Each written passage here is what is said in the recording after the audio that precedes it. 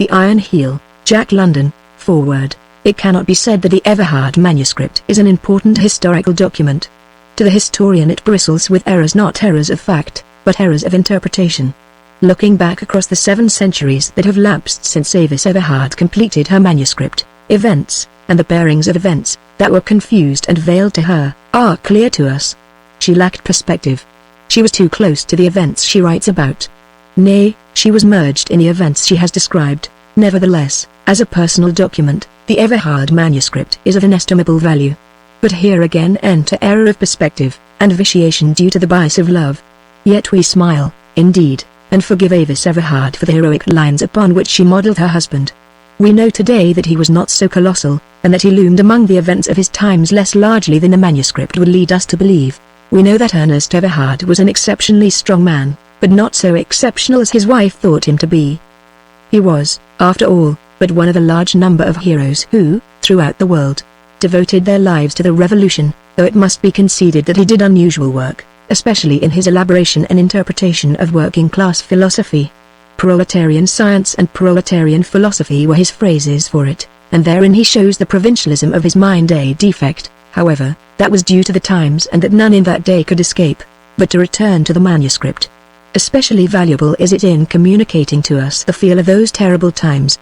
Nowhere do we find more vividly portrayed the psychology of the persons that lived in that turbulent period embraced between the years 1912 and 1932, their mistakes and ignorance, their doubts and fears and misapprehensions, their ethical delusions, their violent passions, their inconceivable sordidness and selfishness. These are the things that are so hard for us of this enlightened age to understand.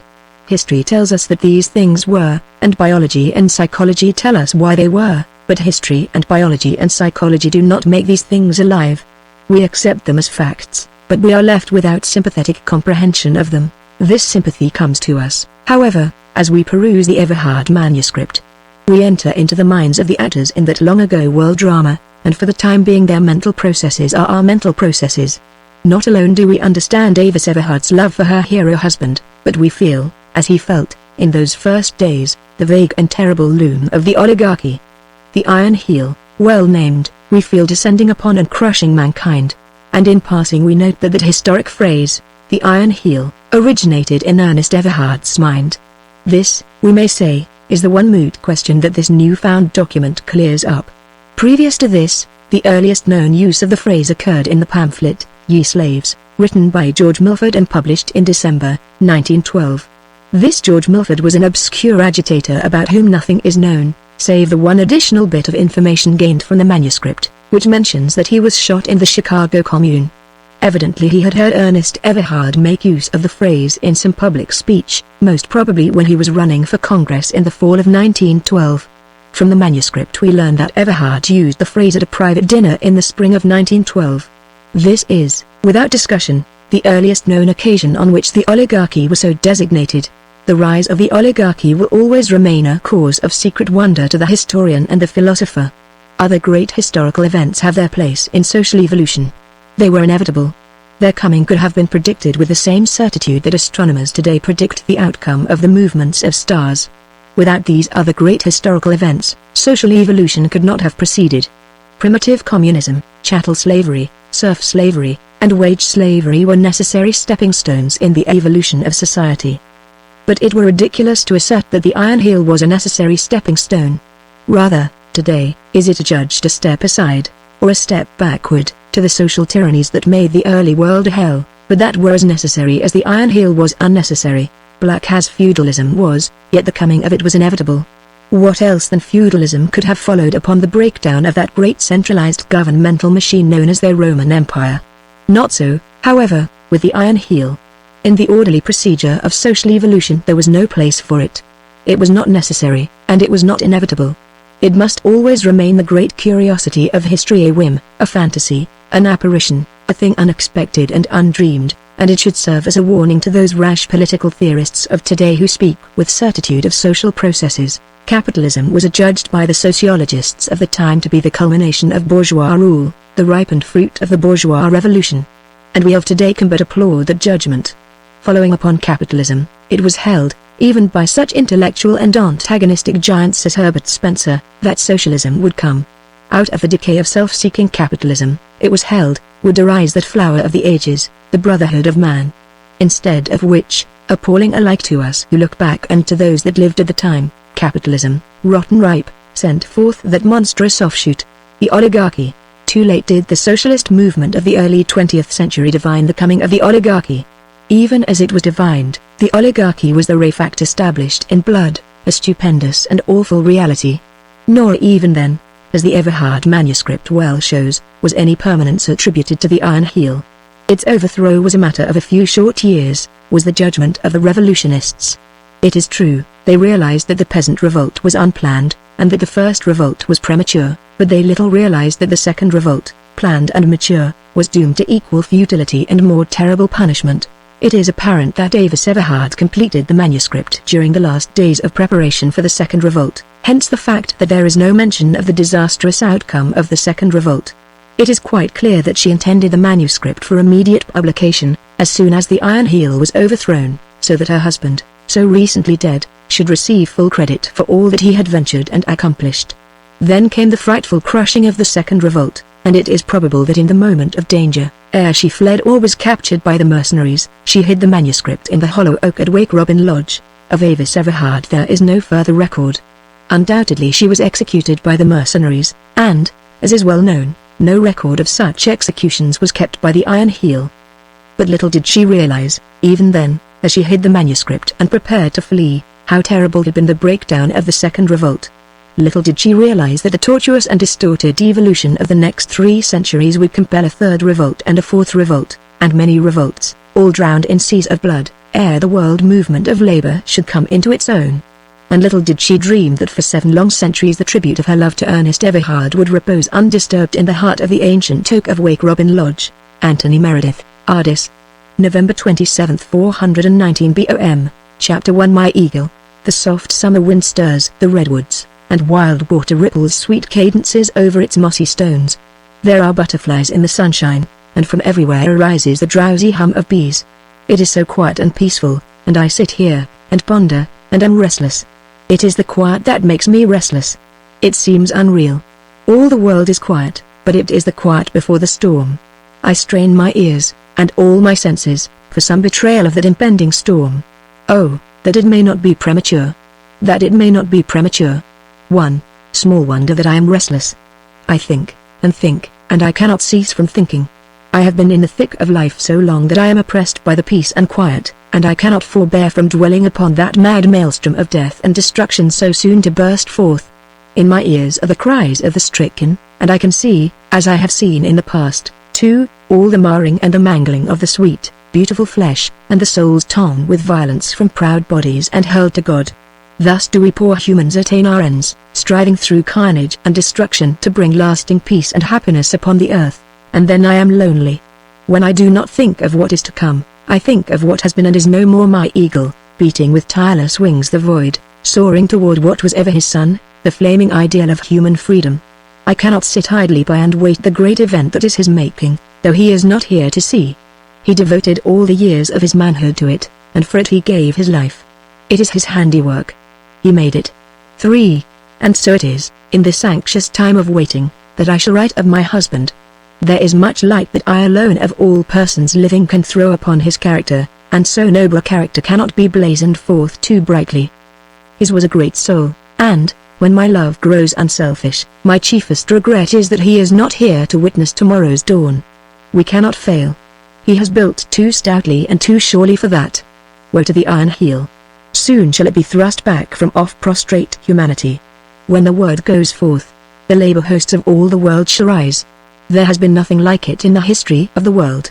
The solidarity of labor is assured, and for the first time will there be an international revolution wide as the world is wide.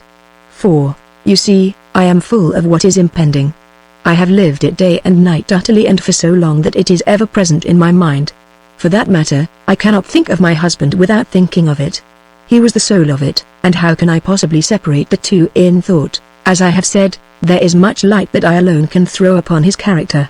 It is well known that he toiled hard for liberty and suffered sore. How hard he toiled and how greatly he suffered, I well know, for I have been with him during these 20 anxious years and I know his patience, his untiring effort. his infinite devotion to the cause for which, only 2 months gone, he laid down his life. I shall try to write simply and to tell here how Ernest Everhard entered my life, how I first met him, how he grew until I became a part of him, and the tremendous changes he wrought in my life. In this way may you look at him through my eyes and learn him as I learned him in all save the things too secret and sweet for me to tell. It was in February, 1912, that I first met him, when, as a guest of my father's 5, at dinner, he came to our house in Berkeley. I cannot say that my very first impression of him was favorable. He was one of many at dinner, and in the drawing room where we gathered and waited for all to arrive, he made a rather incongruous appearance. It was preacher's night, as my father privately called it, and Ernest was certainly out of place in the midst of the churchmen. In the first place, his clothes did not fit him. He wore a ready-made suit of dark cloth that was ill-adjusted to his body. In fact, no ready-made suit of clothes ever could fit his body. And on this night, as always, the cloth bulged with his muscles, while the coat between the shoulders, what of a heavy shoulder development, was a maze of wrinkles. His neck was the neck of a prize fighter, 6, thick and strong. So this was the social philosopher and ex-horseshoer my father had discovered, was my thought. And he certainly looked it with those bulging muscles and that bull throat. Immediately I classified him a sort of prodigy, I thought, a blind Tom 7, of the working class. And then, when he shook hands with me, his handshake was firm and strong, but he looked at me boldly with his black eyes, too boldly, I thought. You see, I was a creature of environment, and at that time had strong class instincts. Such boldness on the part of a man of my own class would have been almost unforgivable. I know that I could not avoid dropping my eyes, and I was quite relieved when I passed him on and turned to greet Bishop Morehouse, a favorite of mine, a sweet and serious man of middle age, Christ-like in appearance and goodness, and a scholar as well. But this boldness that I took to be presumption was a vital clue to the nature of Ernest Everhard. He was simple, direct, afraid of nothing, and he refused to waste time on conventional mannerisms. You pleased me, he explained long afterward, and why should I not fill my eyes with that which pleases me? I have said that he was afraid of nothing. He was a natural aristocrat, and this in spite of the fact that he was in the camp of the non-aristocrats. He was a superman, a blonde beast such as Nietzsche 8 has described, and in addition he was aflame with democracy. In the interest of meeting the other guests, and what of my unfavorable impression, I forgot all about the working-class philosopher, though once or twice at table I noticed him, especially the twinkle in his eye as he listened to the talk first of one minister and then of another. He has humor, I thought, and I almost forgave him his clothes. But the time went by, and the dinner went by, and he never opened his mouth to speak, while the ministers talked interminably about the working class and its relation to the church, and what the church had done and was doing for it. I noticed that my father was annoyed because Ernest did not talk. Once father took advantage of a lull and asked him to say something, but Ernest shrugged his shoulders and with an "I have nothing to say" went on eating salted almonds. But father was not to be denied. After a while he said, "We have with us a member of the working class. I am sure that he can present things from a new point of view that will be interesting and refreshing. I refer to Mr. Everhard." The others betrayed a well-mannered interest, and urged Ernest for a statement of his views. Their attitude toward him was so broadly tolerant and kindly that it was really patronizing. And I saw that Ernest noted it and was amused. He looked slowly about him, and I saw the glint of laughter in his eyes. "I am not versed in the courtesies of ecclesiastical controversy," he began, and then hesitated with modesty and indecision. "Go on," they urged, and Dr. Hammerfield said, "We do not mind the truth that is in any man. If it is sincere," he amended, "then you separate sincerity from truth?" Ernest laughed quickly. Dr. Hammerfield gasped, and managed to answer, "The best of us may be mistaken, young man. The best of us." Ernest's manner changed on the instant. He became another man. "All right, then," he answered, "and let me begin by saying that you are all mistaken. You know nothing, and worse than nothing, about the working class. Your sociology is as vicious and worthless as is your method of thinking." It was not so much what he said as how he said it. I roused at the first sound of his voice. It was as bold as his eyes. It was a clarion call that thrilled me. And the whole table was aroused, shaken alive from monotony and drowsiness. "What is so dreadfully vicious and worthless in our method of thinking, young man?" Dr. Hammerfield demanded, and already there was something unpleasant in his voice and manner of utterance. "You are metaphysicians. You can prove anything by metaphysics, and having done so, every metaphysician can prove every other metaphysician wrong to his own satisfaction. you are anarchists in the realm of thought. And you are mad cosmos makers. Each of you dwells in a cosmos of his own making, created out of his own fancies and desires. You do not know the real world in which you live, and your thinking has no place in the real world except in so far as it is phenomena of mental aberration. Do you know what I was reminded of as I sat at table and listened to you talk and talk? You reminded me for all the world of the scholastics of the Middle Ages who gravely and learnedly debated the absorbing question of how many angels could dance on the point of a needle. Why, my dear sirs, you are as remote from the intellectual life of the 20th century as an Indian medicine man making incantation in the primeval forest 10,000 years ago. As Ernest talked he seemed in a fine passion, his face glowed, his eyes snapped and flashed, and his chin and jaw were eloquent with aggressiveness. But it was only a way he had. It always aroused people. His smashing, sledgehammer manner of attack invariably made them forget themselves. And they were forgetting themselves now. Bishop Morehouse was leaning forward and listening intently. Exasperation and anger were flushing the face of Dr. Hammerfield. And others were exasperated, too, and some were smiling in an amused and superior way. As for myself, I found it most enjoyable. I glanced at father, and I was afraid he was going to giggle at the effect of this human bombshell he had been guilty of launching amongst us. Your terms are rather vague, Dr. Hammerfield interrupted. Just precisely what do you mean when you call us metaphysicians? I call you metaphysicians because you reason metaphysically, Ernest went on. Your method of reasoning is the opposite to that of science. There is no validity to your conclusions. You can prove everything and nothing, and no two of you can agree upon anything. Each of you goes into his own consciousness to explain himself in the universe. As well may you lift yourselves by your own bootstraps as to explain consciousness by consciousness. I do not understand, Bishop Morehouse said. It seems to me that all things of the mind are metaphysical. That most exact and convincing of all sciences, mathematics, is sheerly metaphysical. Each and every thought process of the scientific reasoner is metaphysical. Surely you will agree with me? As you say, you do not understand, Ernest replied. The metaphysician reasons deductively out of his own subjectivity. The scientist reasons inductively from the facts of experience. The metaphysician reasons from theory to facts, the scientist reasons from facts to theory. The metaphysician explains the universe by himself, the scientist explains himself by the universe. Thank God we are not scientists, Dr. Hammerfield murmured complacently. What are you then? Ernest demanded. Philosophers. There you go, Ernest laughed. You have left the real and solid earth and are up in the air with a word for a flying machine. Pray come down to earth and tell me precisely what you do mean by philosophy. Philosophy is, Dr. Hammerfield paused and cleared his throat, something that cannot be defined comprehensively except to such minds and temperaments as are philosophical. The narrow scientist with his nose in a test tube cannot understand philosophy. Ernest ignored the thrust. It was always his way to turn the point back upon an opponent, and he did it now, with a beaming brotherliness of face and utterance. Then you will undoubtedly understand the definition I shall now make of philosophy. But before I make it, I shall challenge you to point out error in it or to remain a silent metaphysician. Philosophy is merely the widest science of all. Its reasoning method is the same as that of any particular science and of all particular sciences. And by that same method of reasoning, the inductive method, philosophy fuses all particular sciences into one great science. As Spencer says, the data of any particular science are partially unified knowledge.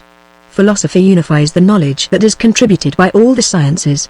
Philosophy is the science of science, the master science, if you please. How do you like my definition? Very creditable, Dr. Hammerfield muttered lamely. But Ernest was merciless. Remember, he warned, my definition is fatal to metaphysics. If you do not now point out a flaw in my definition, you are disqualified later on from advancing metaphysical arguments. You must go through life seeking that flaw and remaining metaphysically silent until you have found it. Ernest waited. The silence was painful. Dr. Hammerfield was pained. He was also puzzled. Ernest's sledgehammer attack disconcerted him. He was not used to the simple and direct method of controversy. He looked appealingly around the table, but no one answered for him. I caught further grinning into his napkin. There is another way of disqualifying the metaphysicians, Ernest said, when he had rendered Dr. Hammerfield's discomfiture complete. Judge them by their works. What have they done for mankind beyond the spinning of airy fancies and the mistaking of their own shadows for gods? They have added to the gaiety of mankind, I grant, but what tangible good have they wrought for mankind? They philosophized, if you will pardon my misuse of the word, about the heart as the seat of the emotions, while the scientists were formulating the circulation of the blood. They declaimed about famine and pestilence as being scourges of God, while the scientists were building granaries and draining cities. They builded gods in their own shapes and out of their own desires, while the scientists were building roads and bridges. They were describing the Earth as the center of the universe, while the scientists were discovering a miracle and probing space for the stars and the laws of the stars. In short, the metaphysicians have done nothing, absolutely nothing, for mankind. Step by step, before the advance of science, they have been driven back. As fast as the ascertained facts of science have overthrown their subjective explanations of things, they have made new subjective explanations of things, including explanations of the latest ascertained facts. And this, I doubt not, they will go on doing to the end of time. Gentlemen, a metaphysician is a medicine man. The difference between you and the Eskimo who makes a fur-clad blubber-eating god is merely a difference of several thousand years of ascertained facts. That is all. Yet the thought of Aristotle ruled Europe for 12 centuries, Dr. Bullingford announced pompously. And Aristotle was a metaphysician. Dr. Bullingford glanced around the table and was rewarded by nods and smiles of approval. Your illustration is most unfortunate, Ernest replied. You refer to a very dark period in human history. In fact, we call that period the Dark Ages. A period wherein science was raped by the metaphysicians, wherein physics became a search for the philosopher's stone, wherein chemistry became alchemy, and astronomy became astrology. Sorry, the domination of Aristotle's thought.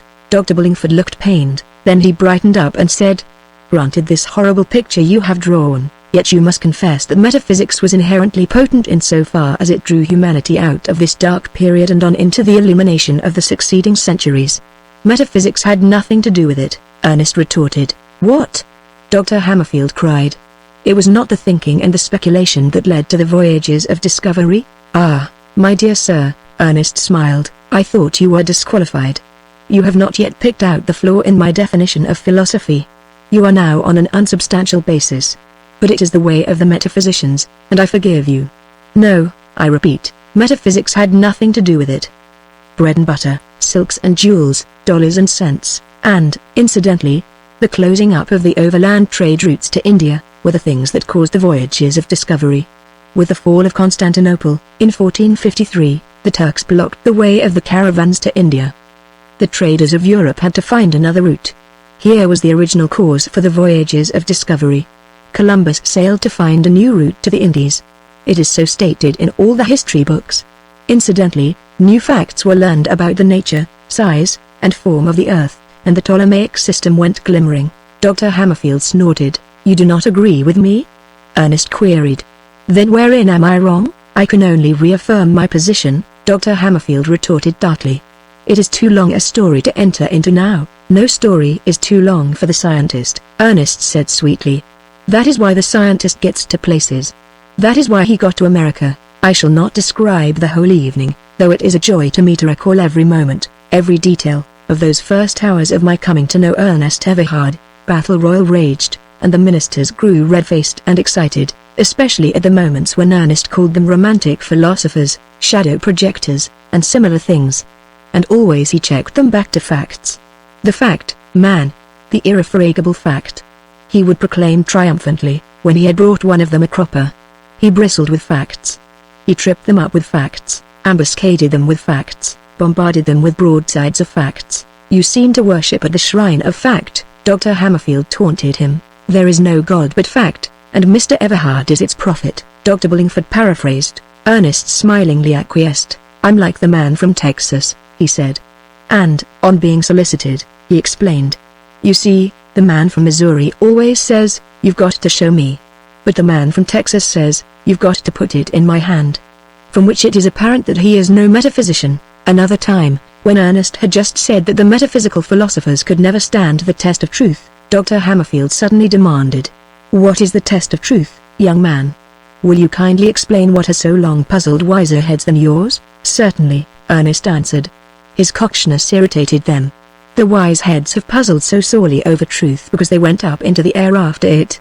Had they remained on the solid earth, they would have found it easily enough, They would have found that they themselves were precisely testing truth with every practical act and thought of their lives. The test, Dr. Hammerfield repeated impatiently. Never mind the preamble. Give us that which we have sought so long, the test of truth. Give it us, and we will be as gods. There was an impolite and sneering skepticism in his words and manner that secretly pleased most of them at the table, though it seemed to bother Bishop Morehouse. Dr. Jordan 9 has stated it very clearly, Ernest said. His test of truth is, will it work? Will you trust your life to it? Pish. Dr. Hammerfield sneered. You have not taken Bishop Berkeley 10 into account. He has never been answered, the noblest metaphysician of them all, Ernest laughed. But your example is unfortunate. As Berkeley himself attested, his metaphysics didn't work. Dr. Hammerfield was angry, righteously angry. It was as though he had caught Ernest in a theft or a lie. Young man, he trumpeted, that statement is on a par with all you have uttered tonight. It is a base and unwarranted assumption. I am quite crushed, Ernest murmured meekly. Only I don't know what hit me. You'll have to put it in my hand, Doctor. I will, Dr. Hammerfield spluttered. How do you know? You do not know that Bishop Berkeley attested that his metaphysics did not work. You have no proof. Young man, they have always worked. I take it as proof that Berkeley's metaphysics did not work, because Ernest paused calmly for a moment. Because Berkeley made an invariable practice of going through doors instead of walls. Because he trusted his life to solid bread and butter and roast beef. Because he shaved himself with a razor that worked when it removed the hair from his face. But those are actual things. Dr. Hammerfield cried. Metaphysics is of the mind, and they work in the mind? Ernest queried softly. The other nodded. And even a multitude of angels can dance on the point of a needle in the mind, Ernest went on reflectively. And a blubber-eating, fur-clad god can exist and work in the mind, and there are no proofs to the contrary in the mind. I suppose, Doctor, you live in the mind? My mind to me a kingdom is, was the answer. That's another way of saying that you live up in the air. But you come back to earth at mealtime, I am sure, or when an earthquake happens along. Or, tell me, Doctor, do you have no apprehension in an earthquake that that incorporeal body of yours will be hit by an immaterial brick? Instantly, and quite unconsciously, Dr. Hammerfield's hand shot up to his head, where a scar disappeared under the hair. It happened that Ernest had blundered on an apposite illustration. Dr. Hammerfield had been nearly killed in the Great Earthquake 11, by a falling chimney. Everybody broke out into roars of laughter. Well? Ernest asked, when the merriment had subsided. Proves to the contrary? And in the silence he asked again, well? Then he added, still well, but not so well, that argument of yours. But Dr. Hammerfield was temporarily crushed, and the battle raged on in new directions. On point after point, Ernest challenged the ministers. When they affirmed that they knew the working class, he told them fundamental truths about the working class that they did not know, and challenged them for disproofs. He gave them facts, always facts, checked their excursions into the air, and brought them back to the solid earth and its facts. How the scene comes back to me. I can hear him now, with that war note in his voice, flaying them with his facts, each fact a lash that stung and stung again. And he was merciless. He took no quarter, 12, and gave none. I can never forget the flaying he gave them at the end. You have repeatedly confessed tonight, by direct avowal or ignorant statement, that you do not know the working class. But you are not to be blamed for this. How can you know anything about the working class? You do not live in the same locality with the working class. You herd with the capitalist class in another locality. And why not? It is the capitalist class that pays you, that feeds you, that puts the very clothes on your backs that you are wearing tonight. And in return you preach to your employers the brands of metaphysics that are especially acceptable to them, and the especially acceptable brands are acceptable because they do not menace the established order of society. Here there was a stir of dissent around the table. Oh, I am not challenging your sincerity, Ernest continued. You are sincere. You preach what you believe. There lies your strength and your value to the capitalist class. But should you change your belief to something that menaces the established order, your preaching would be unacceptable to your employers, and you would be discharged. Every little while someone or another of you is so discharged. 13. Am I not right? This time there was no dissent. They sat dumbly acquiescent, with the exception of Dr. Hammerfield, who said, it is when their thinking is wrong that they are asked to resign. Which is another way of saying when their thinking is unacceptable, Ernest answered, and then went on. So I say to you, go ahead and preach and earn your pay, but for goodness sake leave the working class alone. You belong in the enemy's camp. You have nothing in common with the working class. Your hands are soft with the work others have performed for you. Your stomachs are round with the plenitude of eating. Here Dr. Bullingford winced. and every eye glanced at his prodigious girth. It was said he had not seen his own feet in years, and your minds are filled with doctrines that are buttresses of the established order. You are as much mercenaries, sincere mercenaries, I grant, as were the men of the Swiss Guard. 14. Be true to your salt and your hire, guard, with your preaching, the interests of your employers, but do not come down to the working class and serve as false leaders. You cannot honestly be in the two camps at once. The working class has done without you. Believe me, the working class will continue to do without you. And, furthermore, the working class can do better without you than with you. Chapter 2 Challenges. After the guests had gone, Father threw himself into a chair and gave vent to roars of gargantuan laughter. Not since the death of my mother had I known him to laugh so heartily. I'll wager Dr. Hammerfield was never up against anything like it in his life, he laughed. The courtesies of ecclesiastical controversy. Did you notice how he began like a lamb Everhard, I mean, and how quickly he became a roaring lion? He has a splendidly disciplined mind. He would have made a good scientist if his energies had been directed that way. I need scarcely say that I was deeply interested in Ernest Everhard. It was not alone what he had said and how he had said it, but it was the man himself. I had never met a man like him. I suppose that was why, in spite of my 24 years, I had not married. I liked him, I had to confess it to myself. And my like for him was founded on things beyond intellect and argument. Regardless of his bulging muscles and prize-fighter's throat, he impressed me as an ingenuous boy. I felt that under the guise of an intellectual swashbuckler was a delicate and sensitive spirit. I sensed this, in ways I knew not, save that they were my woman's intuitions. There was something in that clarion call of his that went to my heart. It still rang in my ears, and I felt that I should like to hear it again and to see again that glint of laughter in his eyes that belied the impassioned seriousness of his face. And there were further reaches of vague and indeterminate feelings that stirred in me.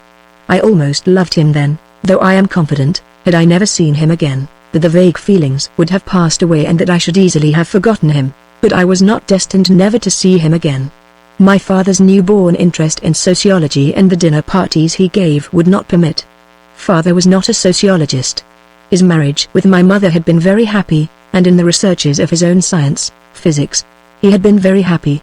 But when mother died, his own work could not fill the emptiness. At first, in a mild way, he had dabbled in philosophy, then, becoming interested, he had drifted on into economics and sociology. He had a strong sense of justice, and he soon became fired with a passion to redress wrong. It was with gratitude that I hailed these signs of a new interest in life, though I little dreamed what the outcome would be. With the enthusiasm of a boy he plunged excitedly into these new pursuits, regardless of whither they led him. He had been used always to the laboratory, and so it was that he turned the dining room into a sociological laboratory. Here came to dinner all sorts and conditions of men, scientists, politicians, bankers, merchants, professors, labor leaders, socialists, and anarchists. He stirred them to discussion, and analyzed their thoughts of life and society. He had met Ernest shortly prior to the preacher's night. And after the guests were gone, I learned how he had met him, passing down a street at night and stopping to listen to a man on a soapbox who was addressing a crowd of workingmen. The man on the box was Ernest. Not that he was a mere soapbox orator. He stood high in the councils of the Socialist Party, was one of the leaders, and was the acknowledged leader in the philosophy of socialism. But he had a certain clear way of stating the abstruse in simple language, was a born expositor and teacher, and was not above the soapbox as a means of interpreting economics to the workingman. My father stopped to listen, became interested, effected a meeting, and, after quite an acquaintance, invited him to the minister's dinner. It was after the dinner that father told me what little he knew about him. He had been born in the working class, though he was a descendant of the old line of Everhards that for over 200 years had lived in America. 15, at 10 years of age he had gone to work in the mills, and later he served his apprenticeship and became a horseshoer. He was self-educated, had taught himself German and French, and at that time was earning a meager living by translating scientific and philosophical works for a struggling socialist publishing house in Chicago. Also, his earnings were added to by the royalties from the small sales of his own economic and philosophic works. This much I learned of him before I went to bed, and I lay long awake, listening in memory to the sound of his voice. I grew frightened at my thoughts. He was so unlike the men of my own class, so alien and so strong. His masterfulness delighted me and terrified me, for my fancies wantonly roved until I found myself considering him as a lover, as a husband. I had always heard that the strength of men was an irresistible attraction to women, but he was too strong. No. No. I cried out. It is impossible, absurd. And on the morrow I awoke to find in myself a longing to see him again. I wanted to see him mastering men in discussion, the war note in his voice, to see him, in all his certitude and strength, shattering their complacency, shaking them out of their ruts of thinking. What if he did swashbuckle? To use his own phrase, it worked, it produced effects. And, besides, his swashbuckling was a fine thing to see. It stirred one like the onset of battle. Several days passed during which I read Ernest's books, borrowed from my father. His written word was as his spoken word, clear and convincing. It was its absolute simplicity that convinced even while one continued to doubt. He had the gift of lucidity. He was the perfect expositor. Yet, in spite of his style, there was much that I did not like. He laid too great stress on what he called the class struggle, the antagonism between labor and capital, the conflict of interest.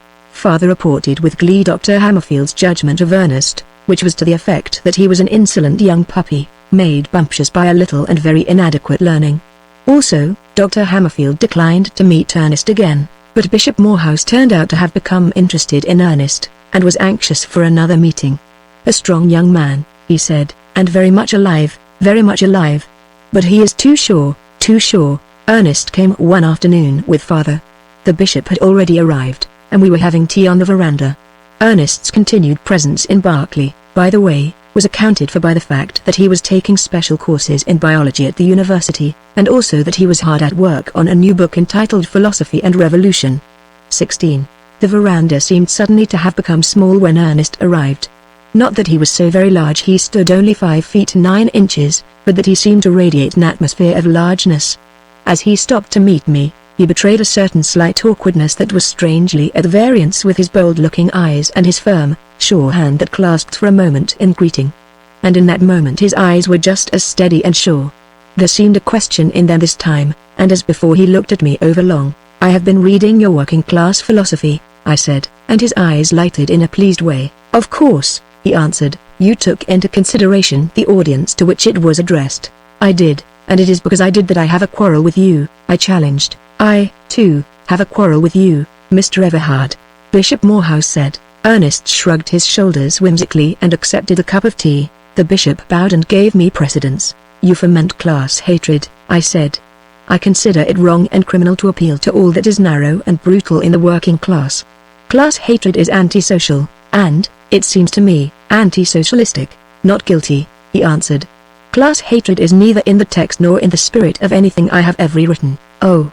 I cried reproachfully, and reached for his book and opened it. He sipped his tea and smiled at me while I ran over the pages. Page 132, I read aloud. "The class struggle, therefore, presents itself in the present stage of social development between the wage-paying and the wage-paid classes." I looked at him triumphantly. No mention there of class hatred. He smiled back. "But," I answered, "you say class struggle. A different thing from class hatred," he replied. "And, believe me, we foment no hatred. We say that the class struggle is a law of social development. We are not responsible for it. We do not make the class struggle. We merely explain it, as Newton explained gravitation. We explain the nature of the conflict of interest that produces the class struggle, but there should be no conflict of interest." I cried. "I agree with you heartily," he answered.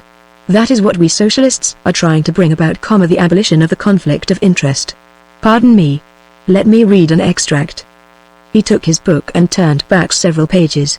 Page 126, "The cycle of class struggles which began with the dissolution of rude, tribal communism and the rise of private property will end with the passing of private property in the means of social existence." "But I disagree with you," the bishop interposed, his pale, ascetic face betraying by a faint glow the intensity of his feelings. "Your premise is wrong. There is no such thing as a conflict of interest between labor and capital, or, rather, there ought not to be." "Thank you," Ernest said gravely. "By that last statement you have given me back my premise." "But why should there be a conflict?" the bishop demanded warmly. Ernest shrugged his shoulders. "Because we are so made, I guess." "But we are not so made," cried the other. "Are you discussing the ideal man?" Ernest asked, "Unselfish and godlike, and so few in numbers as to be practically non-existent?" or are you discussing the common and ordinary average man? The common and ordinary man, was the answer, who is weak and fallible, prone to error. Bishop Morehouse nodded. And petty and selfish, again he nodded. Watch out. Ernest warned. I said selfish. The average man is selfish, the bishop affirmed valiantly. Wants all he can get, wants all he can get. True but deplorable. Then I've got you. Ernest's jaw snapped like a trap. Let me show you. Here is a man who works on the street railways. He couldn't work if it weren't for capital, the bishop interrupted.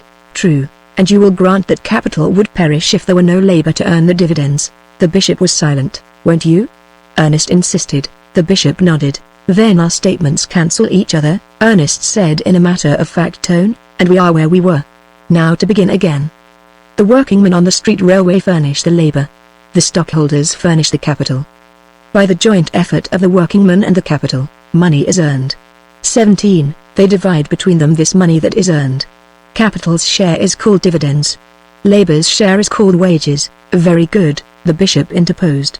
And there is no reason that the division should not be amicable. You have already forgotten what we had agreed upon, Ernest replied. We agreed that the average man is selfish. He is the man that is. You have gone up in the air and are arranging a division between the kind of men that ought to be but are not. But to return to the earth, the workingman, being selfish, wants all he can get in the division. The capitalist, being selfish, wants all he can get in the division. When there is only so much of the same thing, and when two men want all they can get of the same thing, there is a conflict of interest between labor and capital. And it is an irreconcilable conflict. As long as workingmen and capitalists exist, they will continue to quarrel over the division. If you were in San Francisco this afternoon, you'd have to walk. There isn't a streetcar running. Another strike. 18, the bishop queried with alarm. Yes, they're quarreling over the division of the earnings of the street railways. Bishop Morehouse became excited. It is wrong, he cried. It is so short-sighted on the part of the workingmen. How can they hope to keep our sympathy when we are compelled to walk? Ernest said slyly, but Bishop Morehouse ignored him and went on. Their outlook is too narrow. Men should be men, not brutes. There will be violence and murder now, and sorrowing widows and orphans. Capital and labor should be friends. They should work hand in hand and to their mutual benefit. Ah, now you are up in the air again, Ernest remarked dryly. Come back to earth. Remember, we agreed that the average man is selfish, but he ought not to be. The bishop cried. And there I agree with you, was Ernest's rejoinder. He ought not to be selfish, but he will continue to be selfish as long as he lives in a social system that is based on pig ethics. The bishop was aghast, and my father chuckled. Yes, pig ethics, Ernest went on remorselessly. That is the meaning of the capitalist system. And that is what your church is standing for, what you are preaching for every time you get up in the pulpit. Pig ethics. There is no other name for it. Bishop Morehouse turned appealingly to my father, but he laughed and nodded his head. I'm afraid Mr. Everhard is right, he said. Laissez-faire, the let-alone policy of each for himself and devil take the hindmost. As Mr. Everhard said the other night, the function you churchmen perform is to maintain the established order of society, and society is established on that foundation. But that is not the teaching of Christ, cried the bishop. The church is not teaching Christ these days, Ernest put in quickly. That is why the working men will have nothing to do with the church. The church condones the frightful brutality and savagery with which the capitalist class treats the working class. The church does not condone it, the bishop objected. The church does not protest against it, Ernest replied. And insofar as the church does not protest, it condones. For remember, the church is supported by the capitalist class. I had not looked at it in that light, the bishop said naively. You must be wrong. I know that there is much that is sad and wicked in this world. I know that the church has lost the what you call the proletariat. 19. You never had the proletariat, Ernest cried. The proletariat has grown up outside the church and without the church. I do not follow you, the bishop said faintly. Then let me explain. With the introduction of machinery and the factory system in the latter part of the 18th century, the great mass of the working people was separated from the land. The old system of labor was broken down. The working people were driven from their villages and herded in factory towns. The mothers and children were put to work at the new machines. Family life ceased. The conditions were frightful. It is a tale of blood, I know. Bishop Morehouse interrupted with an agonized expression on his face. It was terrible. But it occurred a century and a half ago. And there, a century and a half ago, originated the modern proletariat, Ernest continued. And the church ignored it. While a slaughterhouse was made of the nation by the capitalist, the church was dumb. It did not protest, as today it does not protest. As Austin Lewis 20 says, speaking of that time, those to whom the command "feed my lambs" had been given, saw those lambs sold into slavery and worked to death without a protest. 21. The church was dumb, then, and before I go on I want you either flatly to agree with me or flatly to disagree with me. Was the church dumb then? Bishop Morehouse hesitated. Like Dr. Hammerfield, he was unused to this fierce infighting, as Ernest called it. The history of the 18th century is written, Ernest prompted. If the church was not dumb, it will be found not dumb in the books. I am afraid the church was dumb, the bishop confessed, and the church is dumb today. There I disagree, said the bishop. Ernest paused, looked at him searchingly, and accepted the challenge. All right, he said. Let us see. In Chicago there are women who toil all the week for 90 cents. Has the church protested? This is news to me, was the answer. 90 cents per week. It is horrible. Has the church protested? Ernest insisted. The church does not know.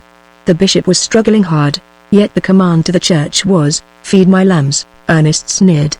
And then, the next moment, "Pardon my sneer, bishop. But can you wonder that we lose patience with you? When have you protested to your capitalistic congregations at the working of children in the southern cotton mills? 22, 23, children, 6 and 7 years of age, working every night at 12-hour shifts. They never see the blessed sunshine. They die like flies. The dividends are paid out of their blood.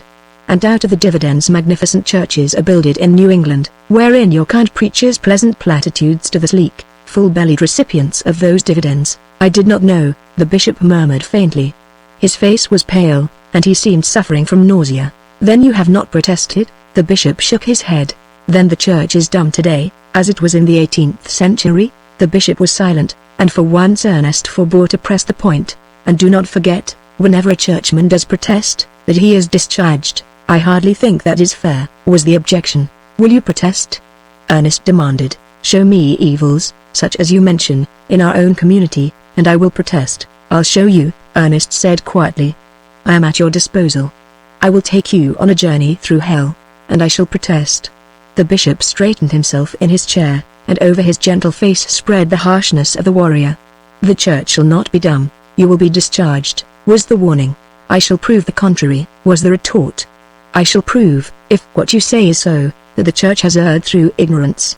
And, furthermore, I hold that whatever is horrible in industrial society is due to the ignorance of the capitalist class. It will mend all that is wrong as soon as it receives the message. And this message it shall be the duty of the church to deliver." Ernest laughed. He laughed brutally, and I was driven to the bishop's defense. "Remember," I said, "you see but one side of the shield. There is much good in us, though you give us credit for no good at all. Bishop Morehouse is right. The industrial wrong, terrible as you say it is due to ignorance. The divisions of society have become too widely separated. The wild Indian is not so brutal and savage as the capitalist class," he answered, and in that moment I hated him. "You do not know us," I answered. "We are not brutal and savage." "Prove it," he challenged. "How can I prove it? To you?" I was growing angry. He shook his head. "I do not ask you to prove it to me. I ask you to prove it to yourself." "I know," I said. "You know nothing," was his rude reply. There, children," father said soothingly. "I don't care," I began indignantly, but Ernest interrupted. "I understand you have money, or your father has, which is the same thing, money invested in the Sierra Mills. What has that to do with it?" I cried. "Nothing much." He began slowly, "except that the gown you wear is stained with blood. The food you eat is a bloody stew. The blood of little children and of strong men is dripping from your very roof beams. I can close my eyes, now, and hear it drip, drop, drip, drop, all about me." And suiting the action to the words, he closed his eyes and leaned back in his chair. I burst into tears of mortification and hurt vanity. I had never been so brutally treated in my life. Both the bishop and my father were embarrassed and perturbed. They tried to lead the conversation away into easier channels, but Ernest opened his eyes, looked at me, and waved them aside.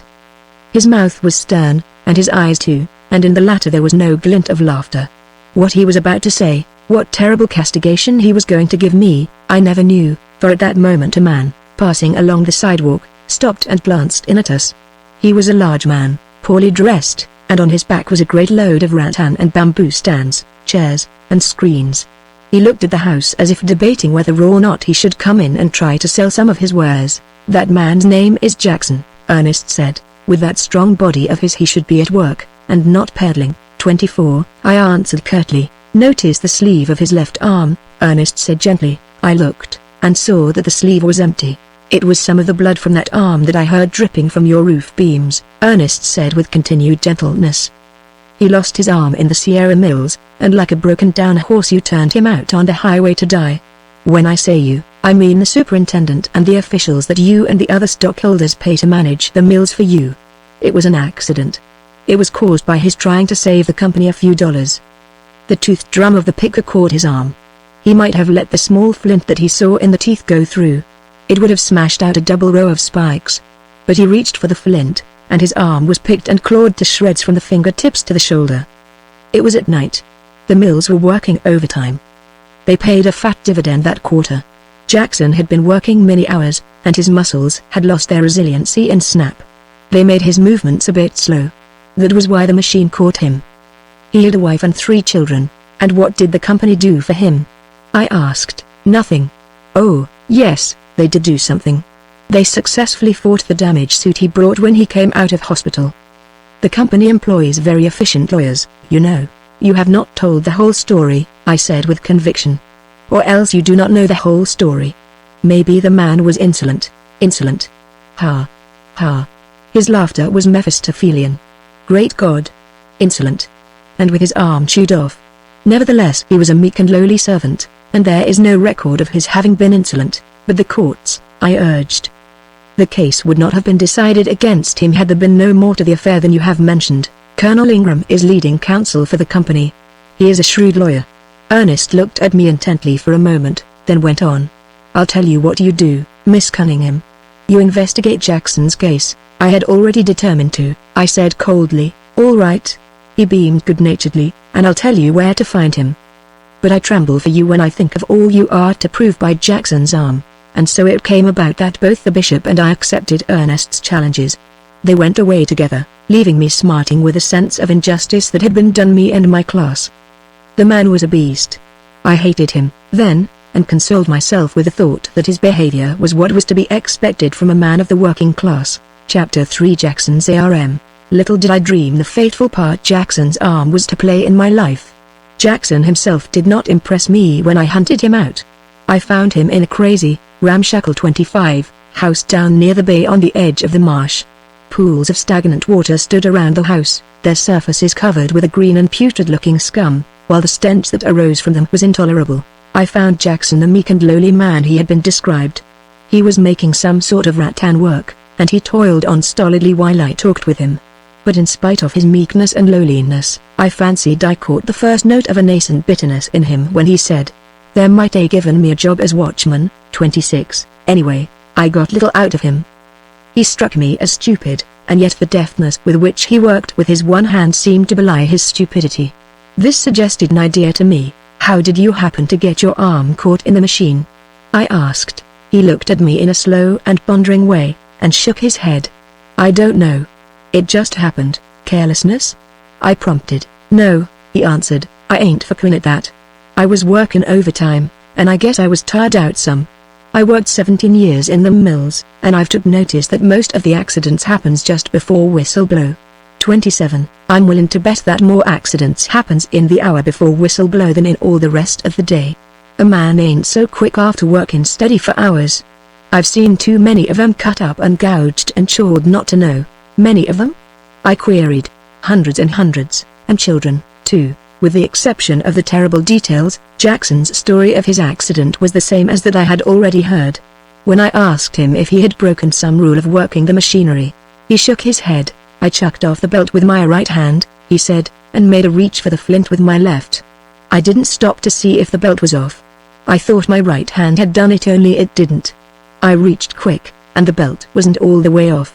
And then my arm was chewed off. It must have been painful, I said sympathetically. The crunching of the bones wasn't nice, was his answer. His mind was rather hazy concerning the damaged suit. Only one thing was clear to him, and that was that he had not got any damages. He had a feeling that the testimony of the foreman and the superintendent had brought about the adverse decision of the court. Their testimony, as he put it, wasn't what it ought to have been. And to them I resolved to go. One thing was plain: Jackson's situation was wretched. His wife was in ill health, and he was unable to earn, by his rantan work and peddling, sufficient food for the family. He was back in his rent, and the oldest boy, a lad of 11, had started to work in the mills. "There might a given me that watchman's job," were his last words as I went away. By the time I had seen the lawyer who had handled Jackson's case, and the two foremen and the superintendent at the mills who had testified, I began to feel that there was something after all in Ernest's contention. He was a weak and inefficient-looking man, the lawyer, and at sight of him I did not wonder that Jackson's case had been lost. My first thought was that it had served Jackson right for getting such a lawyer. But the next moment two of Ernest's statements came flashing into my consciousness. The company employs very efficient lawyers and Colonel Ingram is a shrewd lawyer. I did some rapid thinking. It dawned upon me that of course the company could afford finer legal talent than could a working man like Jackson. But this was merely a minor detail. There was some very good reason, I was sure, why Jackson's case had gone against him. "Why did you lose the case?" I asked. The lawyer was perplexed and worried for a moment, and I found it in my heart to pity the wretched little creature. Then he began to whine. I do believe his whine was congenital.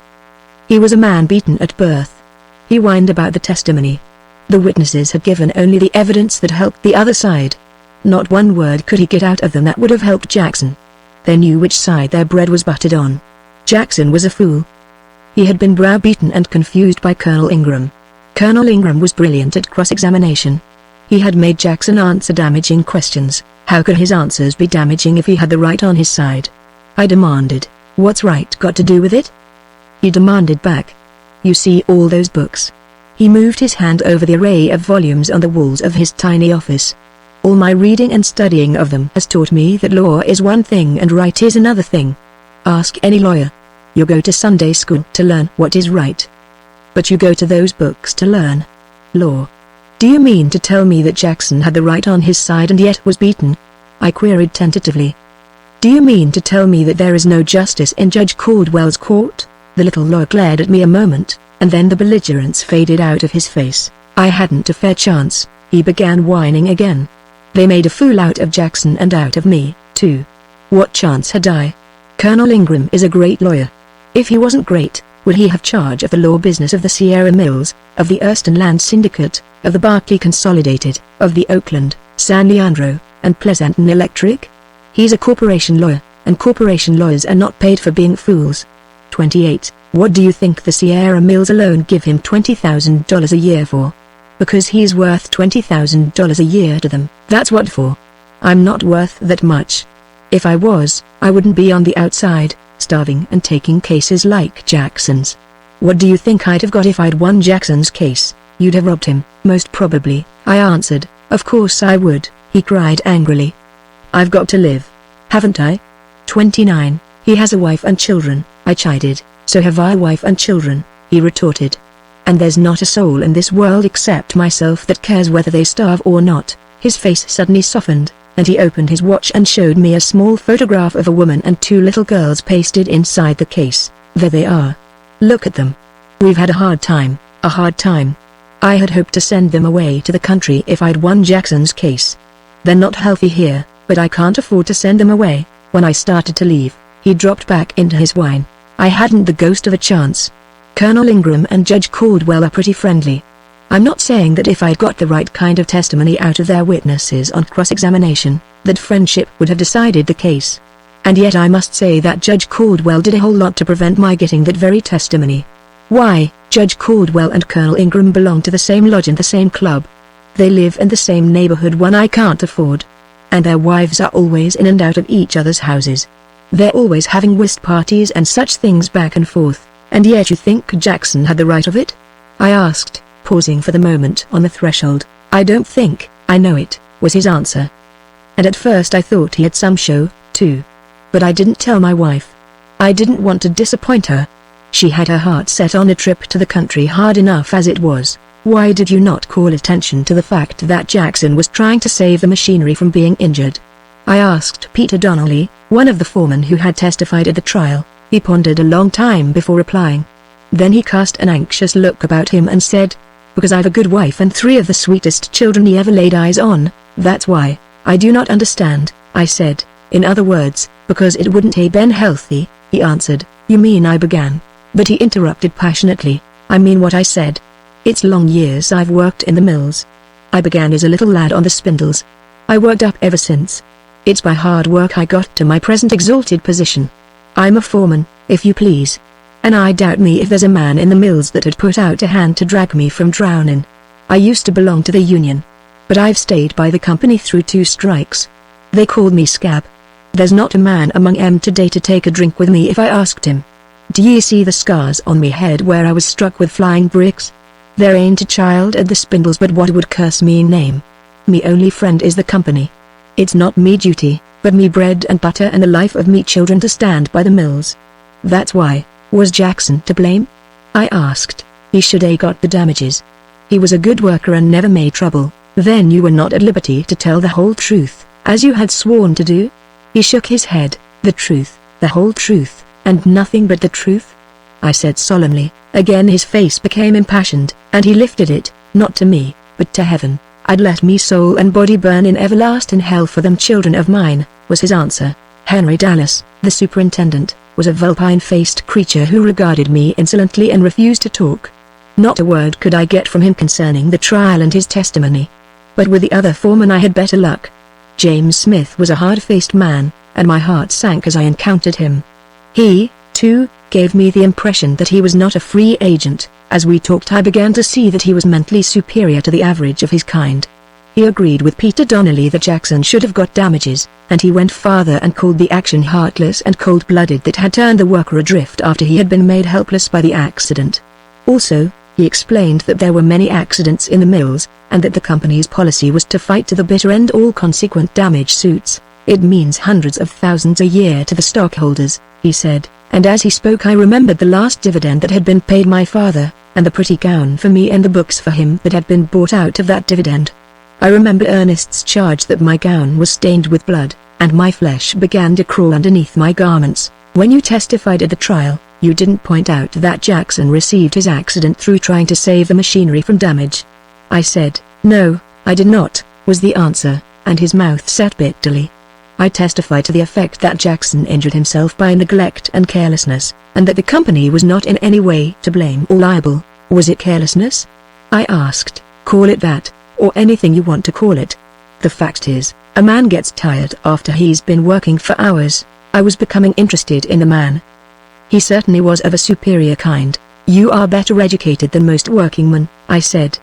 "I went through high school," he replied. "I worked my way through doing janitor work. I wanted to go through the university.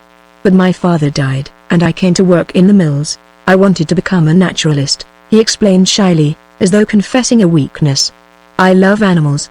But I came to work in the mills. When I was promoted to foreman I got married, then the family came, and, well, I wasn't my own boss anymore." "What do you mean by that?" I asked. I was explaining why I testified at the trial the way I did, why I followed instructions. "Whose instructions, Colonel Ingram?"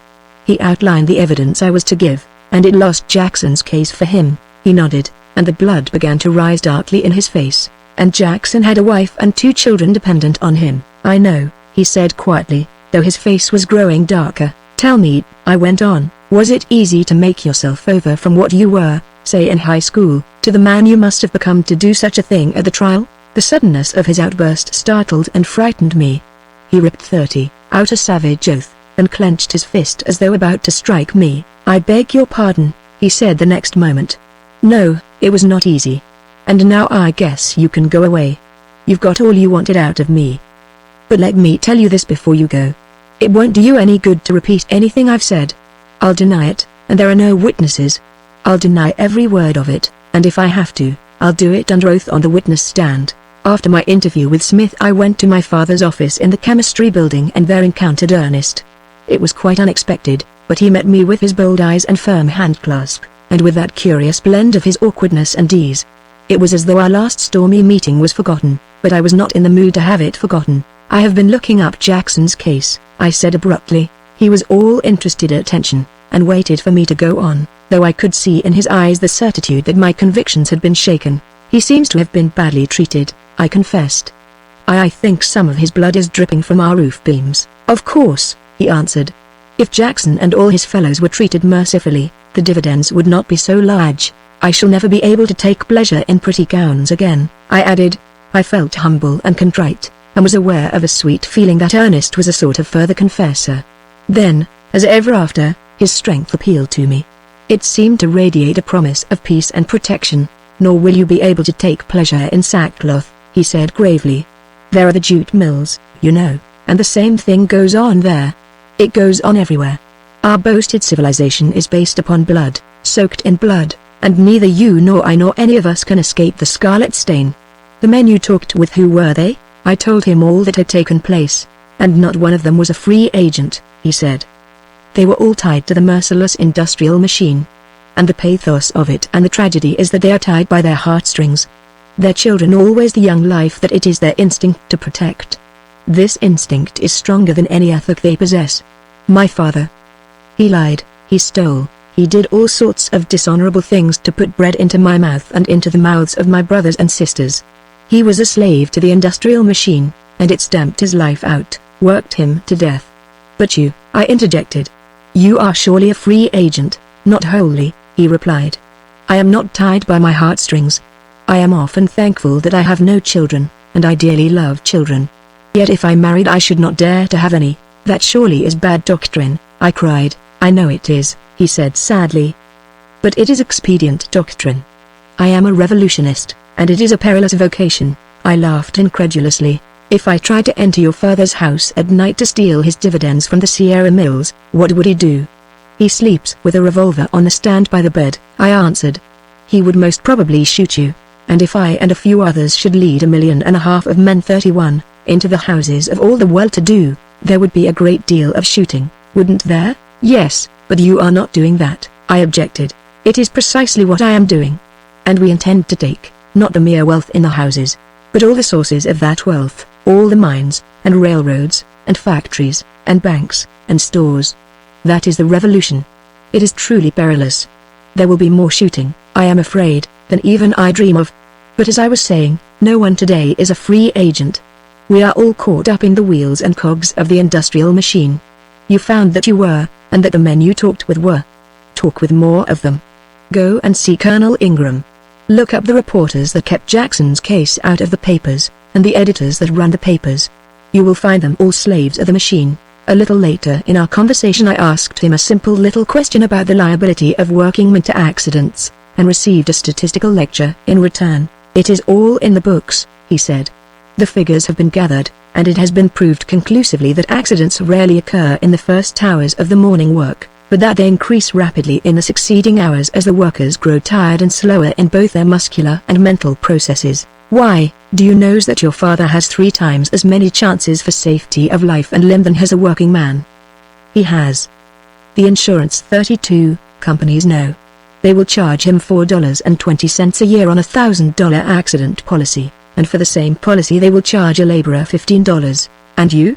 I asked, and in the moment of asking I was aware of a solicitude that was something more than slight. Oh, as a revolutionist, I have about 8 chances to the workingman's 1 of being injured or killed, he answered carelessly.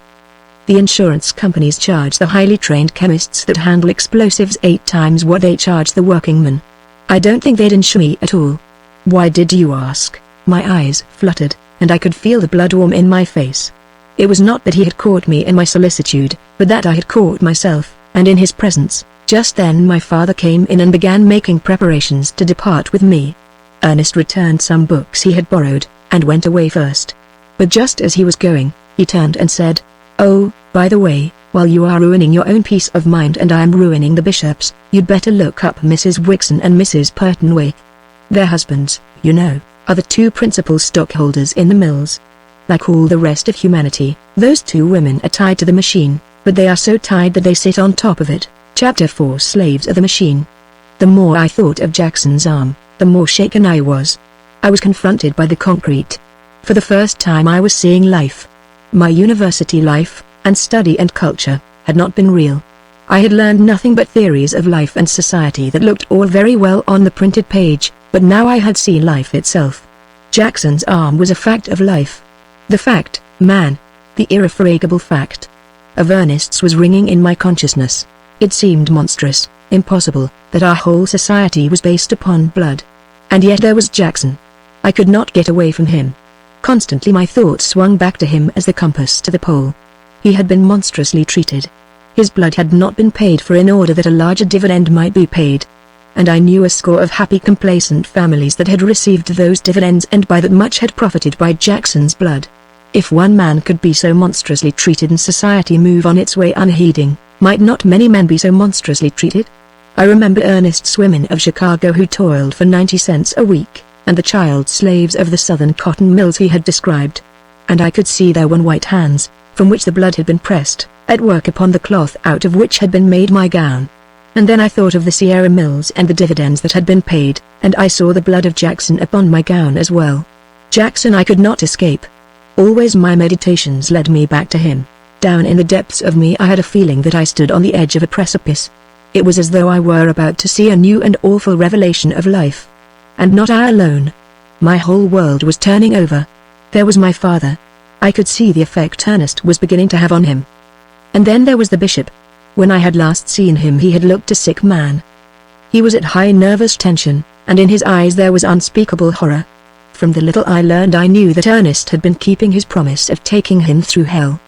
But what scenes of hell the bishop's eyes had seen, I knew not, for he seemed too stunned to speak about them. Once, the feeling strong upon me that my little world and all the world was turning over, I thought of Ernest as the cause of it, and also I thought, we were so happy and peaceful before he came. And the next moment I was aware that the thought was a treason against truth, and Ernest rose before me transfigured. The apostle of truth, with shining brows and the fearlessness of one of God's own angels, battling for the truth and the right, and battling for the succor of the poor and lonely and oppressed. And then there arose before me another figure, the Christ.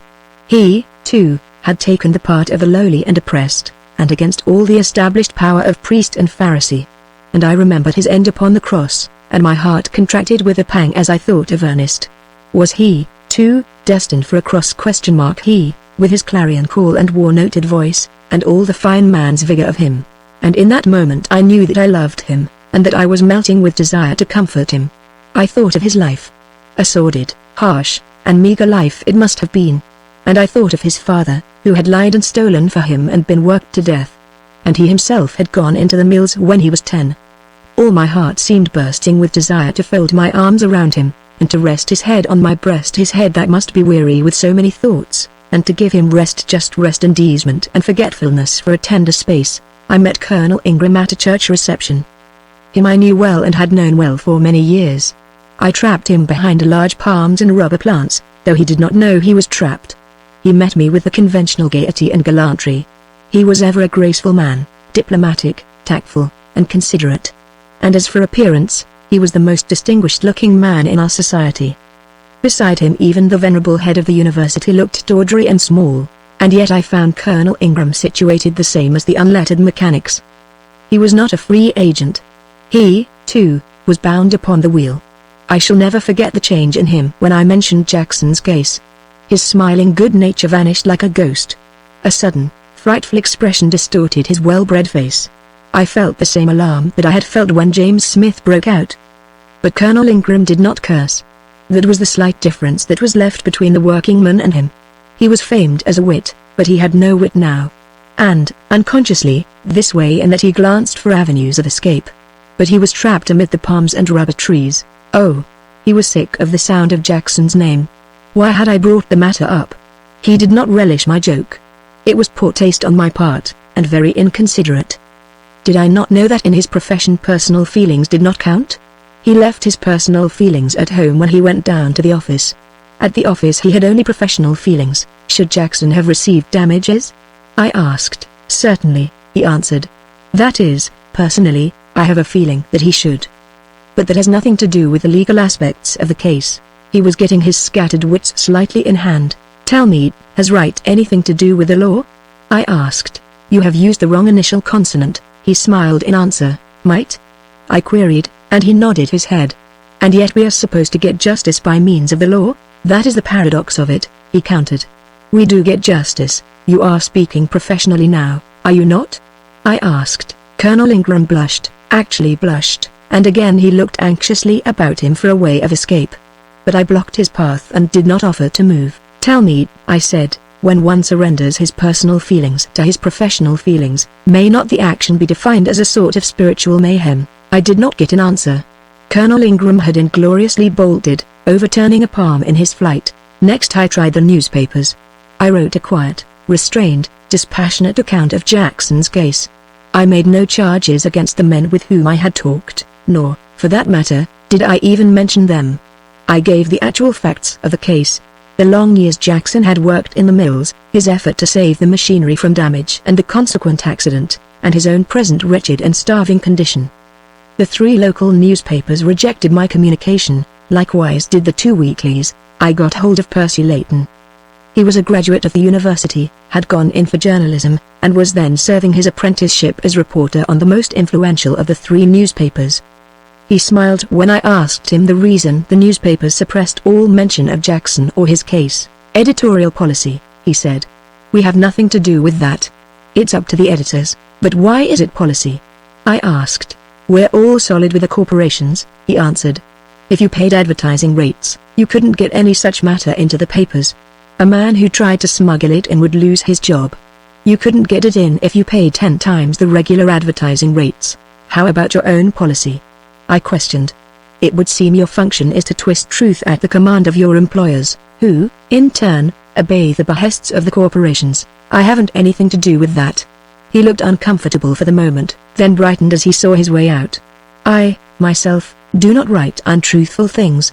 I keep square all right with my own conscience. Of course, there's lots that's repugnant in the course of the day's work.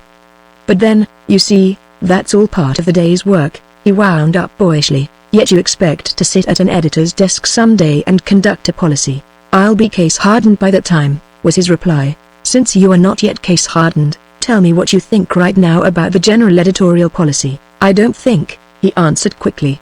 One can't kick over the ropes if he's going to succeed in journalism. I've learned that much, at any rate, and he nodded his young head sagely. But the right? I persisted. You don't understand the game. Of course it's all right, because it comes out all right, don't you see? Delightfully vague, I murmured, but my heart was aching for the youth of him, and I felt that I must either scream or burst into tears. I was beginning to see through the appearances of the society in which I had always lived, and to find the frightful realities that were beneath. There seemed a tacit conspiracy against Jackson, and I was aware of a thrill of sympathy for the whining lawyer who had ingloriously fought his case. But this tacit conspiracy grew large. Not alone was it aimed against Jackson. It was aimed against every workingman who was maimed in the mills. And if against every man in the mills, why not against every man in all the other mills and factories? In fact, was it not true of all the industries? And if this was so, then society was a lie. I shrank back from my own conclusions. It was too terrible and awful to be true. But there was Jackson, and Jackson's arm, and the blood that stained my gown and dripped from my own roof beams. And there were many Jacksons, hundreds of them in the mills alone, as Jackson himself had said. Jackson I could not escape. I saw Mr. Wixon and Mr. Pertonway, the 2 men who held most of the stock in the Sierra Mills. But I could not shake them as I had shaken the mechanics in their employ. I discovered that they had an ethic superior to that of the rest of society. It was what I may call the aristocratic ethic or the master ethic. 33. They talked in large ways of policy, and they identified policy and right. And to me they talked in fatherly ways, patronizing my youth and inexperience. They were the most hopeless of all I had encountered in my quest. They believed absolutely that their conduct was right. There was no question about it, no discussion. They were convinced that they were the saviors of society, and that it was they who made happiness for the many. And they drew pathetic pictures of what would be the sufferings of the working class were it not for the employment that they, and they alone, by their wisdom, provided for it. Fresh from these 2 masters, I met Ernest and related my experience. He looked at me with a pleased expression, and said, "Really, this is fine. You are beginning to dig truth for yourself. It is your own empirical generalization, and it is correct. No man in the industrial machine is a free will agent, except the large capitalist, and he isn't, if you'll pardon the Irishism. 34. You see, The masters are quite sure that they are right in what they are doing. That is the crowning absurdity of the whole situation. They are so tied by their human nature that they can't do a thing unless they think it is right. They must have a sanction for their acts. When they want to do a thing, in business of course, they must wait till there arises in their brains, somehow, a religious, or ethical, or scientific, or philosophic, concept that the thing is right. And then they go ahead and do it, unwitting that one of the weaknesses of the human mind is that the wish is parent to the thought. No matter what they want to do, the sanction always comes. They are superficial casuists. They are Jesuitical. They even see their way to doing wrong that right may come of it. One of the pleasant and axiomatic fictions they have created is that they are superior to the rest of mankind in wisdom and efficiency. Therefrom comes their sanction to manage the bread and butter of the rest of mankind. They have even resurrected the theory of the divine right of kings, commercial kings in their case. 35. The weakness in their position lies in that they are merely businessmen. They are not philosophers. They are not biologists nor sociologists. If they were, of course all would be well. A businessman who is also a biologist and a sociologist would know, approximately, the right thing to do for humanity. But, outside the realm of business, these men are stupid. They know only business. They do not know mankind nor society, and yet they set themselves up as arbiters of the fates of the hungry millions and all the other millions thrown in. History, someday, will have an excruciating laugh at their expense. I was not surprised when I had my talk out with Mrs. Wixon and Mrs. Pertonwaite. They were society women. 36. Their homes were palaces. They had many homes scattered over the country, in the mountains, on lakes, and by the sea. They were tended by armies of servants, and their social activities were bewildering. They patronized the university and the churches, and the pastors especially bowed at their knees in meek subservience. 37. They were powers. These two women, what of the money that was theirs? The power of subsidization of thought was theirs to a remarkable degree, as I was soon to learn under Ernest's tuition. They ate their husbands, and talked in the same large ways about policy, and the duties and responsibilities of the rich. They were swayed by the same ethic that dominated their husbands, the ethic of their class, and they uttered glib phrases that their own ears did not understand. Also, they grew irritated when I told them of the deplorable condition of Jackson's family, and when I wondered that they had made no voluntary provision for the man. I was told that they thanked no one for instructing them in their social duties. When I asked them flatly to assist Jackson, they as flatly refused.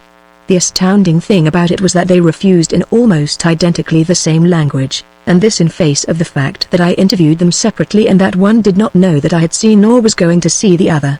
Their common reply was that they were glad of the opportunity to make it perfectly plain that no premium would ever be put on carelessness by them, nor would they, by paying for accident, tempt the poor to hurt themselves in the machinery. 38. And they were sincere. These two women. They were drunk with conviction of the superiority of their class and of themselves. They had a sanction, in their own class ethic, for every act they performed. As I drove away from Mrs. Pertonwaite's great house, I looked back at it, and I remembered Ernest's expression that they were bound to the machine, but that they were so bound that they sat on top of it. Chapter 5. The Philomaths. Ernest was often at the house. Nor was it my father, merely, nor the controversial dinners, that drew him there. Even at that time I flattered myself that I played some part in causing his visits, and it was not long before I learned the correctness of my surmise. For never was there such a lover as Ernest ever had. His gaze and his hand clasp grew firmer and steadier, if that were possible, and the question that had grown from the first in his eyes, grew only the more imperative. My impression of him, the first time I saw him, has been unfavorable. Then I had found myself attracted toward him. Next came my repulsion, when he so savagely attacked my class and me. After that, as I saw that he had not maligned my class, and that the harsh and bitter things he said about it were justified, I had drawn closer to him again. He became my oracle. For me he tore the sham from the face of society and gave me glimpses of reality that were as unpleasant as they were undeniably true. As I have said, there was never such a lover as he. No girl could live in a university town till she was 24 and not have love experiences. I had been made love to by beardless sophomores and great professors, and by the athletes and the football giants. But not one of them made love to me as Ernest did. His arms were around me before I knew. His lips were on mine before I could protest or resist. Before his earnestness conventional maiden dignity was ridiculous. He swept me off my feet by the splendid invincible rush of him. He did not propose. He put his arms around me and kissed me and took it for granted that we should be married. There was no discussion about it. The only discussion and that arose afterward was when we should be married. It was unprecedented. It was unreal. Yet, in accordance with Ernest's test of truth, it worked. I trusted my life to it. And fortunate was the trust. Yet during those first days of our love, fear of the future came often to me when I thought of the violence and impetuosity of his lovemaking. Yet such fears were groundless. No woman was ever blessed with a gentler, tenderer husband. This gentleness and violence on his part was a curious blend similar to the one in his carriage of awkwardness and ease. That slight awkwardness. He never got over it, and it was delicious. His behavior in our drawing room reminded me of a careful bull in a china shop. 39. It was at this time that vanished my last doubt of the completeness of my love for him, a subconscious doubt, at most. It was at the Philomath Club, a wonderful night of battle, wherein Ernest bearded the masters in their lair. Now the Philomath Club was the most select on the Pacific coast. It was the creation of Miss Brentwood, an enormously wealthy old maid, and it was her husband, and family, and toy. Its members were the wealthiest in the community, and the strongest-minded of the wealthy, with, of course, a sprinkling of scholars to give it intellectual tone. The Philomath had no clubhouse. It was not that kind of a club. Once a month its members gathered at some one of their private houses to listen to a lecture. The lecturers were usually, though not always, hired. If a chemist in New York made a new discovery in, say, radium, all his expenses across the continent were paid, and as well he received a princely fee for his time. The same with a returning explorer from the polar regions, or the latest literary or artistic success. No visitors were allowed, while it was the Philomath's policy to permit none of its discussions to get into the papers. Thus great statesmen, and there had been such occasions, were able fully to speak their minds. I spread before me a wrinkled letter, written to me by Ernest 20 years ago, and from it I copy the following. Your father is a member of the Philomath, so you are able to come. Therefore come next Tuesday night. I promise you that you will have the time of your life. In your recent encounters, you failed to shake the masters. If you come, I'll shake them for you. I'll make them snarl like wolves. You merely question their morality. When their morality is questioned, they grow only the more complacent and superior. But I shall menace their money bags. That will shake them to the roots of their primitive natures. If you can come, you will see the caveman, in evening dress, snarling and snapping over a bone. I promise you a great caterwauling and an illuminating insight into the nature of the beast. They've invited me in order to tear me to pieces. This is the idea of Miss Brentwood. She clumsily hinted as much when she invited me. She's given them that kind of fun before. They delight in getting trustful, gentle reformers before them. Miss Brentwood thinks I am as mild as a kitten and as good-natured and stolid as the family cow. I'll not deny that I helped to give her that impression. She was very tentative at first, until she divined my harmlessness. I am to receive a handsome fee, $250, as befits the man who, though a radical, once ran for governor. Also, I am to wear evening dress. This is compulsory. I never was so apparelled in my life. I suppose I'll have to hire one somewhere. But I'd do more than that to get the chance at the Philomaths. Of all places, the club gathered that night at the Pertonwaite house. Extra chairs had been brought into the great drawing room, and in all there must have been 200 Philomaths that sat down to hear Ernest. They were truly lords of society. I amused myself with running over in my mind the sum of the fortunes represented, and it ran well into the hundreds of millions. And the possessors were not of the idle rich. They were men of affairs who took most active parts in industrial and political life. We were all seated when Miss Brentwood brought Ernest in. They moved at once to the head of the room, from where he was to speak. He was in evening dress, and, what of his broad shoulders and kingly head, he looked magnificent. And then there was that faint and unmistakable touch of awkwardness in his movements. I almost think I could have loved him for that alone. And as I looked at him I was aware of a great joy. I felt again the pulse of his palm on mine, the touch of his lips, and such pride was mine that I felt I must rise up and cry out to the assembled company, "He is mine." He has held me in his arms, and I, mere I, have filled that mind of his to the exclusion of all his multitudinous and kingly thoughts. At the head of the room, Miss Brentwood introduced him to Colonel Van Gilbert, and I knew that the latter was to preside. Colonel Van Gilbert was a great corporation lawyer. In addition, he was immensely wealthy. The smallest fee he would deign to notice was $100,000. He was a master of law. The law was a puppet with which he played. He molded it like clay, twisted and distorted it like a Chinese puzzle into any design he chose. In appearance and rhetoric he was old-fashioned, but in imagination and knowledge and resource he was as young as the latest statute. His first prominence had come when he broke the Shardwell will. 40. His fee for this one act was $500,000. From then on he had risen like a rocket. He was often called the greatest lawyer in the country, corporation lawyer, of course, and no classification of the 3 greatest lawyers in the United States could have excluded him. He arose and began, in a few well-chosen phrases that carried an undertone of faint irony, to introduce Ernest. Colonel Van Gilbert was subtly facetious in his introduction of the social reformer and member of the working class, and the audience smiled. It made me angry, and I glanced at Ernest. The sight of him made me doubly angry. He did not seem to resent the delicate slurs. Worse than that, he did not seem to be aware of them. There he sat, gentle, and stolid, and somnolent. He really looked stupid. And for a moment the thought rose in my mind, what if he were overawed by this imposing array of power and brains? Then I smiled. He couldn't fool me. But he fooled the others, just as he had fooled Miss Brentwood. She occupied the chair right up to the front, and several times she turned her head toward one or another of her confreres and smiled her appreciation of the remarks. Colonel Van Gilbert done, Ernest arose and began to speak. He began in a low voice, haltingly and modestly, and with an air of evident embarrassment. He spoke of his birth in the working class, and of the sordidness and wretchedness of his environment, where flesh and spirit were alike starved and tormented. He described his ambitions and ideals, and his conception of the paradise wherein lived the people of the upper classes. As he said, "Up above me, I knew, were unselfishnesses of the spirit, clean and noble thinking, keen intellectual living. I knew all this because I read Seaside Library 41, novels, in which, with the exception of the villains and adventuresses, all men and women thought beautiful thoughts, spoke a beautiful tongue, and performed glorious deeds. In short, as I accepted the rising of the sun, I accepted that up above me was all that was fine and noble and gracious, all that gave decency and dignity to life, all that made life worth living and that remunerated one for his travail and misery." He went on and traced his life in the mills, the learning of the horseshoeing trade, and his meeting with the socialists.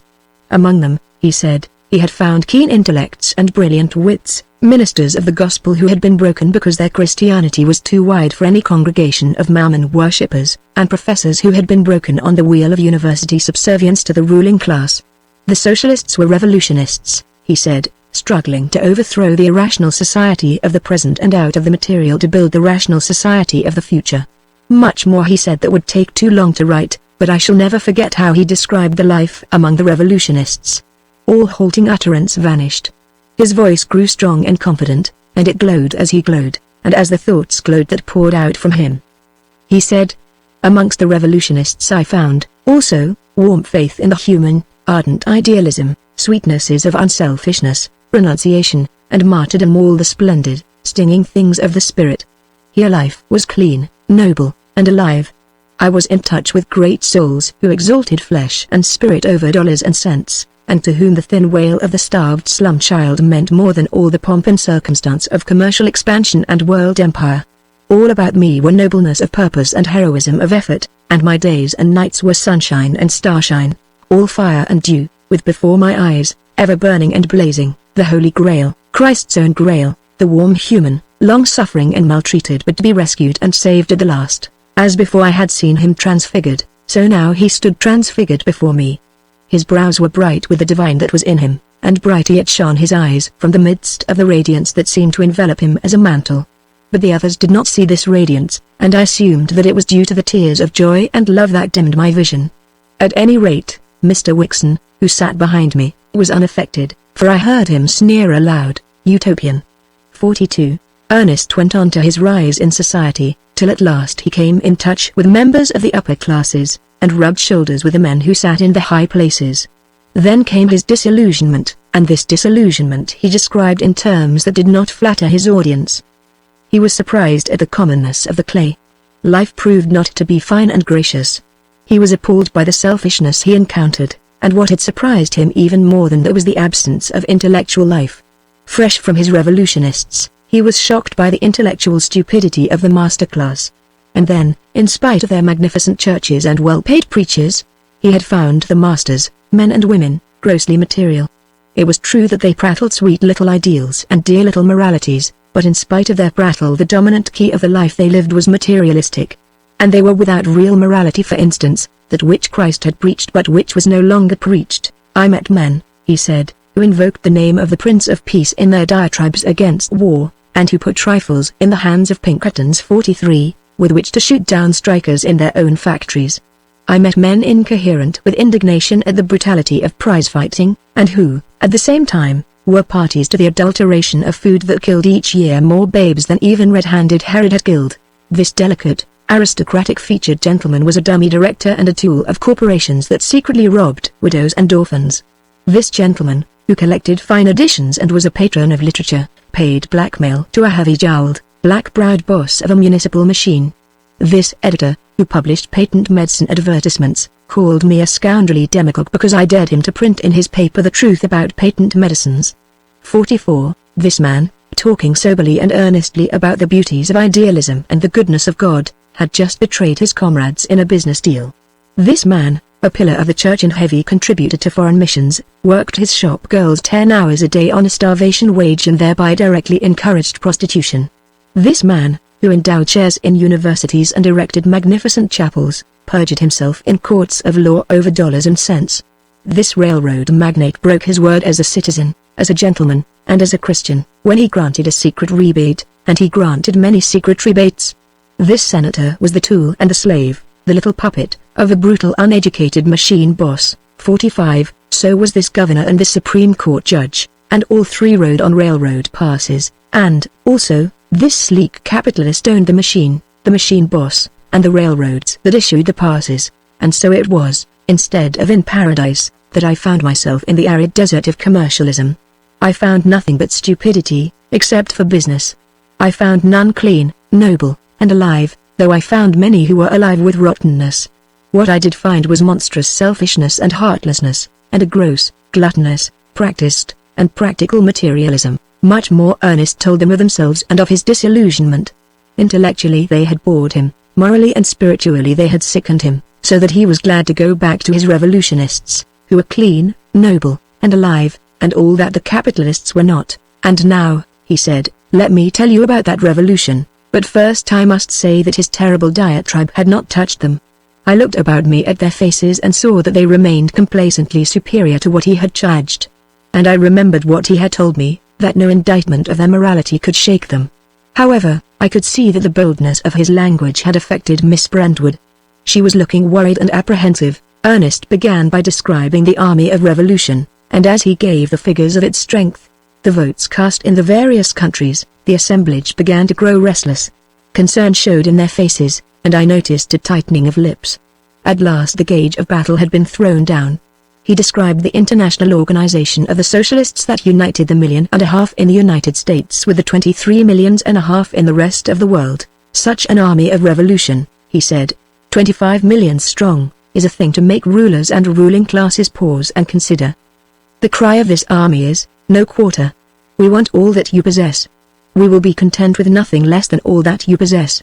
We want in our hands the reins of power and the destiny of mankind. Here are our hands. They are strong hands. We are going to take your governments, your palaces, and all your purpled ease away from you, and in that day you shall work for your bread even as the peasant in the field or the starved and runty clerk in your metropolises. Here are our hands. They are strong hands. And as he spoke he extended from his splendid shoulders his two great arms, and the horseshoer's hands were clutching the air like eagle's talons. He was the spirit of regnant labor as he stood there, his hands outreaching to rend and crush his audience. I was aware of a faintly perceptible shrinking on the part of the listeners before this figure of revolution, concrete, potential, and menacing. That is, the women shrank, and fear was in their faces. Not so with the men. They were of the active rich, and not the idle, and they were fighters. A low, throaty rumble arose, lingered on the air a moment, and ceased. It was the forerunner of the snarl, and I was to hear it many times that night, the token of the brute in man, the earnest of his primitive passions. And they were unconscious that they had made this sound. It was the growl of the pack, mouthed by the pack, and mouthed in all unconsciousness. And in that moment, as I saw the harshness form in their faces and saw the fight light flashing in their eyes, I realized that not easily would they let their lordship of the world be wrested from them. Ernest proceeded with his attack. He accounted for the existence of the 1.5 million of revolutionists in the United States by charging the capitalist class with having mismanaged society. He sketched the economic condition of the caveman and of the savage peoples of today, pointing out that they possessed neither tools nor machines, and possessed only a natural efficiency of one in producing power. Then he traced the development of machinery and social organization so that today the producing power of civilized man was 1,000 times greater than that of the savage. 5 men, he said, can produce bread for 1,000. 1 man can produce cotton cloth for 250 people, woolens for 300, and boots and shoes for 1,000. One would conclude from this that under a capable management of society modern civilized man would be a great deal better off than the caveman. But is he? Let us see. In the United States today there are 15,046,000 people living in poverty, and by poverty is meant that condition in life in which, through lack of food and adequate shelter, the mere standard of working efficiency cannot be maintained. In the United States today, in spite of all your so-called labor legislation, there are 3 million of child laborers. 47, in 12 years their numbers have been doubled. And in passing I will ask you managers of society why you did not make public the census figures of 1910? And I will answer for you, that you were afraid. The figures of misery would have precipitated the revolution that even now is gathering. But to return to my indictment. If modern man's producing power is 1,000 times greater than that of the caveman, why then, in the United States today, are there 15 million people who are not properly sheltered and properly fed? Why then, in the United States today, are there 3 million child laborers? It is a true indictment. The capitalist class has mismanaged. In face of the facts that modern man lives more wretchedly than the caveman, and that his producing power is 1,000 times greater than that of the caveman, no other conclusion is possible than that the capitalist class has mismanaged, that you have mismanaged, my masters, that you have criminally and selfishly mismanaged.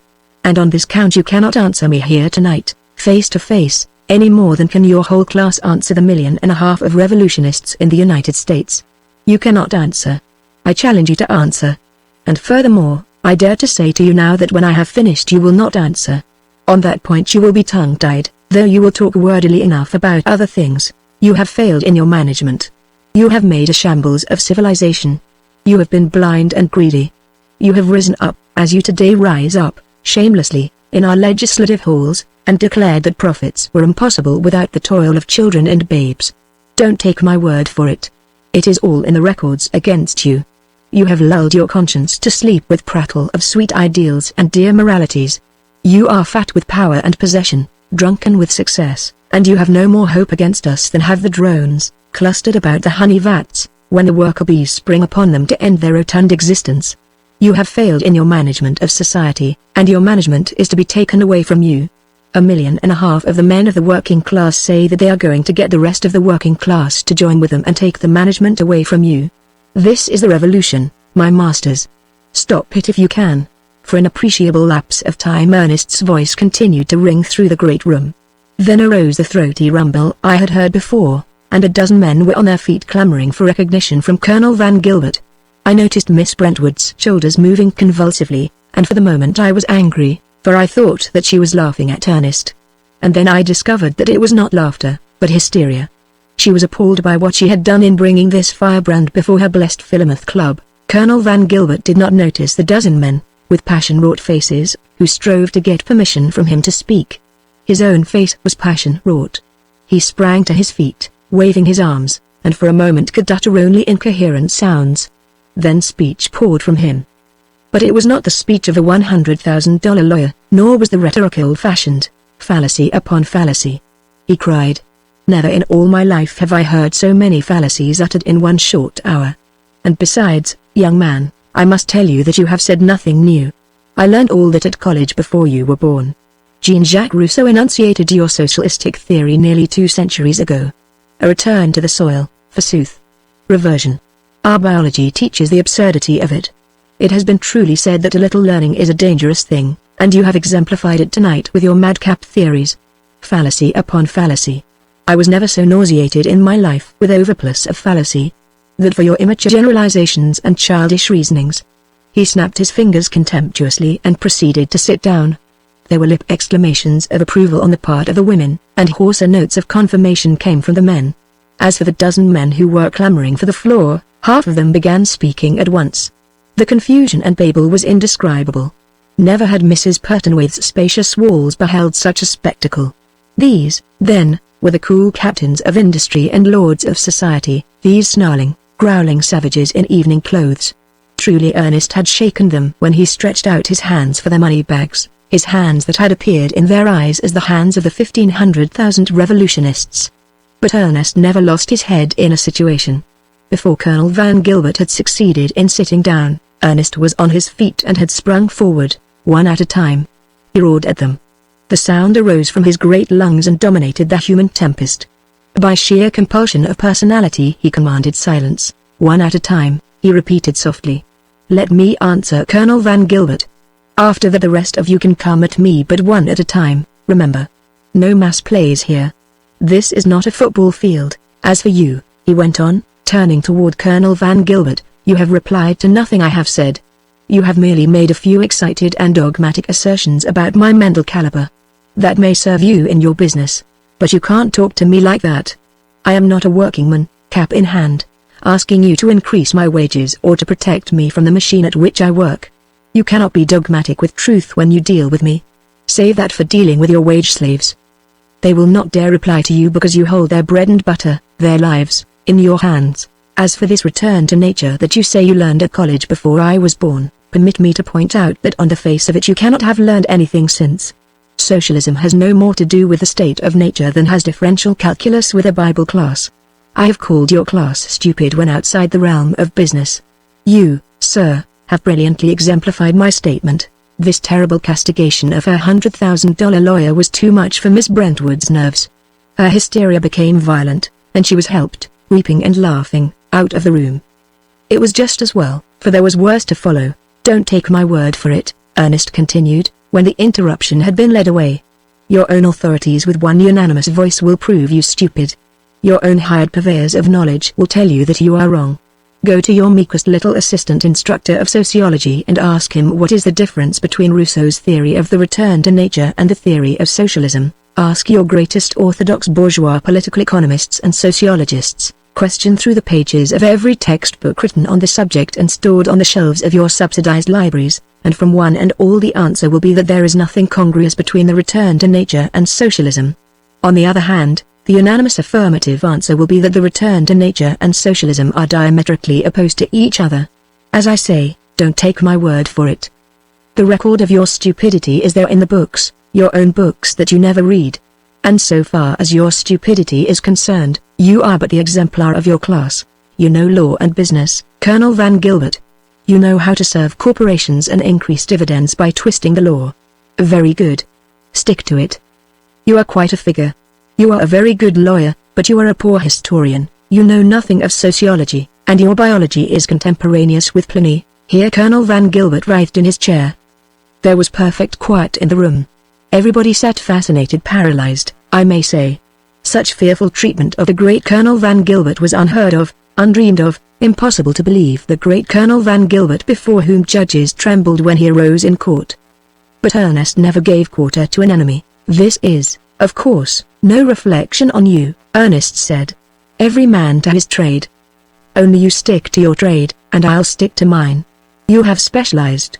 When it comes to a knowledge of the law, of how best to evade the law or make new law for the benefit of thieving corporations, I am down in the dirt at your feet. But when it comes to sociology, my trade, you are down in the dirt at my feet. Remember that. Remember, also, that your law is the stuff of a day, and that you are not versatile in the stuff of more than a day. Therefore your dogmatic assertions and rash generalizations on things historical and sociological are not worth the breath you waste on them. Ernest paused for a moment and regarded him thoughtfully, noting his face dark and twisted with anger. His panting chest, his writhing body, and his slim white hands nervously clenching and unclenching. But it seems you have breath to use, and I'll give you a chance to use it. I indicted your class. Show me that my indictment is wrong.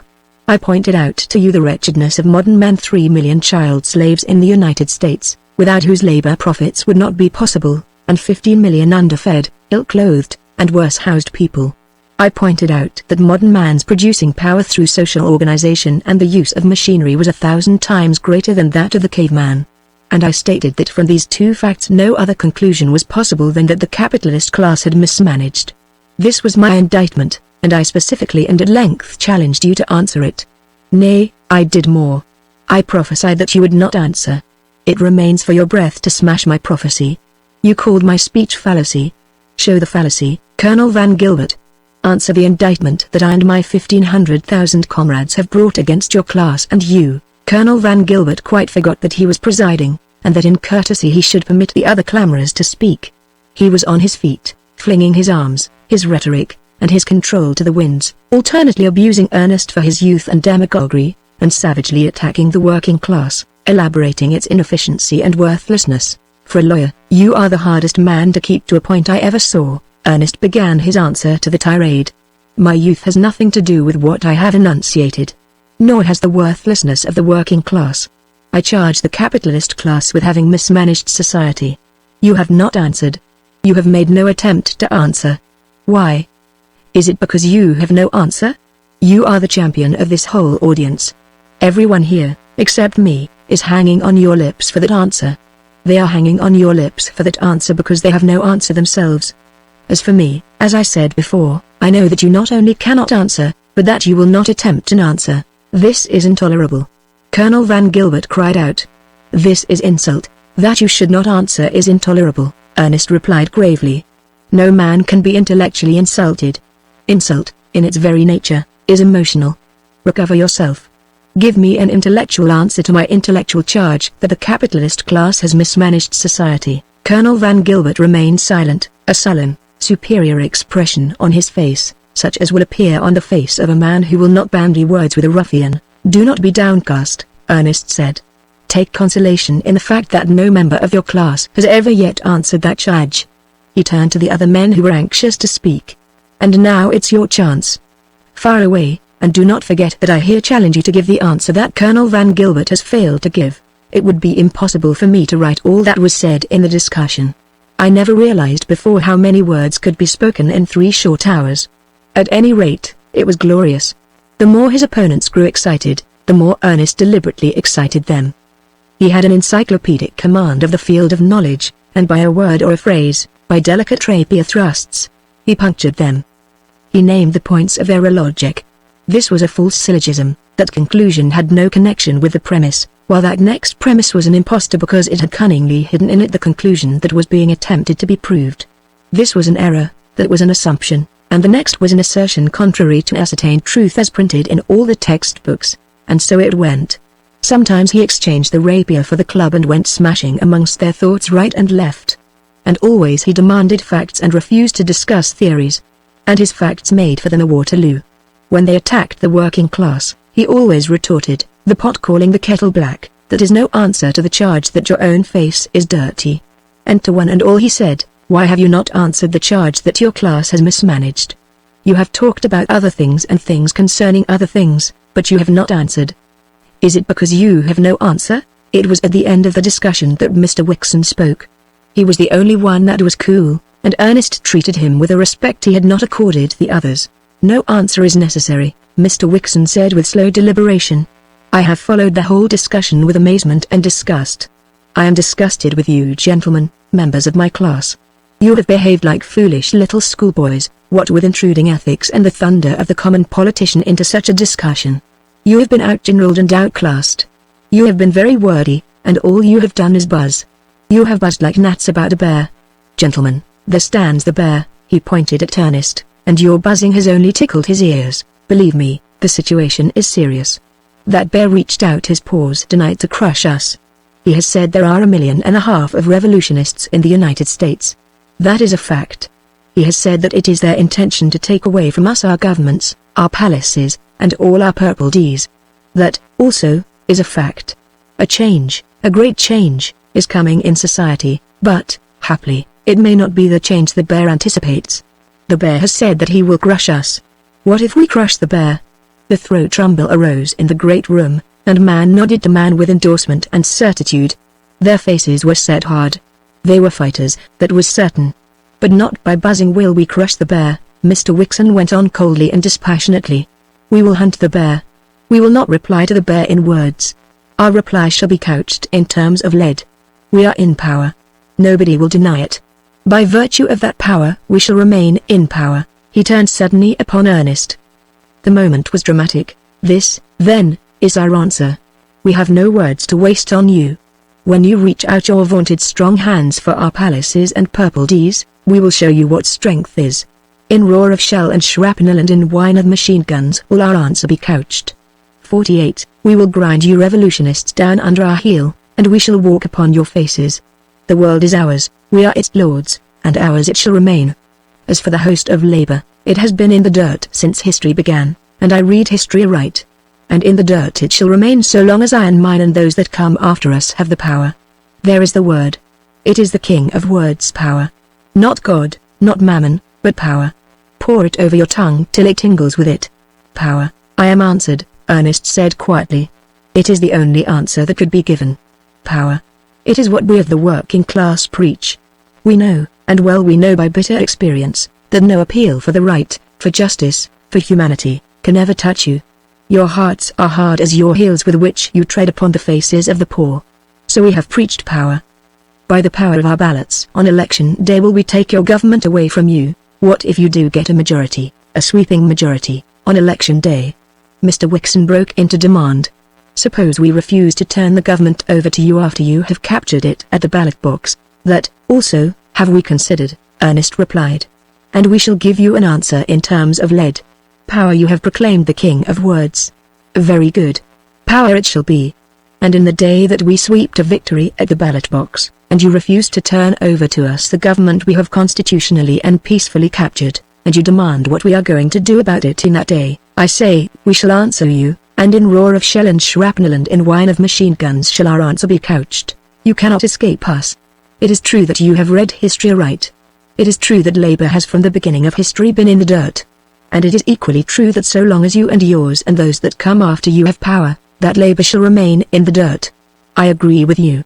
I agree with all that you have said. Power will be the arbiter, as it always has been the arbiter. It is a struggle of classes.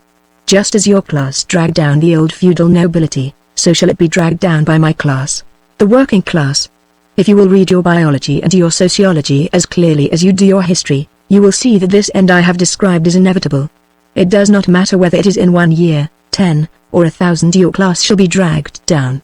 And it shall be done by power. We of the labor hosts have conned that word over till our minds are all a-tingle with it. Power. It is a kingly word. And so ended the night with the Philomaths. Chapter 6. Adumbrations. It was about this time that the warnings of coming events began to fall about us thick and fast. Ernest had already questioned father's policy of having socialists and labor leaders at his house, and of openly attending socialist meetings, and father had only laughed at him for his pains. As for myself, I was learning much from this contact with the working class leaders and thinkers. I was seeing the other side of the shield. I was delighted with the unselfishness and high idealism I encountered, though I was appalled by the vast philosophic and scientific literature of socialism that was opened up to me. I was learning fast, but I learned not fast enough to realize then the peril of our position. There were warnings, but I did not heed them. For instance, Mrs. Pertonwaithe and Mrs. Wixon exercised tremendous social power in the university town, and from them emanated the sentiment that I was a too forward and self-assertive young woman with a mischievous penchant for officiousness and interference in other persons' affairs. This I thought no more than natural, considering the part one had played in investigating the case of Jackson's arm. But the effect of such a sentiment, enunciated by two such powerful social arbiters, I underestimated. True, I noticed a certain aloofness on the part of my general friends, but this I ascribed to the disapproval that was prevalent in my circles of my intended marriage with Ernest. It was not till some time afterward that Ernest pointed out to me clearly that this general attitude of my class was something more than spontaneous, that behind it were the hidden springs of an organized conduct. "You have given shelter to an enemy of your class," he said. "And not alone shelter, for you have given your love, yourself. This is treason to your class. Think not that you will escape being penalized." But it was before this that father returned one afternoon. Ernest was with me, and we could see that father was angry, philosophically angry. He was really angry, but a certain measure of controlled anger he allowed himself. He called it tonic. And we could see that he was tonic angry when he entered the room. "What do you think?" he demanded.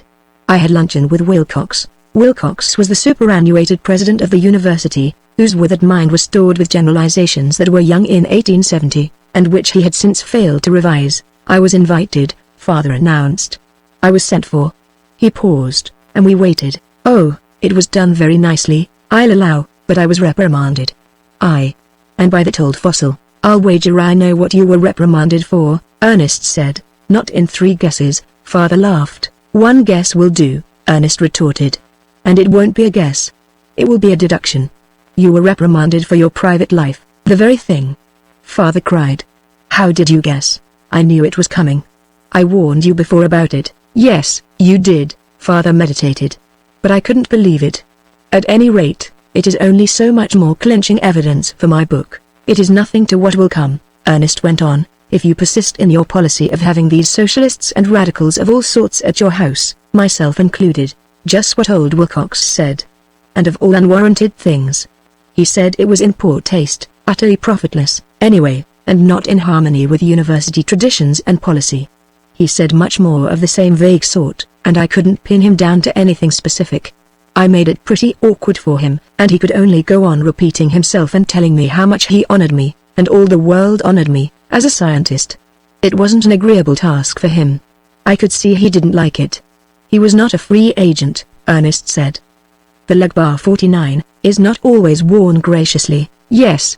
I got that much out of him. He said the university needed ever so much more money this year than the state was willing to furnish, and that it must come from wealthy personages who could not but be offended by the swerving of the university from its high ideal of the passionless pursuit of passionless intelligence. When I tried to pin him down to what my home life had to do with swerving the university from its high ideal, he offered me a 2 years vacation, on full pay, in Europe, for recreation and research. Of course I couldn't accept it under the circumstances. It would have been far better if you had, Ernest said gravely. It was a bribe, father protested, and Ernest nodded. Also, the beggar said that there was talk, tea-table gossip and so forth, about my daughter being seen in public with so notorious a character as you, and that it was not in keeping with university tone and dignity. Not that he personally objected, oh, no, but that there was talk and that I would understand. Ernest considered this announcement for a moment, and then said, and his face was very grave, withal there was some broth in it. There is more behind this than a mere university ideal. Somebody has put pressure on President Wilcox. Do you think so? Further asked, and his face showed that he was interested rather than frightened. I wish I could convey to you the conception that is dimly forming in my own mind, Ernest said. Never in the history of the world was society in so terrific flux as it is right now. The swift changes in our industrial system are causing equally swift changes in our religious, political, and social structures. An unseen and fearful revolution is taking place in the fiber and structure of society. One can only dimly feel these things. But they are in the air, now, today. One can feel the loom of them, things vast, vague, and terrible. My mind recoils from contemplation of what they may crystallize into. You heard Wixon talk the other night. Behind what he said were the same nameless, formless things that I feel. He spoke out of a superconscious apprehension of them. You mean? Father began, then paused. I mean that there is a shadow of something colossal and menacing that even now is beginning to fall across the land. Call it the shadow of an oligarchy, if you will. It is the nearest I dare approximate it. What its nature may be I refuse to imagine. 50. But what I wanted to say was this. You are in a perilous position, a peril that my own fear enhances because I am not able even to measure it. Take my advice and accept the vacation. But it would be cowardly, was the protest. Not at all. You are an old man. You have done your work in the world, and a great work. Leave the present battle to youth and strength. We young fellows have our work yet to do. Avis will stand by my side in what is to come. She will be your representative in the battlefront, but they can't hurt me, Father objected. Thank God I am independent. Oh, I assure you, I know the frightful persecution they can wage on a professor who is economically dependent on his university. But I am independent. I have not been a professor for the sake of my salary. I can get along very comfortably on my own income, and the salary is all they can take away from me. But you do not realize, Ernest answered. If all that I fear be so, your private income, your principal itself, can be taken from you just as easily as your salary. Father was silent for a few minutes. He was thinking deeply, and I could see the lines of decision forming in his face. At last he spoke. I shall not take the vacation. He paused again. I shall go on with my book. 51. You may be wrong. But whether you're wrong or right, I shall stand by my guns. All right, Ernest said. You are traveling the same path that Bishop Morehouse is, and toward a similar smash-up. You'll both be proletarians before you're done with it. The conversation turned upon the bishop, and we got Ernest to explain what he had been doing with him. He is soul-sick from the journey through hell I have given him. I took him through the homes of a few of our factory workers. I showed him the human wrecks cast aside by the industrial machine, and he listened to their life stories. I took him through the slums of San Francisco, and in drunkenness, prostitution, and criminality he learned a deeper cause than innate depravity. He is very sick, and, worse than that, he has got out of hand. He is too ethical. He has been too severely touched. And, as usual, he is unpractical. He is up in the air with all kinds of ethical delusions and plans for mission work among the cultured. He feels it is his bounden duty to resurrect the ancient spirit of the church and to deliver its message to the masters. He is overwrought. Sooner or later he is going to break out, and then there's going to be a smash-up. What form it will take I can't even guess. He is a pure, exalted soul, but he is so unpractical. He's beyond me. I can't keep his feet on the earth. And through the air he is rushing onto his Gethsemane. And after this his crucifixion. Such high souls are made for crucifixion. And you? I asked, and beneath my smile was the seriousness of the anxiety of love. Not I, he laughed back. I may be executed, or assassinated, but I shall never be crucified. I am planted too solidly and stolidly upon the earth. But why should you bring about the crucifixion of the bishop? I asked. You will not deny that you are the cause of it. Why should I leave one comfortable soul in comfort when there are millions in travail and misery? He demanded back. Then why did you advise father to accept the vacation? Because I am not a pure, exalted soul, was the answer. Because I am solid and stolid and selfish. Because I love you and, like Ruth of old, thy people are my people. As for the bishop, he has no daughter. Besides, no matter how small the good, nevertheless his little inadequate wail will be productive of some good in the revolution, and every little bit counts. I could not agree with Ernest. I knew well the noble nature of Bishop Morehouse, and I could not conceive that his voice raised for righteousness would be no more than a little inadequate wail. But I did not yet have the harsh facts of life at my fingers' ends as Ernest had. He saw clearly the futility of the bishop's great soul, as coming events were soon to show us clearly to me. It was shortly after this day that Ernest told me, as a good story, the offer he had received from the government, namely, an appointment as United States Commissioner of Labor. I was overjoyed. The salary was comparatively large, and would make safe our marriage. And then it surely was congenial work for Ernest, and, furthermore, my jealous pride in him made me hail the proffered appointment as a recognition of his abilities. Then I noticed the twinkle in his eyes. He was laughing at me. You are not going to decline? I quavered. It is a bribe, he said. Behind it is the fine hand of Wixon, and behind him the hands of greater men than he. It is an old trick, old as the class struggle is old, stealing the captains from the army of labor. Poor betrayed labor. If you but knew how many of its leaders have been bought out in similar ways in the past. It is cheaper, so much cheaper, to buy a general than to fight him and his whole army. There was, but I'll not call any names. I'm bitter enough over it as it is. Dear heart, I am a captain of labor. I could not sell out. If for no other reason, the memory of my poor old father and the way he was worked to death would prevent. The tears were in his eyes, this great, strong hero of mine. He never could forgive the way his father had been malformed, the sordid lies and the petty thefts he had been compelled to, in order to put food in his children's mouths. My father was a good man, Ernest once said to me. The soul of him was good, and yet it was twisted, and maimed, and blunted by the savagery of his life. He was made into a broken-down beast by his masters, the arch-beasts. He should be alive today, like your father. He had a strong constitution. But he was caught in the machine and worked to death for profit. Think of it. For profit, his life-blood transmuted into a wine-supper, or a jeweled gewgaw, or some similar sense orgy of the parasitic and idle rich, his masters, the arch-beasts. Chapter 7 The Bishop's Vision. The bishop is out of hand, Ernest wrote me. He is clear up in the air. Tonight he is going to begin putting to rights this very miserable world of ours. He is going to deliver his message. He has told me so, and I cannot dissuade him. Tonight he is chairman of the IPH, 52, and he will embody his message in his introductory remarks. May I bring you to hear him? Of course. He is foredoomed to futility. It will break your heart, it will break his, but for you it will be an excellent object lesson. You know, Dear heart, how proud I am because you love me. And because of that I want you to know my fullest value. I want to redeem, in your eyes, some small measure of my unworthiness. And so it is that my pride desires that you shall know my thinking is correct and right. My views are harsh, the futility of so noble a soul as the bishop will show you the compulsion for such harshness. So come tonight. Sad though this night's happening will be, I feel that it will but draw you more closely to me. The IPH held its convention that night in San Francisco.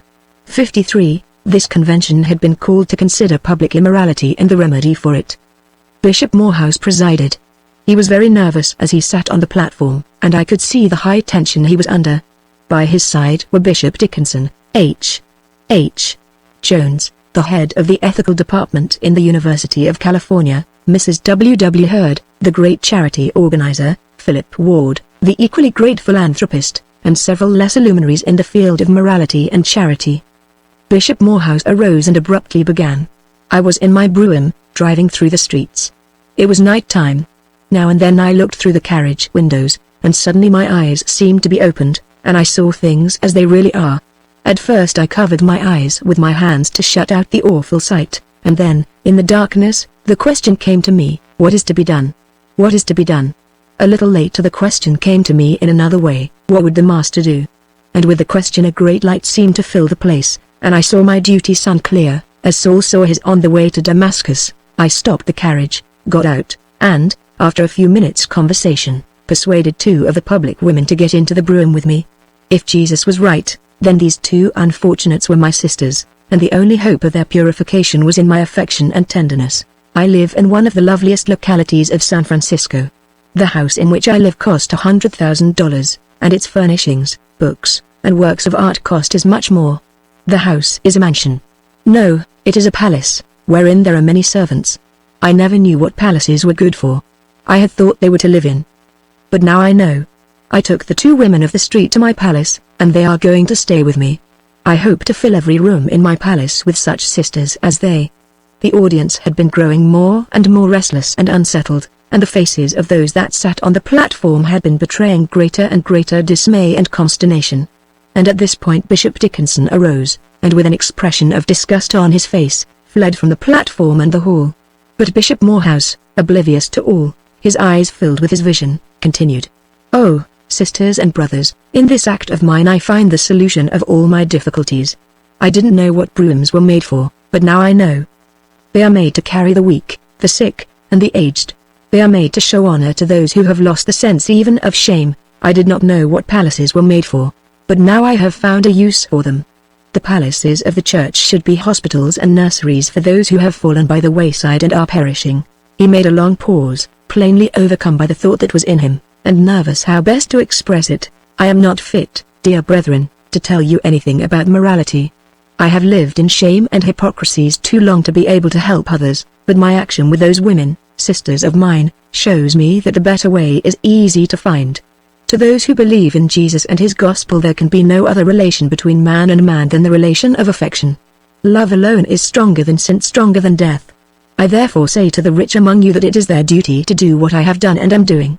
Let each one of you who is prosperous take into his house some thief and treat him as his brother, some unfortunate and treat her as his sister, and San Francisco will need no police force and no magistrates. The prisons will be turned into hospitals, and the criminal will disappear with his crime. We must give ourselves and not our money alone. We must do as Christ did. That is the message of the church today. We have wandered far from the Master's teaching. We are consumed in our own flesh pots. We have put mammon in the place of Christ. I have here a poem that tells the whole story. I should like to read it to you. It was written by an erring soul who yet saw clearly. 54. It must not be mistaken for an attack upon the Catholic Church. It is an attack upon all churches, upon the pomp and splendor of all churches that have wandered from the Master's path and hedged themselves in from his lambs. Here it is. The silver trumpets rang across the dome, the people knelt upon the ground with awe, and borne upon the necks of men I saw, like some great god, the Holy Lord of Rome, priest-like, he wore a robe more white than foam, and, king-like, swathed himself in royal red. 3 crowns of gold rose high upon his head. In splendor and in light the Pope passed home. My heart stole back across wide wastes of years to one who wandered by a lonely sea, and sought in vain for any place of rest. Foxes have holes, and every bird its nest. I, only I, must wander wearily, and bruise my feet, and drink wine salt with tears. The audience was agitated, but unresponsive. Yet Bishop Morehouse was not aware of it. He held steadily on his way, and so I say to the rich among you, and to all the rich, that bitterly you oppress the Master's lambs. You have hardened your hearts. You have closed your ears to the voices that are crying in the land, the voices of pain and sorrow that you will not hear but that someday will be heard.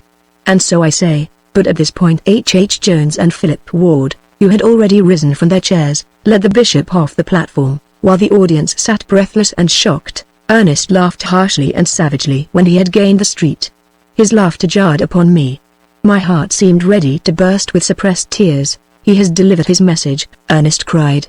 The manhood and the deep-hidden, tender nature of their bishop burst out, and his Christian audience, that loved him, concluded that he was crazy. Did you see them leading him so solicitously from the platform? There must have been laughter in hell at the spectacle. Nevertheless, it will make a great impression, what the bishop did and said tonight. I said, think so? Ernest queried mockingly. It will make a sensation, I asserted. Didn't you see the reporters scribbling like mad while he was speaking? Not a line of which will appear in tomorrow's papers. I can't believe it, I cried. Just wait and see, was the answer. Not a line, not a thought that he uttered. The daily press? The daily suppressage, but the reporters, I objected. I saw them. Not a word that he uttered will see print. You have forgotten the editors. They draw their salaries for the policy they maintain. Their policy is to print nothing that is a vital menace to the established. The bishop's utterance was a violent assault upon the established morality. It was heresy. They led him from the platform to prevent him from uttering more heresy. The newspapers will purge his heresy in the oblivion of silence. The press of the United States. It is a parasitic growth that battens on the capitalist class. Its function is to serve the established by molding public opinion, and right well it serves it. Let me prophesy. Tomorrow's papers will merely mention that the bishop is in poor health, that he has been working too hard, and that he broke down last night.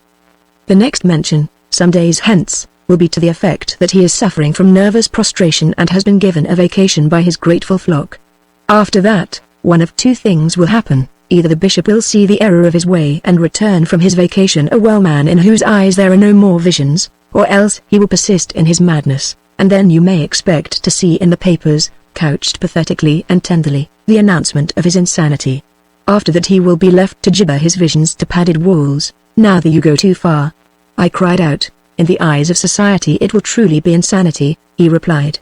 What honest man, who is not insane, would take lost women and thieves into his house to dwell with him sisterly and brotherly? True, Christ died between two thieves, but that is another story. Insanity.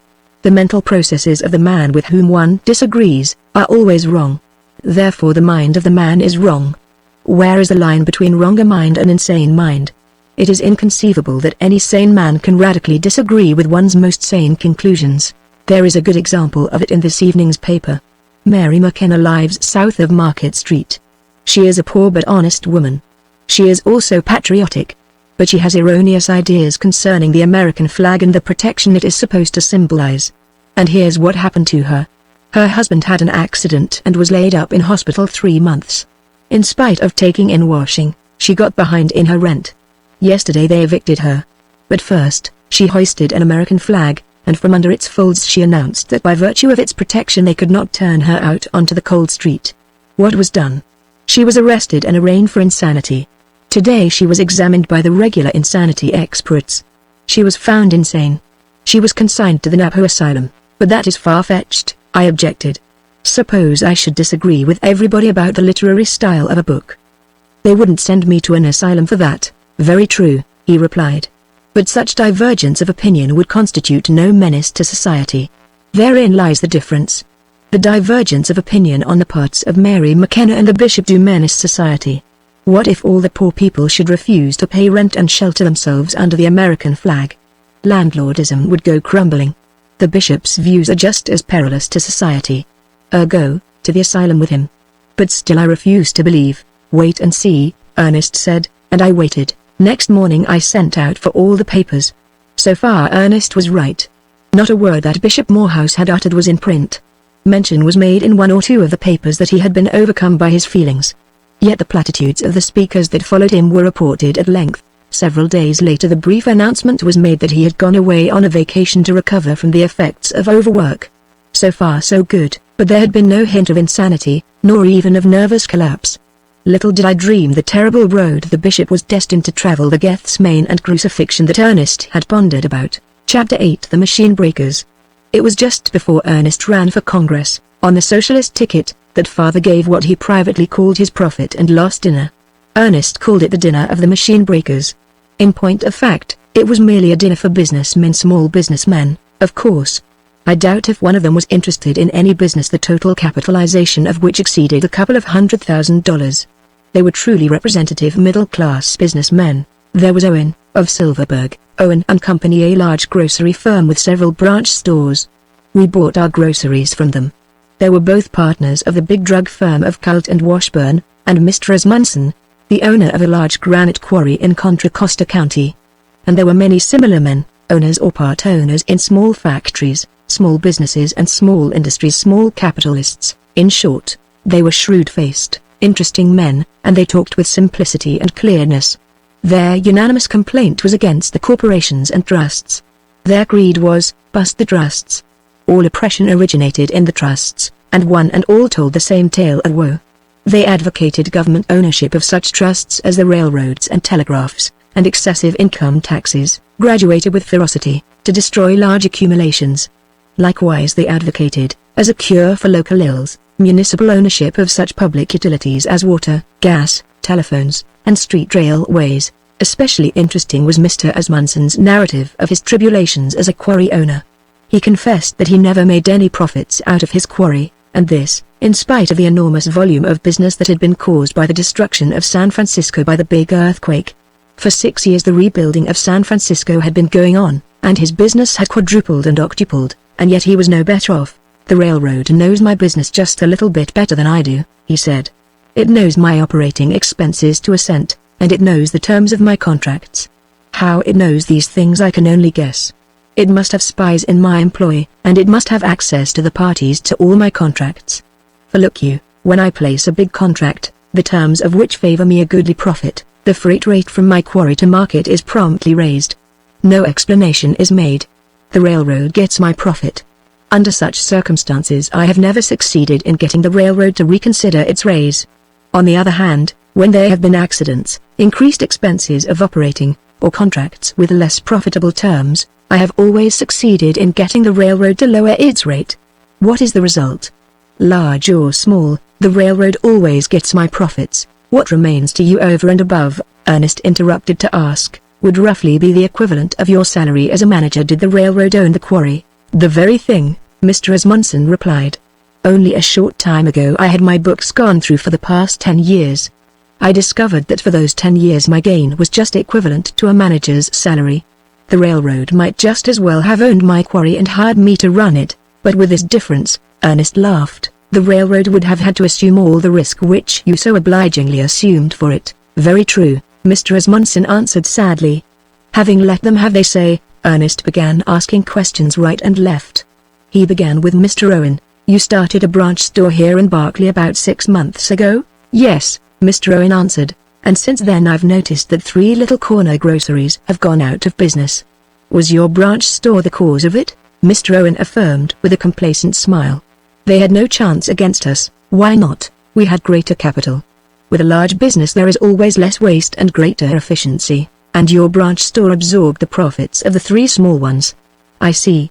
But tell me, what became of the owners of the 3 stores? One is driving a delivery wagon for us. I don't know what happened to the other 2. Ernest turned abruptly on Mr. Colt. You sell a great deal at cut rates. 55. What have become of the owners of the small drug stores that you forced to the wall? One of them, Mr. Hasfer has charge now of our prescription department, was the answer. And you absorbed the profits they had been making, surely. That is what we are in business for, and you? Ernest said suddenly to Mr. Asmunsen. You are disgusted because the railroad has absorbed your profits? Mr. Asmunsen nodded. What you want is to make profits yourself. Again Mr. Asmunsen nodded. Out of others? There was no answer. Out of others? Ernest insisted. That is the way profits are made, Mr. Asmunsen replied curtly. Then the business game is to make profits out of others. and to prevent others from making profits out of you. That's it, isn't it? Ernest had to repeat his question before Mr. Asmunsen gave an answer, and then he said, "Yes, that's it, except that we do not object to the others making profits so long as they are not extortionate. By extortionate you mean large, yet you do not object to making large profits yourself? Surely not?" And Mr. Asmunsen amiably confessed to the weakness.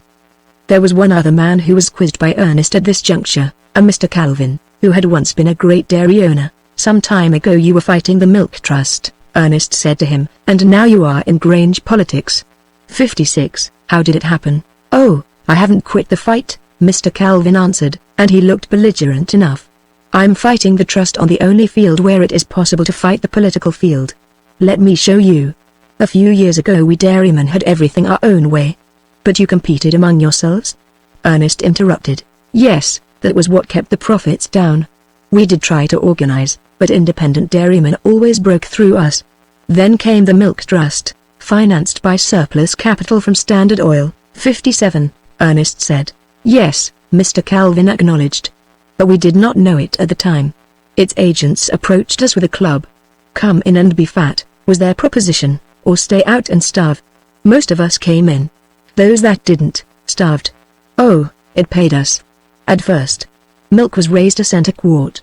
1/4 of this cent came to us. 3/4 of it went to the trust. Then milk was raised another cent, only we didn't get any of that cent. Our complaints were useless. The trust was in control. We discovered that we were pawns. Finally, the additional 1/4 of a cent was denied us. Then the trust began to squeeze us out.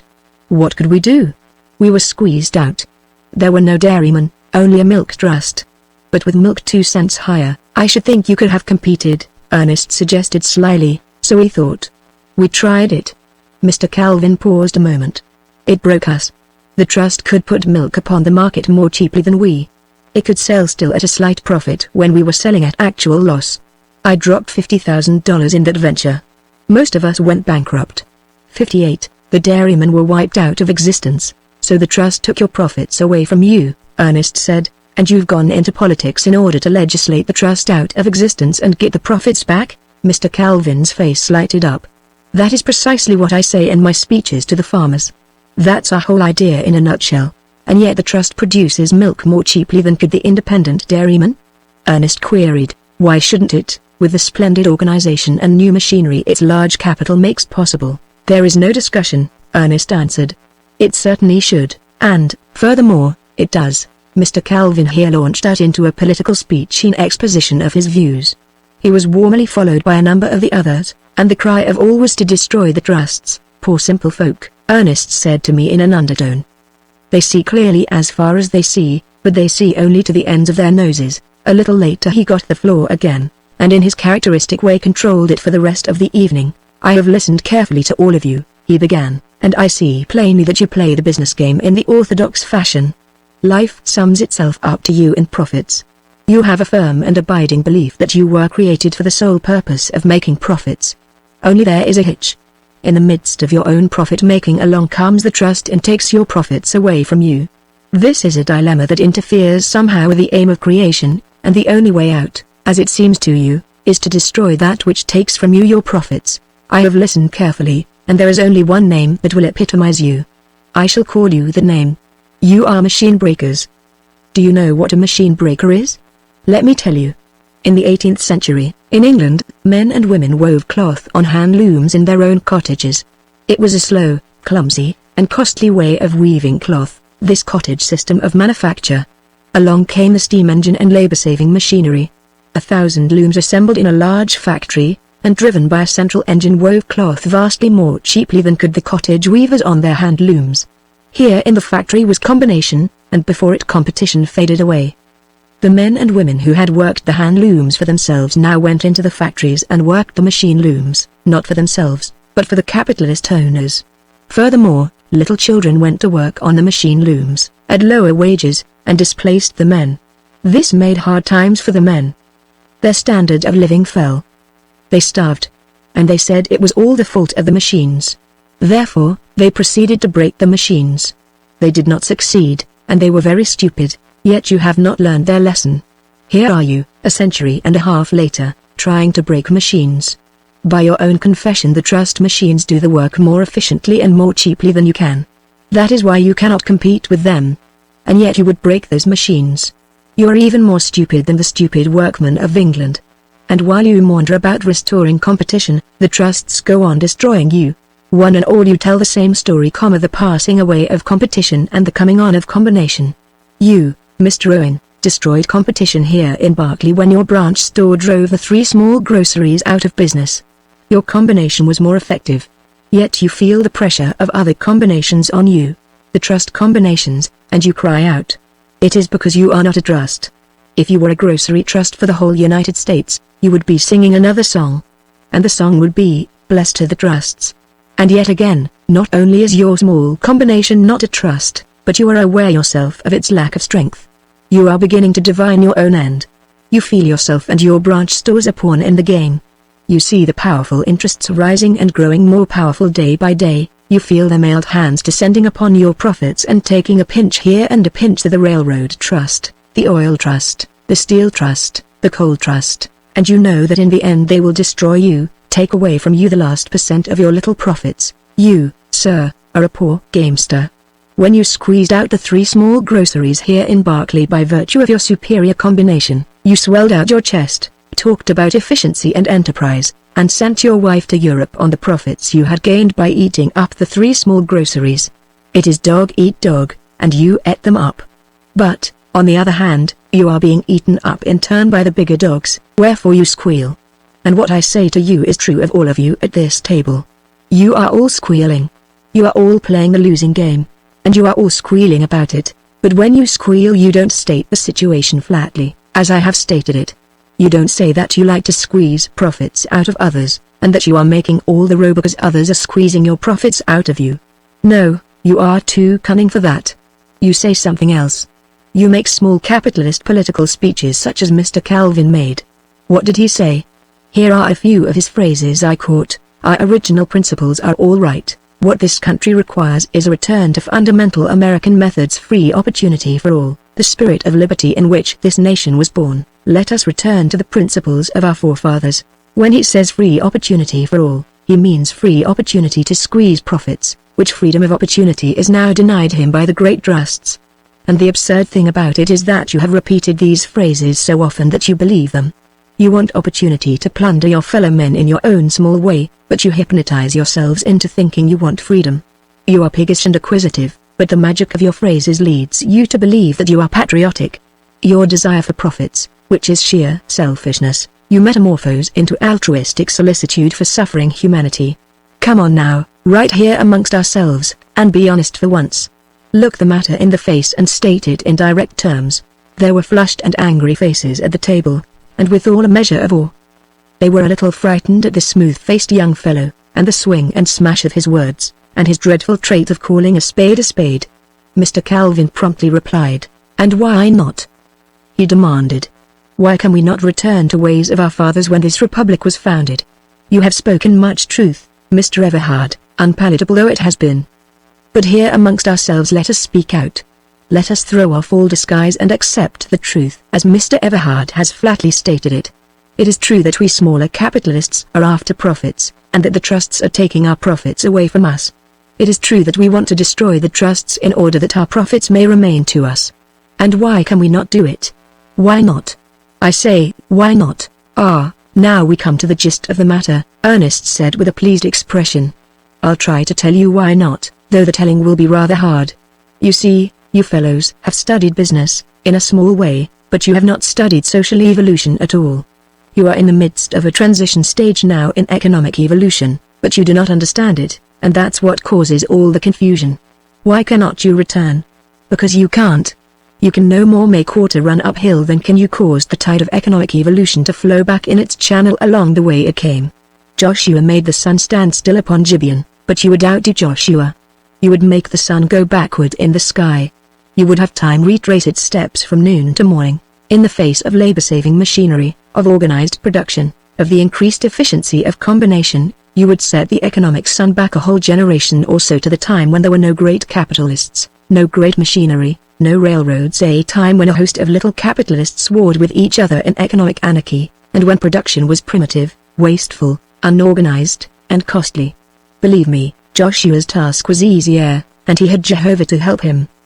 But God has forsaken you small capitalists. The sun of the small capitalists is setting. It will never rise again. Nor is it in your power even to make it stand still. You are perishing, and you are doomed to perish utterly from the face of society. This is the fiat of evolution. It is the word of God. Combination is stronger than competition. Primitive man was a puny creature hiding in the crevices of the rocks. He combined and made a war upon his carnivorous enemies. They were competitive beasts. Primitive man was a combinative beast, and because of it he rose to primacy over all the animals. And man has been achieving greater and greater combinations ever since. It is combination versus competition, a 1,000 centuries long struggle, in which competition has always been worsted. Whoso enlists on the side of competition perishes. But the trusts themselves arose out of competition, Mr. Calvin interrupted. Very true, Ernest answered. And the trusts themselves destroyed competition. That, by your own word, is why you are no longer in the dairy business. The first laughter of the evening went around the table, and even Mr. Calvin joined in the laugh against himself. And now, while we are on the trusts, Ernest went on, let us settle a few things. I shall make certain statements, and if you disagree with them, speak up. Silence will mean agreement. Is it not true that a machine loom will weave more cloth and weave more cheaply than a hand loom? He paused, but nobody spoke up. Is it not then highly irrational to break the machine loom and go back to the clumsy and more costly hand loom method of weaving? Heads nodded in acquiescence. Is it not true that the known as a trust produces more efficiently and cheaply than can 1,000 competing small concerns? Still no one objected. Then is it not irrational to destroy that cheap and efficient combination? No one answered for a long time. Then Mr. Cult spoke. What are we to do, then? He demanded. To destroy the trusts is the only way we can seek to escape their domination. Ernest was all fire and aliveness on the instant. I'll show you another way, he cried. Let us not destroy those wonderful machines that produce efficiently and cheaply. Let us control them. Let us profit by their efficiency and cheapness. Let us run them for ourselves. Let us oust the present owners of the wonderful machines, and let us own the wonderful machines ourselves. That, gentlemen, is socialism, a greater combination than the trusts, a greater economic and social combination than any that has as yet appeared on the planet. It is in line with evolution. We meet combination with greater combination. It is the winning side. Come on over with us socialists and play on the winning side. Here arose dissent. There was a shaking of heads, and mutterings arose. All right, then, you prefer to be anachronisms, Ernest laughed. You prefer to play atavistic roles. You are doomed to perish as all atavisms perish. Have you ever asked what will happen to you when greater combinations than even the present trusts arise? Have you ever considered where you will stand when the great trusts themselves combine into the combination of combinations into the social, economic, and political trust? He turned abruptly and irrelevantly upon Mr. Calvin. Tell me, Ernest said, if this is not true. You are compelled to form a new political party because the old parties are in the hands of the trusts. The chief obstacle to your Grange propaganda is the trusts. Behind every obstacle you encounter, every blow that smites you, every defeat that you receive, is the hand of the trusts. Is this not so? Tell me. Mr. Calvin sat in uncomfortable silence. Go ahead, Ernest encouraged. It is true, Mr. Calvin confessed. We captured the state legislature of Oregon and put through splendid protective legislation, and it was vetoed by the governor, who was a creature of the trusts. We elected a governor of Colorado, and the legislature refused to permit him to take office. Twice we have passed a national income tax, and each time the Supreme Court smashed it as unconstitutional. The courts are in the hands of the trusts. We, the people, do not pay our judges sufficiently. But there will come a time when the combination of the trusts will control all legislation, when the combination of the trusts will itself be the government, Ernest interrupted. Never. Never. Were the cries that arose. Everybody was excited and belligerent. Tell me, Ernest demanded, what will you do when such a time comes? We will rise in our strength. Mr. Asmunsen cried, and many voices backed his decision. That will be civil war, Ernest warned them. So be it, civil war, was Mr. Asmunsen's answer, with the cries of all the men at the table behind him. We have not forgotten the deeds of our forefathers. For our liberties we are ready to fight and die. Ernest smiled. Do not forget, he said, that we had tacitly agreed that liberty in your case, gentlemen, means liberty to squeeze profits out of others. The table was angry, now, fighting angry, but Ernest controlled the tumult and made himself heard. One more question. When you rise in your strength, remember, the reason for your rising will be that the government is in the hands of the trusts. Therefore, against your strength the government will turn the regular army, the navy, the militia, the police, in short, the whole organized war machinery of the United States. Where will your strength be then? Dismay sat on their faces, and before they could recover, Ernest struck again. Do you remember, not so long ago, when our regular army was only 50,000? Year by year it has been increased until today it is 300,000. Again he struck. Nor is that all. While you diligently pursued that favorite phantom of yours, called profits, and moralized about that favorite fetish of yours, called competition, even greater and more direful things have been accomplished by combination. There is the militia, it is our strength, cried Mr. Colt. With it we would repel the invasion of the regular army. You would go into the militia yourself, was Ernest's retort, and be sent to Maine, or Florida, or the Philippines, or anywhere else, to drown in blood your own comrades civil warring for their liberties. While from Kansas, or Wisconsin, or any other state, your own comrades would go into the militia and come here to California to drown in blood your own civil warring. Now they were really shocked, and they sat wordless, until Mr. Owen murmured, "We would not go into the militia. That would settle it. We would not be so foolish." Ernest laughed outright. "You do not understand the combination that has been effected. You could not help yourself.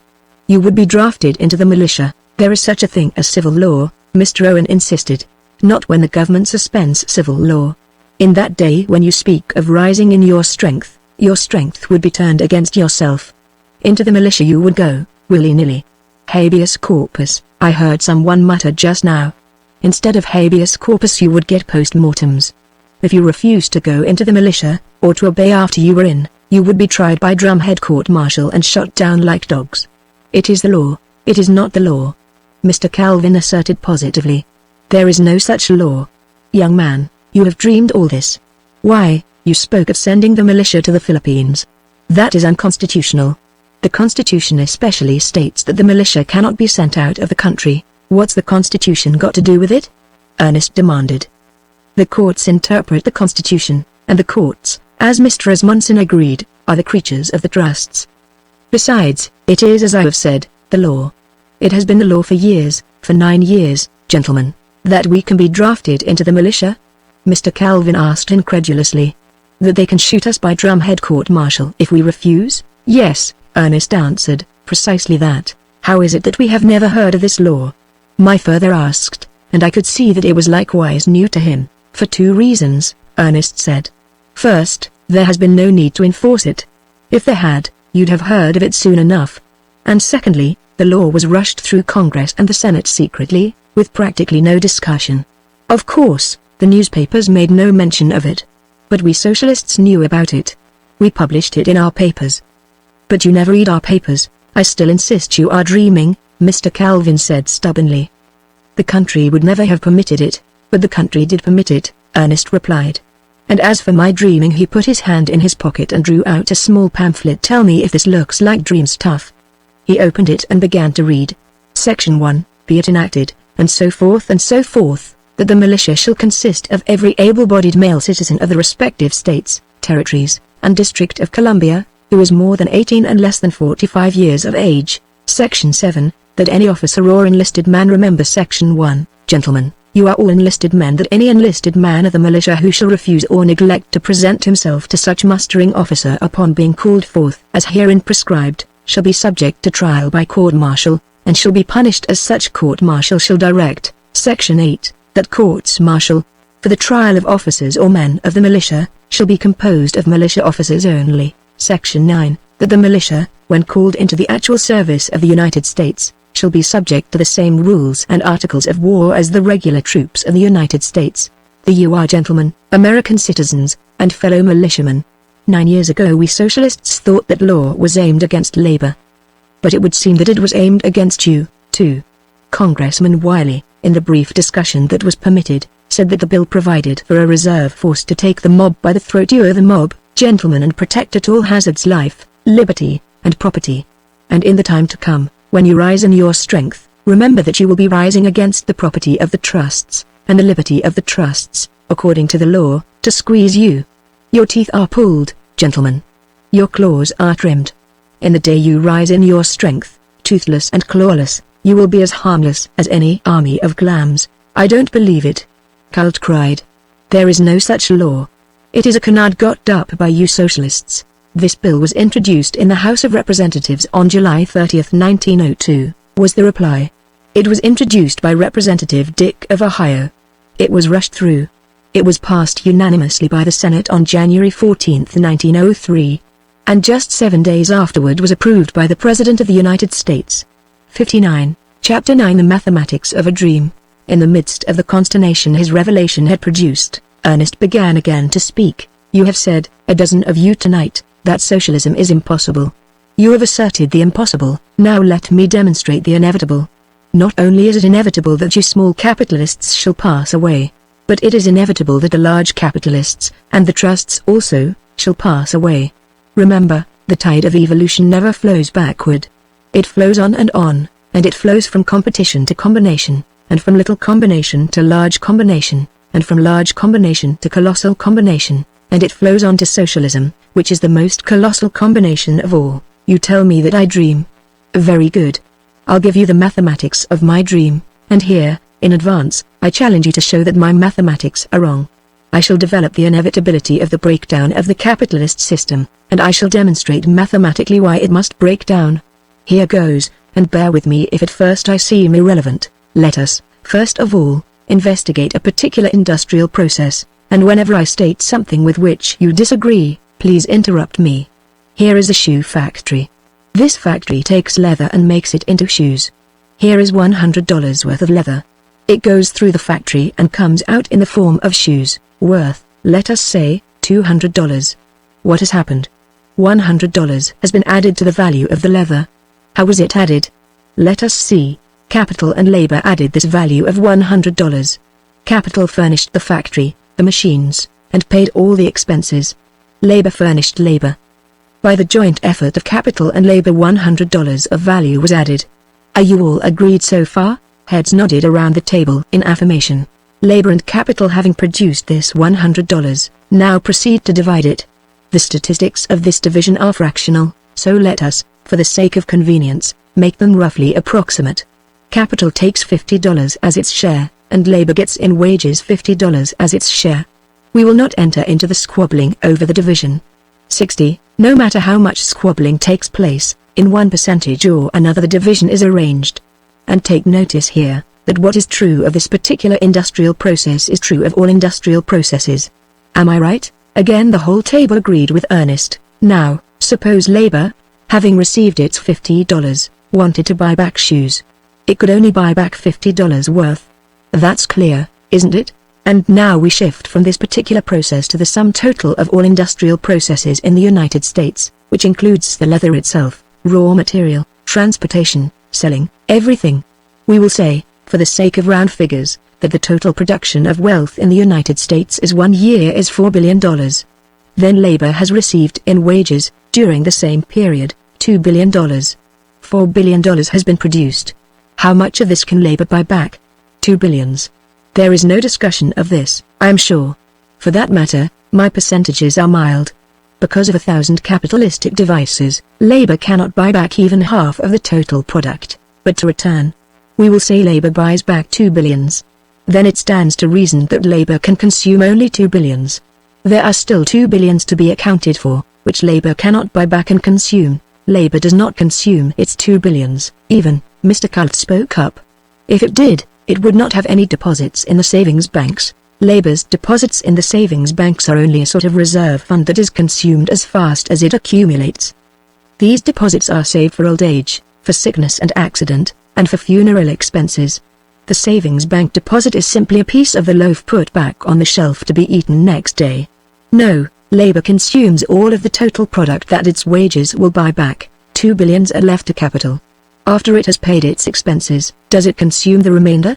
Does capital consume all of its 2 billions? Ernest stopped and put the question point blank to a number of the men. They shook their heads. I don't know, one of them frankly said. Of course you do, Ernest went on. Stop and think a moment. If capital consumed its share, the sum total of capital could not increase. It would remain constant. If you will look at the economic history of the United States, you will see that the sum total of capital has continually increased. Therefore capital does not consume its share. Do you remember when England owned so much of our railroad bonds? As the years went by, we bought back those bonds. What does that mean? That part of capital's unconsumed share bought back the bonds. What is the meaning of the fact that today the capitalists of the United States own hundreds and hundreds of millions of dollars of Mexican bonds, Russian bonds, Italian bonds, Grecian bonds? The meaning is that those hundreds and hundreds of millions were part of capital's share which capital did not consume. Furthermore, from the very beginning of the capitalist system, capital has never consumed all its share. And now we come to the point. $4 billion of wealth is produced in 1 year in the United States. Labor buys back and consumes 2 billions. Capital does not consume the remaining 2 billions. There is a large balance left over unconsumed. What is done with this balance? What can be done with it? Labor cannot consume any of it, for labor has already spent all its wages. Capital will not consume this balance, because, already, according to its nature, it has consumed all it can. And still remains the balance. What can be done with it? What is done with it? It is sold abroad, Mr. Colt volunteered. The very thing, Ernest agreed. Because of this balance arises our need for a foreign market. This is sold abroad. It has to be sold abroad. There is no other way of getting rid of it. And that unconsumed surplus, sold abroad, becomes what we call our favorable balance of trade. Are we all agreed so far? Surely it is a waste of time to elaborate these ABCs of commerce, Mr. Calvin said tartly. We all understand them, and it is by these ABCs I have so carefully elaborated that I shall confound you, Ernest retorted. There's the beauty of it. And I'm going to confound you with them right now. Here goes. The United States is a capitalist country that has developed its resources. According to its capitalist system of industry, it has an unconsumed surplus that must be got rid of, and that must be got rid of abroad. 61. What is true of the United States is true of every other capitalist country with developed resources. Every one of such countries has an unconsumed surplus. Don't forget that they have already traded with one another, and that these surpluses yet remain. Labor in all these countries has spent its wages, and cannot buy any of the surpluses. Capital in all these countries has already consumed all it is able according to its nature. And still remain the surpluses. They cannot dispose of these surpluses to one another. How are they going to get rid of them? Sell them to countries with undeveloped resources, Mr. Colt suggested. The very thing. You see, my argument is so clear and simple that in your own minds you carry it on for me. And now for the next step. Suppose the United States disposes of its surplus to a country with undeveloped resources like, say, Brazil. Remember this surplus is over and above trade, which articles of trade have been consumed. What, then, does the United States get in return from Brazil? Gold, said Mr. Colt. But there is only so much gold, and not much of it, in the world, Ernest objected. Gold in the form of securities and bonds and so forth, Mr. Colt amended. Now you've struck it, Ernest said. From Brazil the United States, in return for her surplus, gets bonds and securities. And what does that mean? It means that the United States is coming to own railroads in Brazil, factories, mines, and lands in Brazil. And what is the meaning of that in turn? Mr. Colt pondered and shook his head. I'll tell you, Ernest continued. It means that the resources of Brazil are being developed. And now, the next point. When Brazil, under the capitalist system, has developed her resources, she will herself have an unconsumed surplus. Can she get rid of this surplus to the United States? No, because the United States has herself a surplus. Can the United States do what she previously did, get rid of her surplus to Brazil? No, for Brazil now has a surplus, too. What happens? The United States and Brazil must both seek out other countries with undeveloped resources, in order to unload the surpluses on them. But by the very process of unloading the surpluses, the resources of those countries are in turn developed. Soon they have surpluses, and are seeking other countries on which to unload. Now, gentlemen, follow me. The planet is only so large. There are only so many countries in the world. What will happen when every country in the world, down to the smallest and last, with a surplus in its hands, stands confronting every other country with surpluses in their hands? He paused and regarded his listeners. The bepuzzlement in their faces was delicious. Also, there was awe in their faces. Out of abstractions Ernest had conjured a vision and made them see it. They were seeing it then, as they sat there, and they were frightened by it. We started with ABC, Mr. Calvin, Ernest said slyly. I have now given you the rest of the alphabet. It is very simple. That is the beauty of it. You surely have the answer forthcoming. What, then, when every country in the world has an unconsumed surplus? Where will your capitalist system be then? But Mr. Calvin shook a troubled head. He was obviously questing back through Ernest's reasoning in search of an error. Let me briefly go over the ground with you again, Ernest said. We began with a particular industrial process, the shoe factory. We found that the division of the joint product that took place there was similar to the division that took place in the sum total of all industrial processes.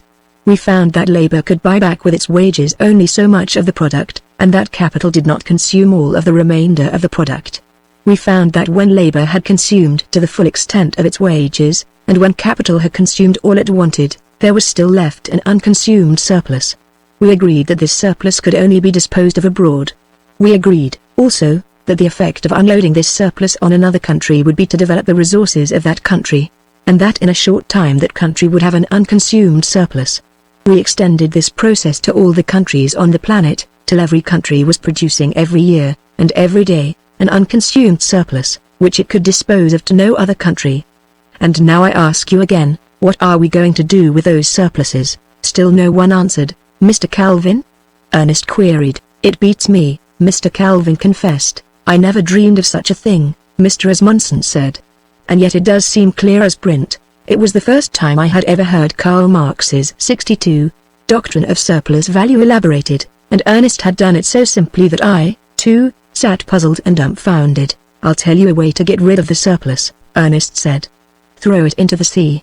Throw every year hundreds of millions of dollars worth of shoes and wheat and clothing and all the commodities of commerce into the sea.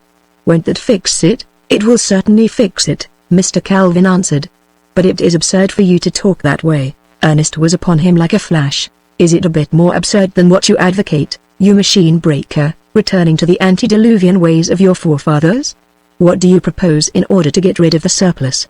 You would escape the problem of the surplus by not producing any surplus. And how do you propose to avoid producing a surplus? By returning to a primitive method of production, so confused and disorderly and irrational, so wasteful and costly, that it will be impossible to produce a surplus. Mr. Calvin swallowed. The point had been driven home. He swallowed again and cleared his throat. You are right, he said. I stand convicted. It is absurd. But we've got to do something. It is a case of life and death for us of the middle class. We refuse to perish. We elect to be absurd and to return to the truly crude and wasteful methods of our forefathers. We will put back industry to its pre-trust stage. We will break the machines. And what are you going to do about it? But you can't break the machines, Ernest replied. You cannot make the tide of evolution flow backward. Opposed to you are two great forces, each of which is more powerful than you of the middle class. The large capitalists, the trusts, in short, will not let you turn back. They don't want the machines destroyed. And greater than the trusts, and more powerful, is labor. It will not let you destroy the machines. The ownership of the world, along with the machines, lies between the trusts and labor. That is the battle alignment. Neither side wants the destruction of the machines. But each side wants to possess the machines. In this battle the middle class has no place. The middle class is a pygmy between two giants. Don't you see, you poor perishing middle class? You are caught between the upper and nether millstones, and even now has the grinding begun. I have demonstrated to you mathematically the inevitable breakdown of the capitalist system. When every country stands with an unconsumed and unsaleable surplus on its hands, the capitalist system will break down under the terrific structure of profits that it itself has reared. And in that day there won't be any destruction of the machines. The struggle then will be for the ownership of the machines. If labor wins, your way will be easy. The United States, and the whole world for that matter, will enter upon a new and tremendous era. Instead of being crushed by the machines, life will be made fairer, and happier, and nobler by them. You have the destroyed middle class. Along with labor there will be nothing but labor then, so you, and all the rest of labor, will participate in the equitable distribution of the products of the wonderful machines. And we, all of us, will make new and more wonderful machines. And there won't be any unconsumed surplus, because there won't be any profits. But suppose the trusts win in this battle over the ownership of the machines and the world? Mr. Calt asked. Then, Ernest answered, you, and labor, and all of us, will be crushed under the iron heel of a despotism as relentless and terrible as any despotism that has blackened the pages of the history of man.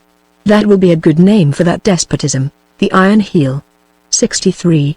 There was a long pause, and every man at the table meditated in ways unwonted and profound. But this socialism of yours is a dream, Mr. Calvin said, and repeated, a dream. I'll show you something that isn't a dream. Then, Ernest answered. And that's something I shall call the oligarchy. You call it the plutocracy. We both mean the same thing, the large capitalists or the trusts. Let us see where the power lies today. And in order to do so, let us apportion society into its class divisions. There are three big classes in society. First comes the plutocracy, which is composed of wealthy bankers, railway magnates, corporation directors, and trust magnates. Second, is the middle class, your class, gentlemen, which is composed of farmers, merchants, small manufacturers, and professional men. And third and last comes my class, the proletariat, which is composed of the wage workers. 64. You cannot but grant that the ownership of wealth constitutes essential power in the United States today. How is this wealth owned by these three classes?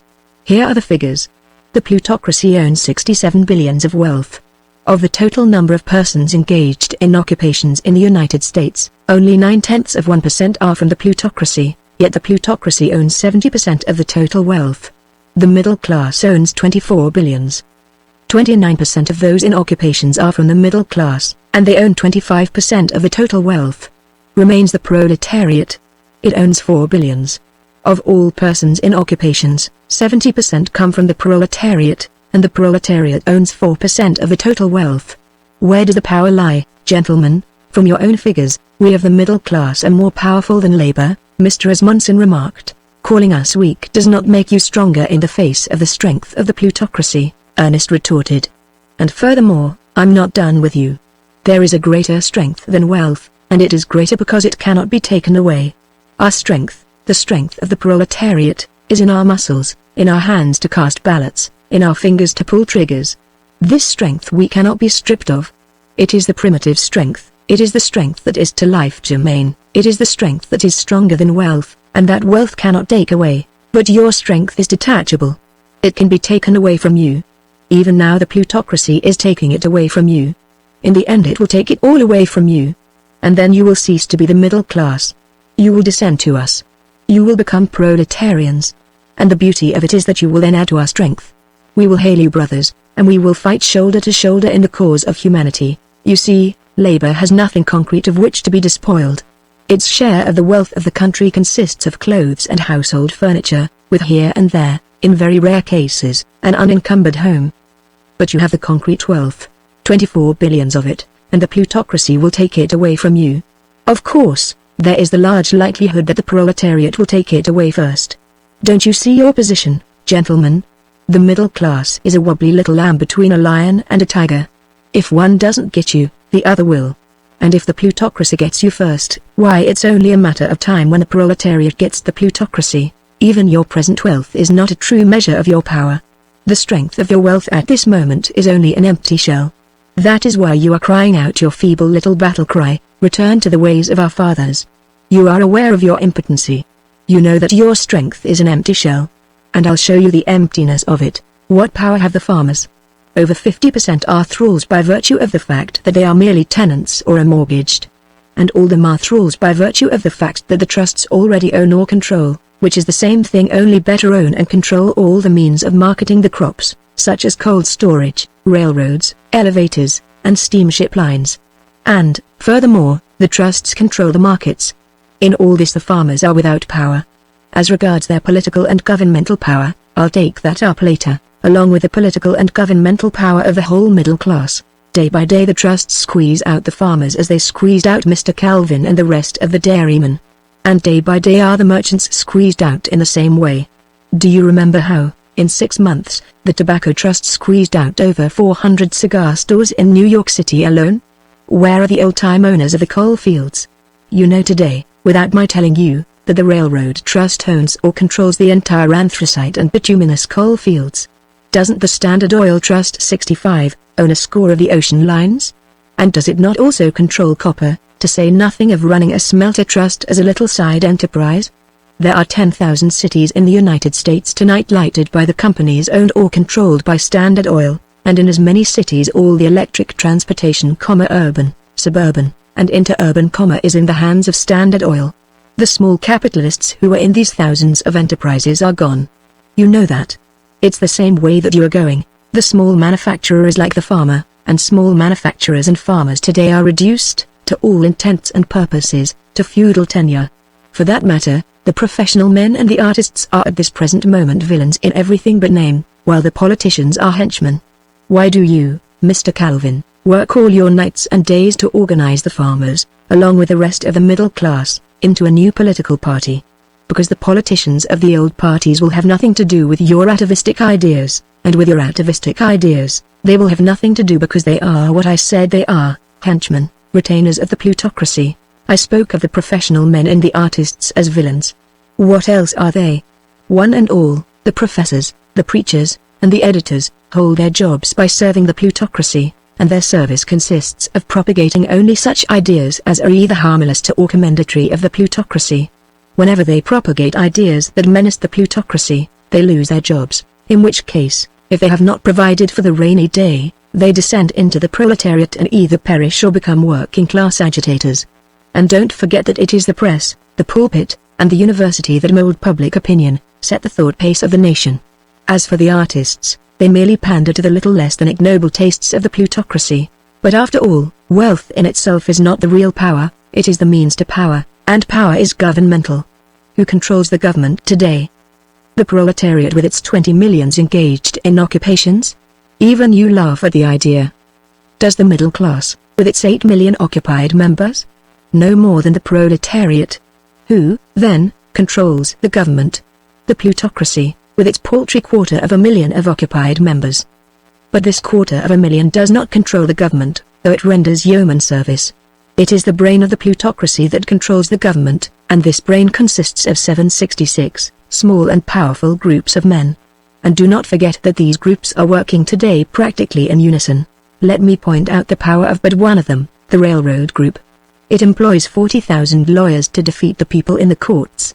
It issues countless thousands of free passes to judges, bankers, editors, ministers, university men, members of state legislatures, and of Congress.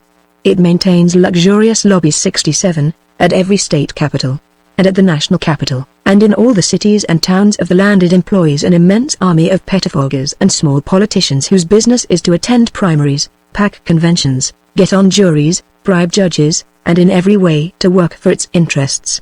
68. Gentlemen, I have merely sketched the power of one of the 7 groups that constitute the brain of the plutocracy. Your 24 billions of wealth does not give you 25 cents worth of governmental power. It is an empty shell, and soon even the empty shell will be taken away from you. The plutocracy has all power in its hands today. It today makes the laws, for it owns the Senate, Congress, the courts, and the state legislatures. And not only that. Behind law must be forced to execute the law. Today the plutocracy makes the law, and to enforce the law it has at its beck and call their police, the army, the navy, and, lastly, the militia, which is you, and me, and all of us. Little discussion took place after this, and the dinner soon broke up. All were quiet and subdued, and leave-taking was done with low voices. It seemed almost that they were scared by the vision of the times they had seen. The situation is, indeed, serious, Mr. Calvin said to Ernest. I have little quarrel with the way you have depicted it. Only I disagree with you about the doom of the middle class. We shall survive, and we shall overthrow the trusts, and return to the ways of your fathers, Ernest finished for him. Even so, Mr. Calvin answered gravely. I know it's a sort of machine breaking, and that it is absurd. But then life seems absurd today, what of the machinations of the plutocracy? And at any rate, our sort of machine breaking is at least practical and possible, which your dream is not. Your socialistic dream is, well, a dream. We cannot follow you. I only wish you fellows knew a little something about evolution and sociology, Ernest said wistfully, as they shook hands. We would be saved so much trouble if you did. Chapter 10. The vortex. Following like thunderclaps upon the businessmen's dinner, occurred event after event of terrifying moment, and I, little I, who had lived so placidly all my days in the quiet university town, found myself and my personal affairs drawn into the vortex of the great world affairs.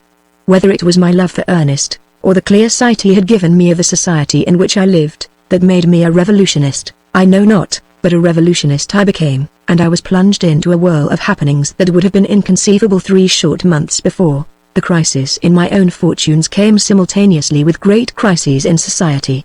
First of all, Father was discharged from the university. Oh, he was not technically discharged. His resignation was demanded, that was all. This, in itself, did not amount to much. Father, in fact, was delighted. He was especially delighted because his discharge had been precipitated by the publication of his book, Economics and Education. It clinched his argument. He contended.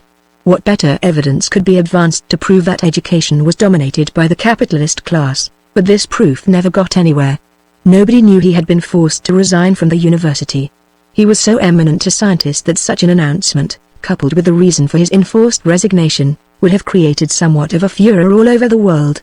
The newspapers showered him with praise and honor, and commended him for having given up the drudgery of the lecture room in order to devote his whole time to scientific research. At first Father laughed. Then he became angry, tonic angry. Then came the suppression of his book. This suppression was performed secretly, so secretly that at first we could not comprehend. The publication of the book had immediately caused a bit of excitement in the country. Father had been politely abused in the capitalist press, the tone of the abuse being to the effect that it was a pity so great a scientist should leave his field and invade the realm of sociology, about which he knew nothing and wherein he had promptly become lost. This lasted for a week, while Father chuckled and said the book had touched a sore spot on capitalism. And then, abruptly, the newspapers and the critical magazines ceased saying anything about the book at all. Also, and with equal suddenness, the book disappeared from the market. Not a copy was obtainable from any bookseller. Father wrote to the publishers and was informed that the plates had been accidentally injured. An unsatisfactory correspondence followed. Driven finally to an unequivocal stand, the publishers stated that they could not see their way to putting the book into type again, but that they were willing to relinquish their rights in it. And you won't find another publishing house in the country to touch it, Ernest said. And if I were you, I'd hunt cover right now. You've merely got a foretaste of the iron heel, but Father was nothing if not a scientist. He never believed in jumping to conclusions. A laboratory experiment was no experiment if it were not carried through in all its details. So he patiently went the round of the publishing houses. They gave a multitude of excuses, but not one house would consider the book. When Father became convinced that the book had actually been suppressed, he tried to get the fact into the newspapers, but his communications were ignored. At a political meeting of the socialists, where many reporters were present, Father saw his chance. He arose and related the history of the suppression of the book. He laughed next day when he read the newspapers, and then he grew angry to a degree that eliminated all tonic qualities. The papers made no mention of the book, but they misreported him beautifully. They twisted his words and phrases away from the context, and turned his subdued and controlled remarks into a howling anarchistic speech. It was done artfully. One instance, in particular, I remember. He had used the phrase social revolution. The reporter merely dropped out social. This was sent out all over the country in an Associated Press dispatch, and from all over the country arose a cry of alarm. Father was branded as a nihilist and an anarchist, and in one cartoon that was copied widely he was portrayed waving a red flag at the head of a mob of long-haired, wild-eyed men who bore in their hands torches, knives, and dynamite bombs.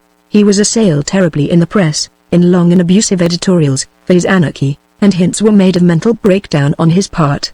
This behavior, on the part of the capitalist press, was nothing new, Ernest told us. It was the custom, he said, to send reporters to all the socialist meetings for the express purpose of misreporting and distorting what was said, in order to frighten the middle class away from any possible affiliation with the proletariat.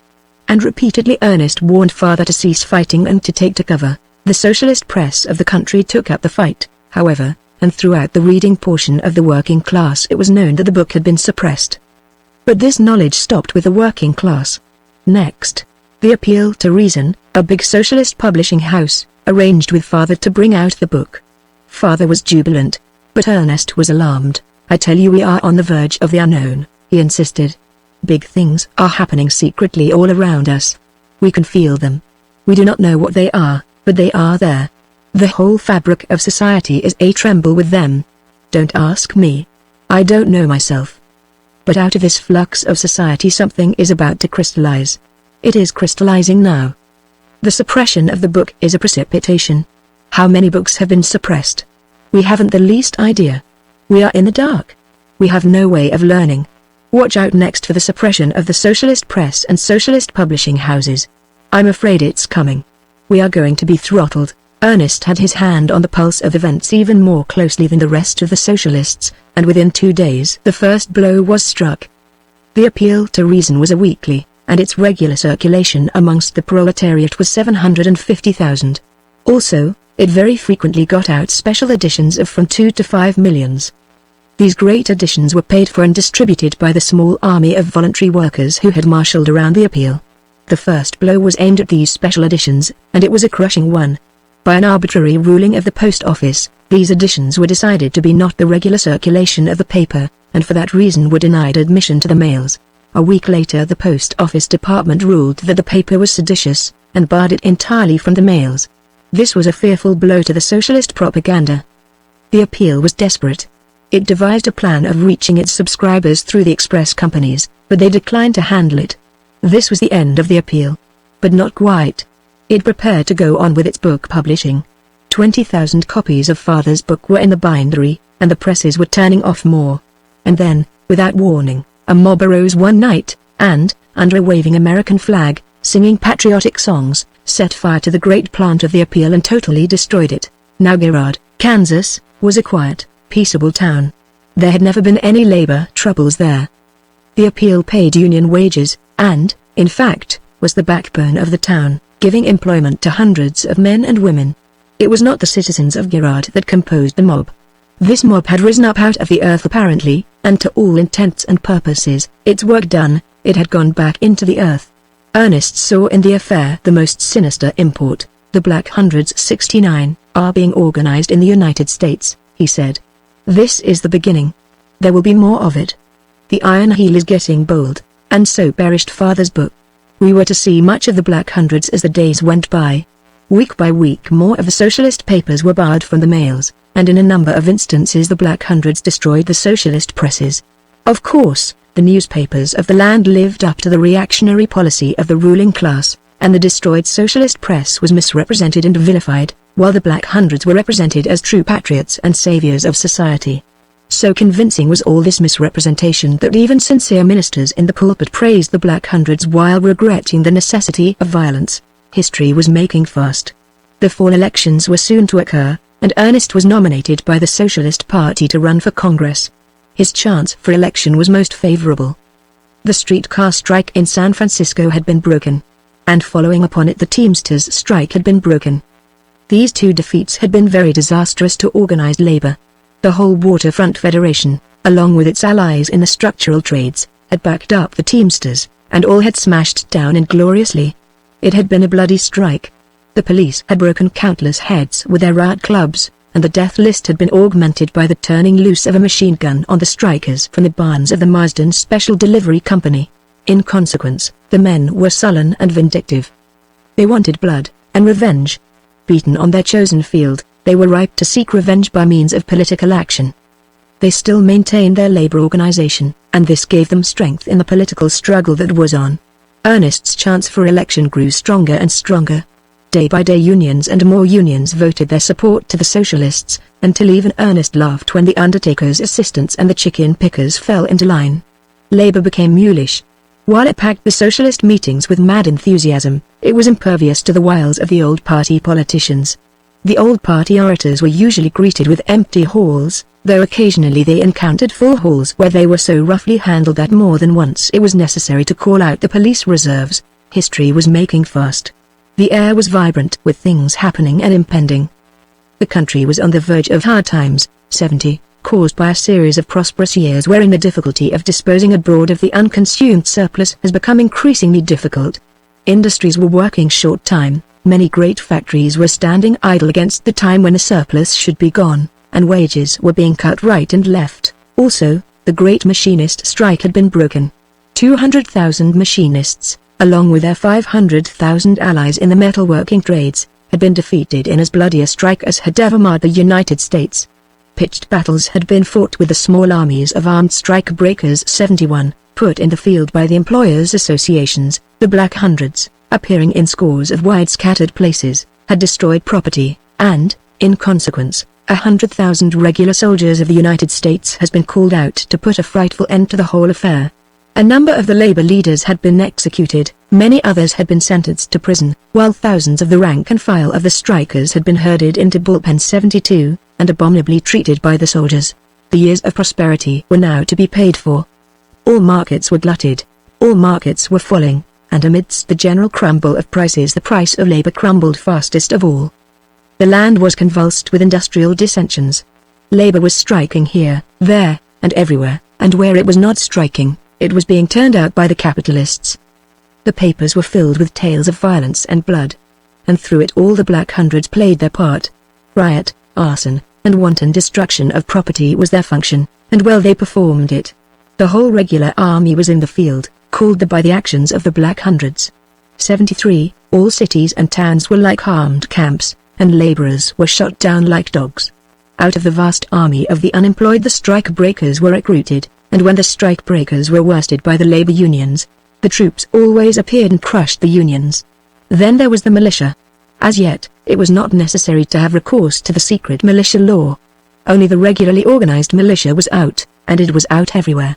And in this time of terror, the regular army was increased an additional 100,000 by the government. Never had labor received such an all-around beating.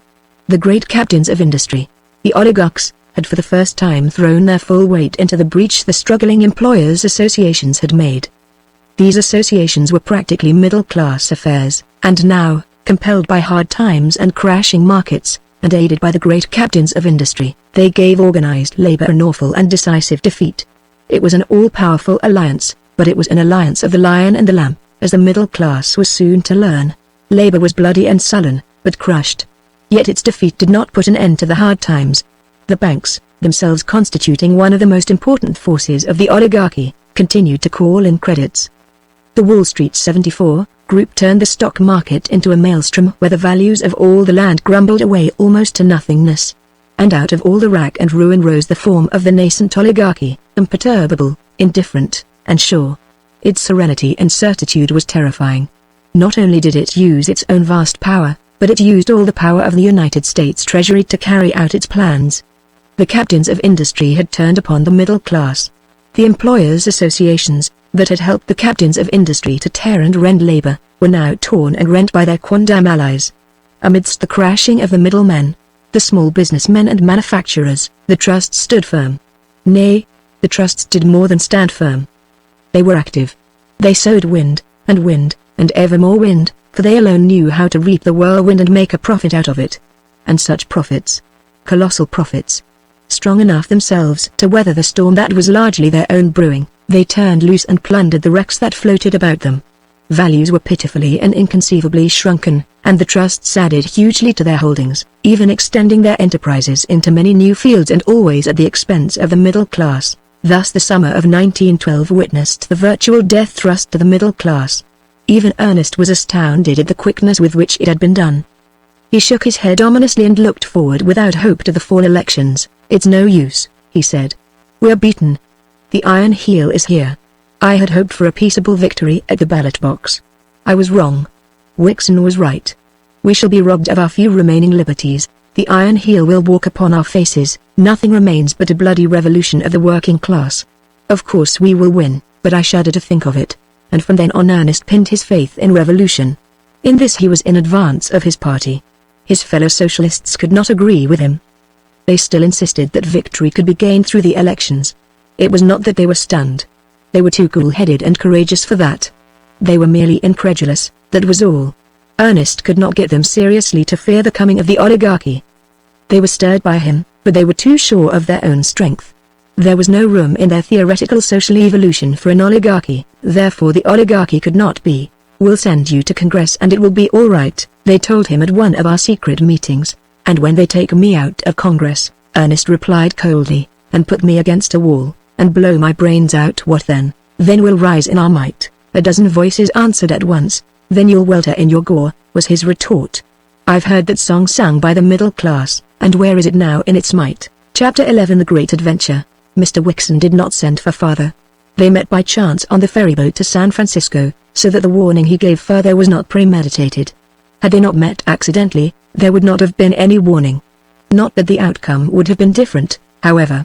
Father came of stout old Mayflower 75 stock, and the blood was imperative in him. Ernest was right, he told me, as soon as he had returned home. Ernest is a very remarkable young man, and I'd rather see you his wife than the wife of Rockefeller himself or the King of England. What's the matter? I asked in alarm. The oligarchy is about to tread upon our faces, yours and mine. Wixon as much as told me so. He was very kind for an oligarch. He offered to reinstate me in the university. What do you think of that? He, Wixon, a sordid money grabber, has the power to determine whether I shall or shall not teach in the university of the state. But he offered me even better than that, offered to make me president of some great college of physical sciences that is being planned. An oligarchy must get rid of its surplus somehow, you see. Do you remember what I told that socialist lover of your daughter's? He said. I told him that we would walk upon the faces of the working class. And so we shall. As for you, I have for you deep respect as a scientist, but if you throw your fortunes in with the working class, well, watch out for your face, that is all.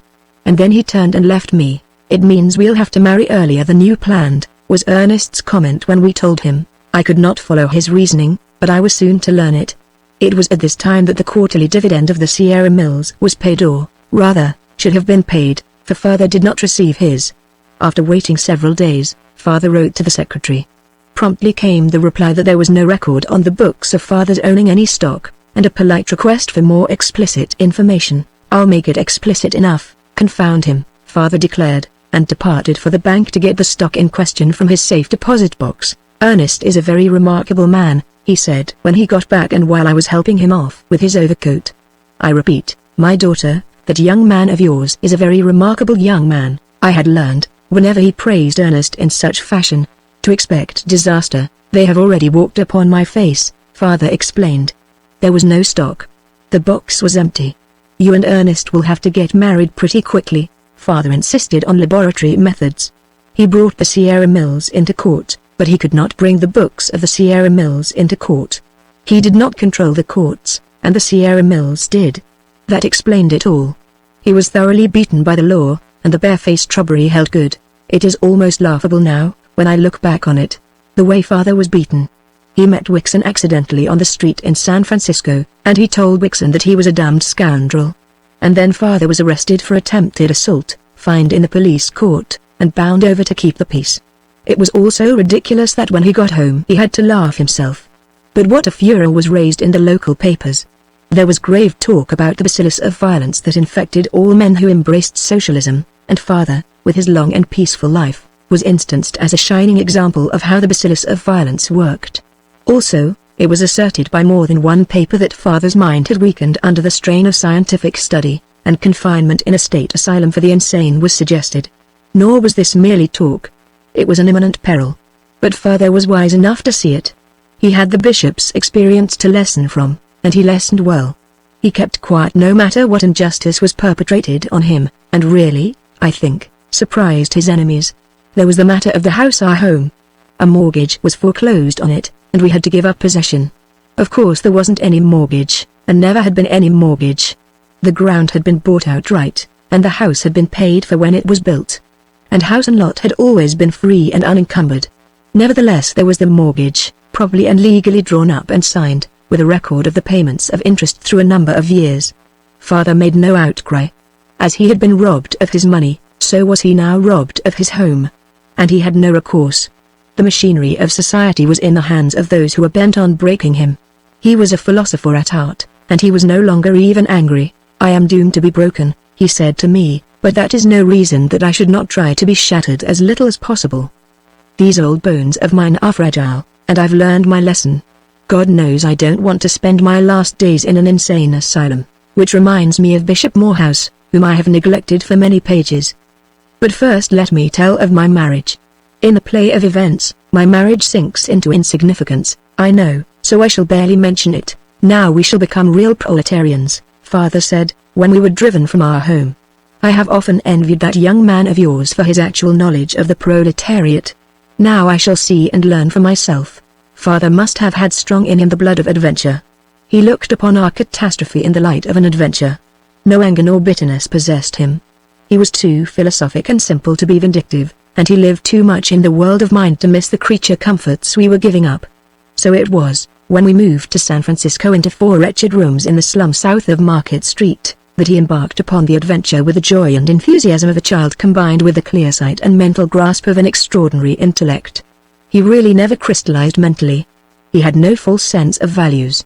Conventional or habitual values meant nothing to him. The only values he recognized were mathematical and scientific facts.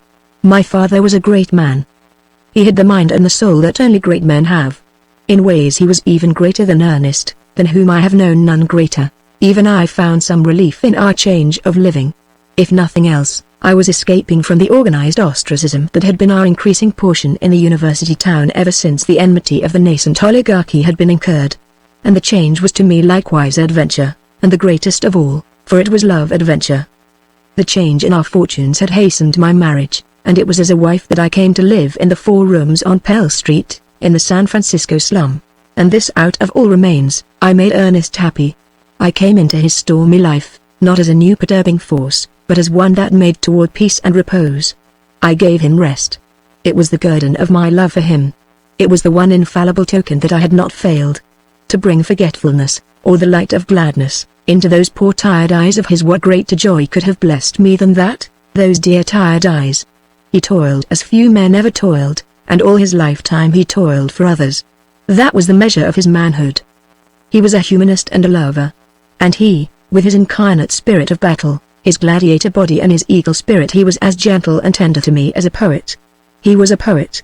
A singer in deeds. And all his life he sang the song of man. And he did it out of sheer love of man, and for man he gave his life and was crucified. And all this he did with no hope of future reward.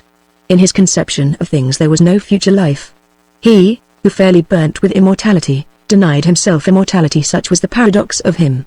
He, so warm in spirit, was dominated by that cold and forbidding philosophy, materialistic monism. I used to refute him by telling him that I measured his immortality by the wings of his soul, and that I should have to live endless eons in order to achieve the full measurement. Whereat he would laugh, and his arms would leap out to me, and he would call me his sweet metaphysician, and the tiredness would pass out of his eyes, and into them would flood the happy love light that was in itself a new and sufficient advertisement of his immortality. Also, he used to call me his dualist, and he would explain how Kant, by means of pure reason, had abolished reason, in order to worship God. And he drew the parallel and included me guilty of a similar act. And when I pleaded guilty, but defended the act as highly rational, he but pressed me closer and laughed as only one of God's own lovers could laugh. I was wont to deny that heredity and environment could explain his own originality and genius, any more than could the cold groping finger of science catch and analyze and classify that elusive essence that lurked in the constitution of life itself. I held that space was an apparition of God, and that soul was a projection of the character of God, and when he called me his sweet metaphysician, I called him my immortal materialist. And so we loved and were happy, and I forgave him his materialism because of his tremendous work in the world, performed without thought of soul gain thereby, and because of his so exceeding modesty of spirit that prevented him from having pride and regal consciousness of himself and his soul. But he had pride. How could he have been an eagle and not have pride? His contention was that it was finer for a finite mortal speck of life to feel godlike, than for a god to feel godlike, and so it was that he exalted what he deemed his mortality.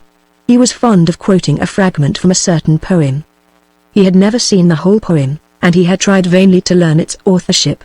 I here give the fragment, not alone because he loved it, but because it epitomized the paradox that he was in the spirit of him, and his conception of his spirit.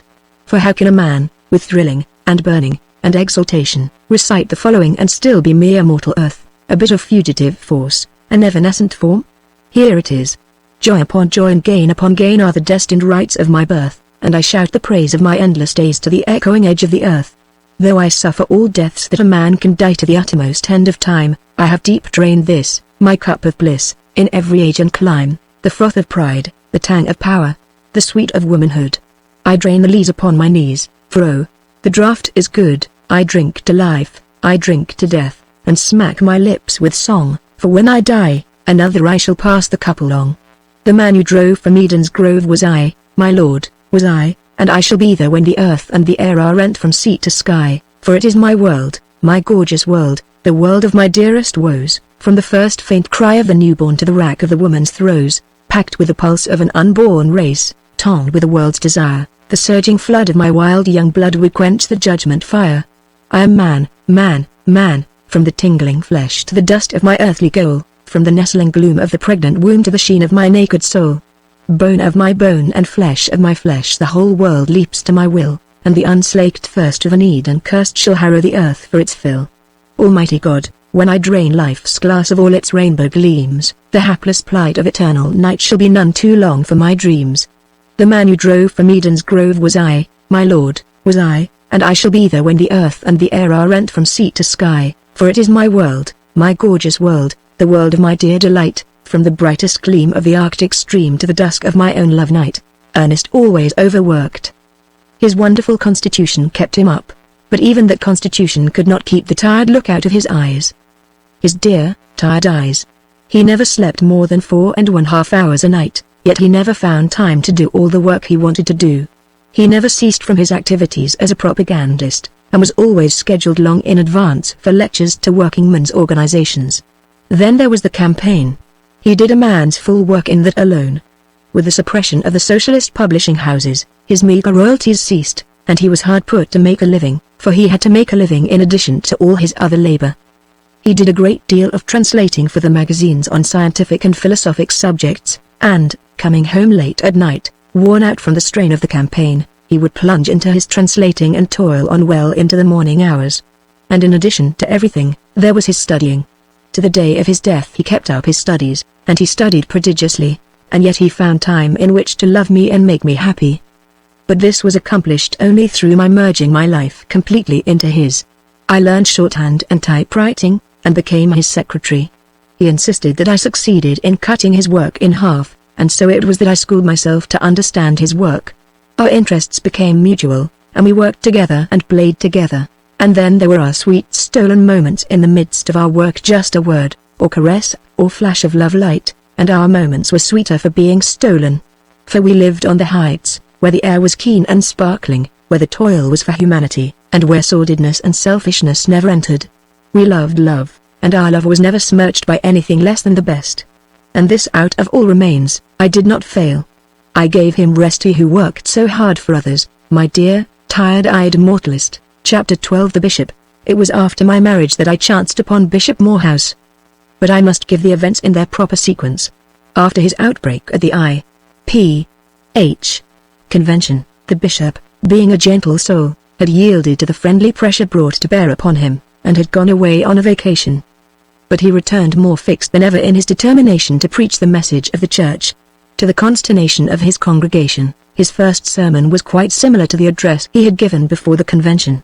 Again he said, and at length and with distressing detail, that the church had wandered away from the Master's teaching, and that Mammon had been instated in the place of Christ. And the result was, willy-nilly, that he was led away to a private sanitarium for mental disease, while in the newspapers appeared pathetic accounts of his mental breakdown and of the saintliness of his character. He was held a prisoner in the sanitarium.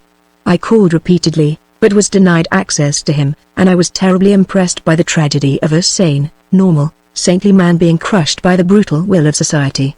For the bishop was sane, and pure, and noble. As Ernest said, all that was the matter with him was that he had incorrect notions of biology and sociology, and because of his incorrect notions he had not gone about it in the right way to rectify matters. What terrified me was the bishop's helplessness. If he persisted in the truth as he saw it, he was doomed to an insane ward. And he could do nothing. His money, his position, his culture, could not save him. His views were perilous to society, and society could not conceive that such perilous views could be the product of a sane mind. Or, at least, it seems to me that such was society's attitude, but the bishop, in spite of the gentleness and purity of his spirit, was possessed of guile. He apprehended clearly his danger. He saw himself caught in the web, and he tried to escape from it. Denied help from his friends, such as Father and Ernest and I could have given, he was left to battle for himself alone. And in the enforced solitude of the sanitarium he recovered. He became again sane. His eyes ceased to see visions, his brain was purged of the fancy that it was the duty of society to feed the Master's lambs, as I say. He became well, quite well, and the newspapers and the church people hailed his return with joy. I went once to his church. The sermon was of the same order as the ones he had preached long before his eyes had seen visions. I was disappointed, shocked. Had society then beaten him into submission? Was he a coward? Had he been bulldozed into recanting? Or had the strain been too great for him, and had he meekly surrendered to the juggernaut of the established? I called upon him in his beautiful home. He was woefully changed. He was thinner, and there were lines on his face which I had never seen before. He was manifestly distressed by my coming. He plucked nervously at his sleeve as we talked, and his eyes were restless, fluttering here, there, and everywhere, and refusing to meet mine. His mind seemed preoccupied, and there were strange pauses in his conversation, abrupt changes of topic, and an inconsecutiveness that was bewildering. Could this, then, be the firm-poised, Christ-like man I had known, with pure, limpid eyes and a gaze steady and unfaltering as his soul? He had been manhandled. He had been cowed into subjection. His spirit was too gentle. It had not been mighty enough to face the organized wolf pack of society. I felt sad, unutterably sad. He talked ambiguously, and was so apprehensive of what I might say that I had not the heart to catechize him. He spoke in a far-away manner of his illness, and we talked disjointedly about the church, the alterations in the organ, and about petty charities, and he saw me depart with such evident relief that I should have laughed had not my heart been so full of tears. The poor little hero. If I had only known. He was battling like a giant, and I did not guess it. Alone, all alone, in the midst of millions of his fellow men, he was fighting his fight. Torn by his horror of the asylum and his fidelity to truth and the right, he clung steadfastly to truth and the right, but so alone was he that he did not dare to trust even me. He had learned his lesson well too well, but I was soon to know. One day the bishop disappeared. He had told nobody that he was going away, and as the days went by and he did not reappear, there was much gossip to the effect that he had committed suicide while temporarily deranged. But this idea was dispelled when it was learned that he had sold all his possessions, his city mansion, his country house at Menlo Park, his paintings, and collections, and even his cherished library. It was patent that he had made a clean and secret sweep of everything before he disappeared. This happened during the time when calamity had overtaken us in our own affairs, and it was not till we were well settled in our new home that we had opportunity really to wonder and speculate about the bishop's doings. And then, everything was suddenly made clear. Early one evening, while it was yet twilight, I had run across the street and into the butcher shop to get some chops for Ernest's supper. We called the last meal of the day supper in our new environment. Just at the moment I came out of the butcher shop, a man emerged from the corner grocery that stood alongside. A queer sense of familiarity made me look again. But the man had turned and was walking rapidly away. There was something about the slope of the shoulders and the fringe of silver hair between coat collar and slouch hat that aroused vague memories. Instead of crossing the street, I hurried after the man. I quickened my pace, trying not to think the thoughts that formed unbidden in my brain. No, it was impossible. It could not be, not in those faded overalls, too long in the legs and frayed at the bottoms. I paused, laughed at myself, and almost abandoned the chase.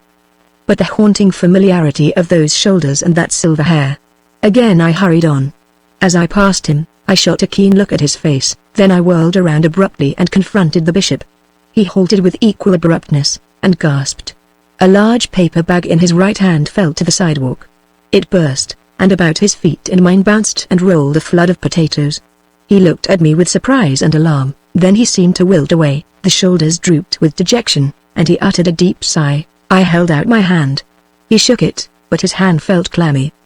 He cleared his throat in embarrassment, and I could see the sweat starting out on his forehead. It was evident that he was badly frightened. The potatoes, he murmured faintly. They are precious. Between us we picked them up and replaced them in the broken bag, which he now held carefully in the hollow of his arm. I tried to tell him my gladness at meeting him and that he must come right home with me. Father will be rejoiced to see you, I said. We live only a stone's throw away. I can't, he said, I must be going. Goodbye. He looked apprehensively about him, as though dreading discovery, and made an attempt to walk on. Tell me where you live, and I shall call later, he said, when he saw that I walked beside him and that it was my intention to stick to him now that he was found. No, I answered firmly. You must come now. He looked at the potatoes spilling on his arm, and at the small parcels on his other arm. Really, it is impossible, he said. Forgive me for my rudeness. If you only knew. He looked as if he were going to break down. But the next moment he had himself in control. Besides, this food, he went on. It is a sad case. It is terrible. She is an old woman. I must take it to her at once. She is suffering from want of it. I must go at once. You understand? Then I will return. I promise you. Let me go with you, I volunteered. Is it far? He sighed again, and surrendered. Only 2 blocks, he said. Let us hasten. Under the bishop's guidance I learned something of my own neighborhood. I had not dreamed such wretchedness and misery existed in it. Of course, this was because I did not concern myself with charity. I had become convinced that Ernest was right when he sneered at charity as a poulticing of an ulcer. Remove the ulcer, was his remedy, give to the worker his product, pension as soldiers those who grow honorably old in their toil, and there will be no need for charity. Convinced of this, I toiled with him at the revolution, and did not exhaust my energy in alleviating the social ills that continuously arose from the injustice of the system. I followed the bishop into a small room, 10 by 12, in a rear tenement. And there we found a little elderly German woman 64 years old, the bishop said. She was surprised at seeing me, but she nodded a pleasant greeting and went on sewing on the pair of men's trousers in her lap. Beside her, on the floor, was a pile of trousers.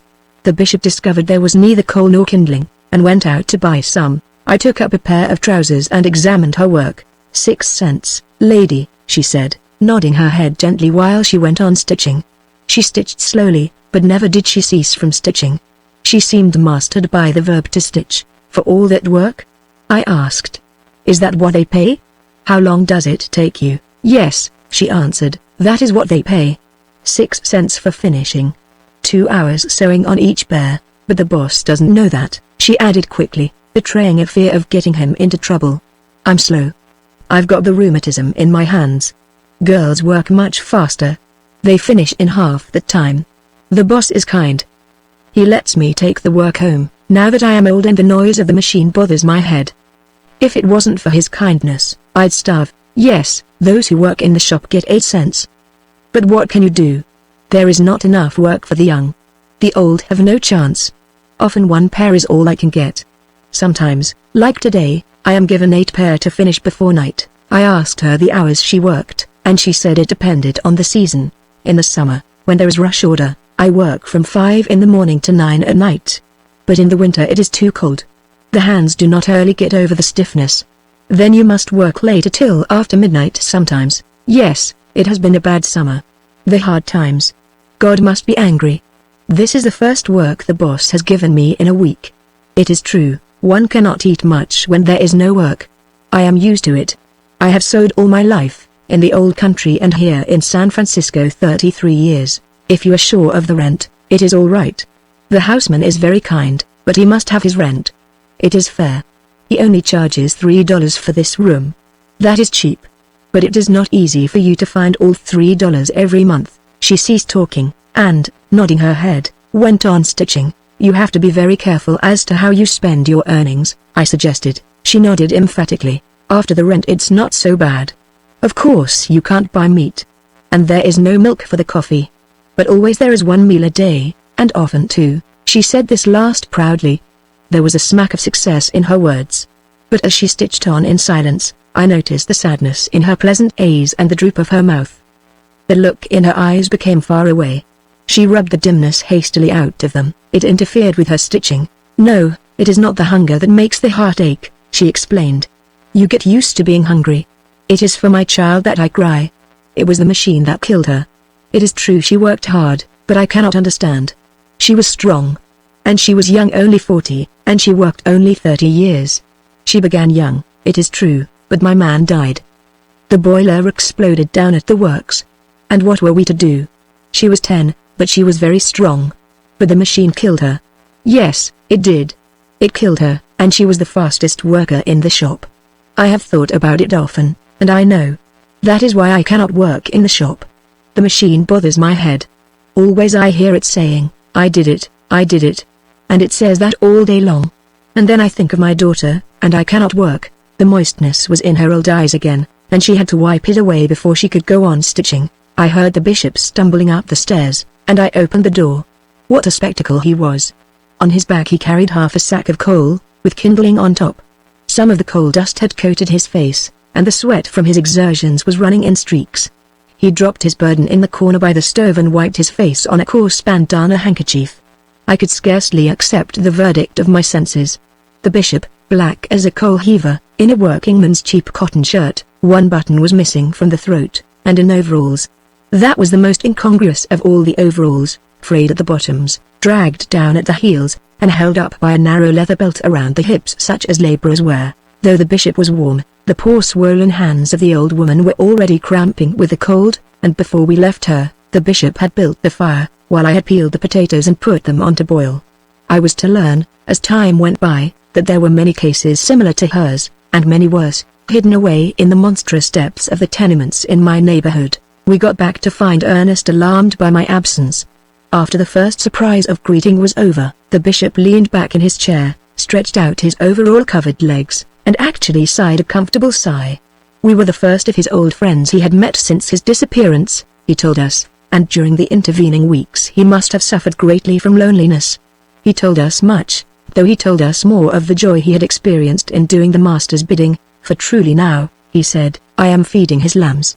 And I have learned a great lesson. The soul cannot be ministered to till the stomach is appeased. His lambs must be fed bread and butter and potatoes and meat. After that, and only after that, are their spirits ready for more refined nourishment. He ate heartily of the supper I cooked. Never had he had such an appetite at our table in the old days. We spoke of it, and he said that he had never been so healthy in his life. I walk always now, he said, and a blush was on his cheek at the thought of the time when he rode in his carriage, as though it were a sin not lightly to be laid. My health is better for it, he added hastily. And I am very happy indeed, most happy. At last I am a consecrated spirit. And yet there was in his face a permanent pain, the pain of the world that he was now taking to himself. He was seeing life in the raw, and it was a different life from what he had known within the printed books of his library. And you are responsible for all this, young man, he said directly to Ernest. Ernest was embarrassed and awkward. I warned you, he faltered. No, you misunderstand, the bishop answered. I speak not in reproach, but in gratitude. I have you to thank for showing me my path. You led me from theories about life to life itself. You pulled aside the veils from the social shams. You were light in my darkness, but now I, too, see the light. And I am very happy, only. He hesitated painfully, and in his eyes fear leapt large. Only the persecution. I harm no one. Why will they not let me alone? But it is not that. It is the nature of the persecution. I shouldn't mind if they cut my flesh with stripes, or burned me at the stake, or crucified me head downward. But it is the asylum that frightens me. Think of it. Of me in an asylum for the insane. It is revolting. I saw some of the cases at the sanitarium. They were violent. My blood chills when I think of it. And to be imprisoned for the rest of my life amid scenes of screaming madness. No. No. Not that. Not that. It was pitiful. His hands shook, his whole body quivered and shrank away from the picture he had conjured. But the next moment he was calm. Forgive me, he said simply. It is my wretched nerves. And if the master's work leads there, so be it. Who am I to complain? I felt like crying aloud as I looked at him. Great bishop. Oh hero. God's hero. As the evening wore on we learned more of his doings. I sold my houses, rather, he said. All my other possessions. I knew I must do it secretly, else they would have taken everything away from me. That would have been terrible. I often marvel these days at the immense quantity or potatoes $200,000 or $300,000 will buy, or bread, or meat, or coal and kindling. He turned to Ernest. You are right, young man. Labor is dreadfully underpaid. I never did a bit of work in my life, except to appeal aesthetically to Pharisees. I thought I was preaching the message, and yet I was worth $500,000. I never knew what $500,000 meant until I realized how much potatoes and bread and butter and meat it could buy. And then I realized something more. I realized that all those potatoes and that bread and butter and meat were mine, and that I had not worked to make them. Then it was clear to me, someone else had worked and made them and been robbed of them.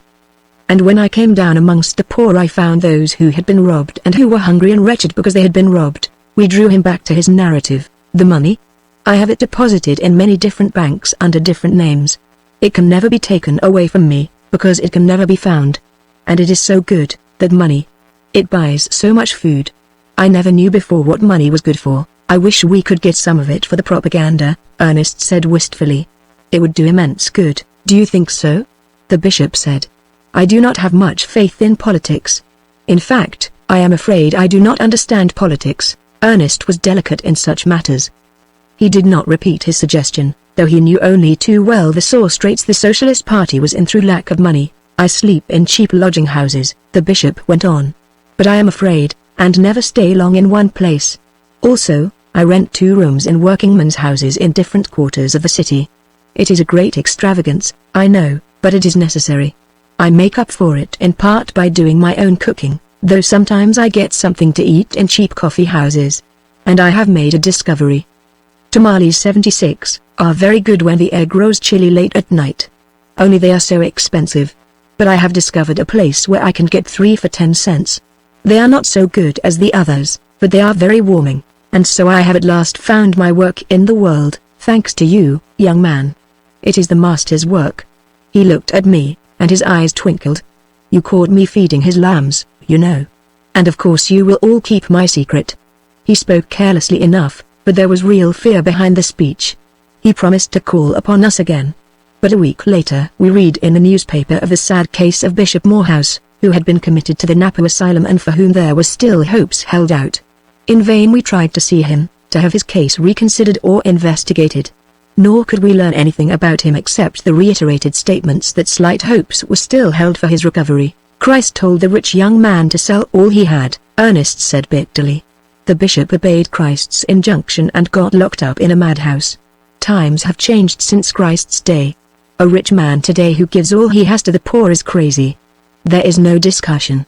Society has spoken. Chapter 13 The General Strike. Of course Ernest was elected to Congress in the great socialist landslide that took place in the fall of 1912.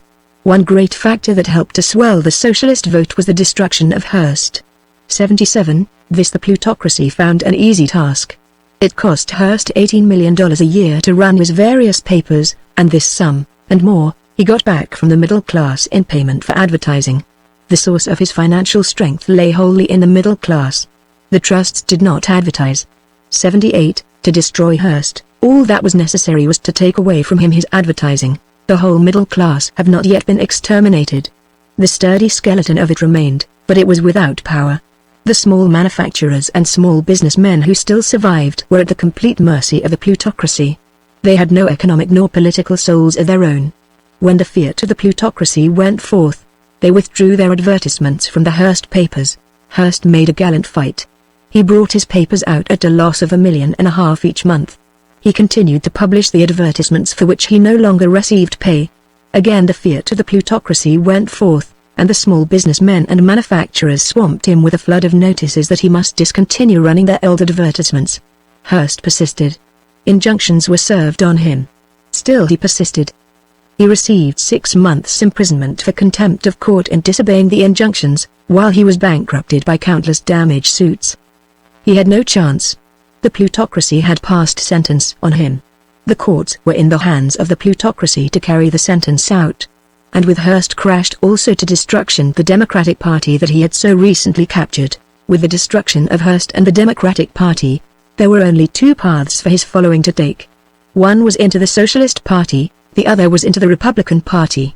Then it was that we socialists reaped the fruit of Hearst's pseudo-socialistic preaching, for the great majority of his followers came over to us.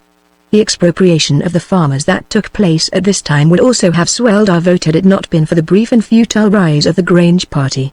Ernest and the socialist leaders fought fiercely to capture the farmers, but the destruction of the socialist press and publishing houses constituted too great a handicap, while the mouth-to-mouth propaganda had not yet been perfected. So it was that politicians like Mr. Calvin, who were themselves farmers long since expropriated, captured the farmers and threw their political strength away in a vain campaign. The poor farmers, Ernest once laughed savagely. The trusts of them both coming and going. And that was really the situation. The 7 great trusts, working together, had pooled their enormous surpluses and made a farm trust. The railroads, controlling rates, and the bankers and stock exchange gamesters, controlling prices, had long since bled the farmers into indebtedness. The bankers, and all the trusts for that matter, had likewise long since loaned colossal amounts of money to the farmers. The farmers were in the net. All that remained to be done was the drawing in of the net. This the Farm Trust proceeded to do. The hard times of 1912 had already caused a frightful slump in the farm markets. Prices were now deliberately pressed down to bankruptcy, while the railroads, with extortionate rates, broke the back of the farmer camel. Thus the farmers were compelled to borrow more and more, while they were prevented from paying back old loans. Then ensued the great foreclosing of mortgages and enforced collection of notes. The farmers simply surrendered the land to the farm trust. There was nothing else for them to do. And having surrendered the land, the farmers next went to work for the farm trust, becoming managers, superintendents, foremen, and common laborers. They worked for wages. They became villains, in short serfs bound to the soil by a living wage. They could not leave their masters, for their masters composed the plutocracy. They could not go to the cities, for there, also, the plutocracy was in control. They had but one alternative, to leave the soil and become vagrants, in brief, to starve. And even there they were frustrated, for stringent vagrancy laws were passed and rigidly enforced. Of course, here and there, farmers, and even whole communities of farmers, escaped expropriation by virtue of exceptional conditions. But they were merely strays and did not count, and they were gathered in any way during the following year. 79. Numbers of the farmers, impelled by an insane lust for the soil, and willing to show what beasts they could become, tried to escape expropriation by withdrawing from any and all market dealing. They sold nothing. They bought nothing. Among themselves a primitive barter began to spring up. Their privation and hardships were terrible, but they persisted. It became quite a movement, in fact. The manner in which they were beaten was unique and logical and simple. The plutocracy, by virtue of its possession of the government, raised their taxes. It was the weak joint in their armor. Neither buying nor selling, they had no money, and in the end their land was sold to pay the taxes. Thus it was that in the fall of 1912 the socialist leaders, with the exception of Ernest, decided that the end of capitalism had come. What of the hard times and the consequent vast army of the unemployed? What of the destruction of the farmers and the middle class? And what of the decisive defeat administered all along the line to the labor unions? The socialists were really justified in believing that the end of capitalism had come and in themselves throwing down the gauntlet to the plutocracy. Alas, how we underestimated the strength of the enemy. Everywhere the socialists proclaimed their coming victory at the ballot box, while, in unmistakable terms, they stated the situation. The plutocracy accepted the challenge. It was the plutocracy, weighing and balancing, that defeated us by dividing our strength. It was the plutocracy, through its secret agents, that raised the cry that socialism was sacrilegious and atheistic. It was the plutocracy that whipped the churches, and especially the Catholic Church, into line, and robbed us of a portion of the labor vote. And it was the plutocracy, through its secret agents of course, that encouraged the Grange Party and even spread it to the cities into the ranks of the dying middle class. Nevertheless the socialist landslide occurred. But, instead of a sweeping victory with chief executive officers and majorities in all legislative bodies, we found ourselves in the minority. It is true, we elected 50 congressmen, but when they took their seats in the spring of 1913, they found themselves without power of any sort. Yet they were more fortunate than the Grangers, who captured a dozen state governments, and who, in the spring, were not permitted to take possession of the captured offices. The incumbents refused to retire, and the courts were in the hands of the oligarchy. But this is too far in advance of events. I have yet to tell of the stirring times of the winter of 1912. The hard times at home had caused an immense decrease in consumption. Labor, out of work, had no wages with which to buy. The result was that the plutocracy found a greater surplus than ever on its hands. This surplus it was compelled to dispose of abroad, and, what of its colossal plans, it needed money. Because of its strenuous efforts to dispose of the surplus in the world market, the plutocracy clashed with Germany. Economic clashes were usually succeeded by wars, and this particular clash was no exception. The great German warlord prepared, and so did the United States prepare. The war cloud hovered dark and ominous. The stage was set for a world catastrophe, for in all the world were hard times, labor troubles, perishing middle classes, armies of unemployed, clashes of economic interests in the world market, and mutterings and rumblings of the socialist revolution. 80. At the same time, Sidney Brooks, writing in America, in Harper's Weekly, said, "You will not hear the socialists mentioned in Washington. Why should you? The politicians are always the last people in this country to see what is going on under their noses. They will jeer at me when I prophesy, and prophesy with the utmost confidence, that at the next presidential election the socialists will poll over 1 million votes." The oligarchy wanted the war with Germany. And it wanted the war for a dozen reasons. In the juggling of events such a war would cause, in the reshuffling of the international cards and the making of new treaties and alliances, the oligarchy had much to gain. And, furthermore, the war would consume many national surpluses, reduce the armies of unemployed that menaced all countries, and give the oligarchy a breathing space in which to perfect its plans and carry them out. Such a war would virtually put the oligarchy in possession of the world market. Also, such a war would create a large standing army that need never be disbanded, while in the minds of the people would be substituted the issue, America versus Germany, in place of socialism versus oligarchy. And truly the war would have done all these things had it not been for the socialists. A secret meeting of the Western leaders was held in our 4 tiny rooms in Pell Street. Here was first considered the stand the socialists were to take. It was not the first time we had put our foot down upon war, 81, but it was the first time we had done so in the United States. After our secret meeting we got in touch with a national organization, and soon our code cables were passing back and forth across the Atlantic between us and the International Bureau. On May 21, 1905 AD, when war threatened between Austria and Italy, the socialists of Italy, Austria, and Hungary held a conference at Trieste, and threatened a general strike of the workingmen of both countries in case war was declared. This was repeated the following year, when the Morocco affair threatened to involve France, Germany, and England. The German socialists were ready to act with us. There were over 5 million of them, many of them in the standing army, and, in addition, they were on friendly terms with the labor unions. In both countries the socialists came out in bold declaration against the war and threatened the general strike. And in the meantime they made preparation for the general strike. Furthermore, the revolutionary parties in all countries gave public utterance to the socialist principle of international peace that must be preserved at all hazards, even to the extent of revolt and revolution at home. The general strike was the one great victory we American socialists won. On the 4th of December the American minister was withdrawn from the German capital. That night a German fleet made a dash on Honolulu, sinking 3 American cruisers and a revenue cutter, and bombarding the city.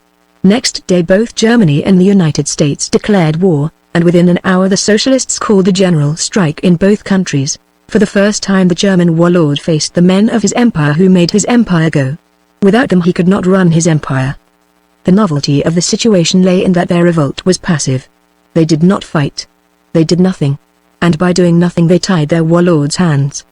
He would have asked for nothing better than an opportunity to loose his war dogs on his rebellious proletariat. But this was denied him. He could not loose his war dogs. Neither could he mobilize his army to go forth to war, nor could he punish his recalcitrant subjects. Not a wheel moved in his empire. Not a train ran, not a telegraphic message went over the wires, for the telegraphers and railroad men had ceased work along with the rest of the population. And as it was in Germany, so it was in the United States. At last organized labor had learned its lesson. Beaten decisively on its own chosen field, it had abandoned that field and come over to the political field of the socialists, for the general strike was a political strike. Besides, organized labor had been so badly beaten that it did not care. It joined in the general strike out of sheer desperation. The workers threw down their tools and left their tasks by the millions. Especially notable were the machinists. Their heads were bloody, their organization had apparently been destroyed, yet out they came, along with their allies in the metalworking trades. Even the common laborers and all unorganized labor ceased work. The strike had tied everything up so that nobody could work. Besides, the women proved to be the strongest promoters of the strike. They set their faces against the war. They did not want their men to go forth to die. Then, also, the idea of the general strike caught the mood of the people. It struck their sense of humor. The idea was infectious. The children struck in all the schools, and such teachers as came, went home again from deserted classrooms. The general strike took the form of a great national picnic. And the idea of the solidarity of labor, so evidenced, appealed to the imagination of all. And, finally, there was no danger to be incurred by the colossal frolic. When everybody was guilty, how was anybody to be punished? The United States was paralyzed. No one knew what was happening. There were no newspapers, no letters, no dispatches. Every community was as completely isolated as though 10,000 miles of primeval wilderness stretched between it and the rest of the world. For that matter, the world had ceased to exist. And for a week this state of affairs was maintained. In San Francisco we did not know what was happening even across the bay in Oakland or Berkeley. The effect on one's sensibilities was weird, depressing. It seemed as though some great cosmic thing lay dead. The pulse of the land had ceased to beat. Of a truth the nation had died. There were no wagons rumbling on the streets, no factory whistles, no hum of electricity in the air, no passing of street cars, no cries of newsboys, nothing but persons who at rare intervals went by like furtive ghosts, themselves oppressed and made unreal by the silence. And during that week of silence the oligarchy was taught its lesson. And well it learned the lesson. The general strike was a warning. It should never occur again. The oligarchy would see to that. At the end of the week, as had been prearranged, the telegraphers of Germany and the United States returned to their posts. Through them the socialist leaders of both countries presented their ultimatum to the rulers. The war should be called off, or the general strike would continue. It did not take long to come to an understanding. The war was declared off, and the populations of both countries returned to their tasks. It was this renewal of peace that brought about the alliance between Germany and the United States. In reality, this was an alliance between the emperor and the oligarchy, for the purpose of meeting their common foe, the revolutionary proletariat of both countries. And it was this alliance that the oligarchy afterwards so treacherously broke when the German socialists rose and drove the warlord from his throne. It was the very thing the oligarchy had played for the destruction of its great rival in the world market. With the German emperor out of the way, Germany would have no surplus to sell abroad. By the very nature of the socialist state, the German population would consume all that it produced. Of course, it would trade abroad certain things it produced for things it did not produce, but this would be quite different from an unconsumable surplus. "I'll wager the oligarchy finds justification," Ernest said, when its treachery to the German emperor became known. "As usual, the oligarchy will believe it has done right," and sure enough, the oligarchy's public defense for the act was that it had done it for the sake of the American people whose interests it was looking out for. It had flung its hated rival out of the world market and enabled us to dispose of our surplus in that market, and the howling folly of it is that we are so helpless that such idiots really are managing our interests, was Ernest's comment. They have enabled us to sell more abroad, which means that we'll be compelled to consume less at home. Chapter 14 The beginning of the end. As early as January, 1913, Ernest saw the true trend of affairs, but he could not get his brother leaders to see the vision of the iron heel that had arisen in his brain. They were too confident. Events were rushing too rapidly to culmination. A crisis had come in world affairs. The American oligarchy was practically in possession of the world market, and scores of countries were flung out of that market with unconsumable and unsaleable surpluses on their hands. For such countries nothing remained but reorganization. They could not continue their method of producing surpluses. The capitalistic system, so far as they were concerned, had hopelessly broken down. The reorganization of these countries took the form of revolution. It was a time of confusion and violence. Everywhere institutions and governments were crashing. Everywhere, with the exception of 2 or 3 countries, the erstwhile capitalist masters fought bitterly for their possessions. But the governments were taken away from them by the militant proletariat. At last was being realized Karl Marx's classic, "The knell of private capitalist property sounds.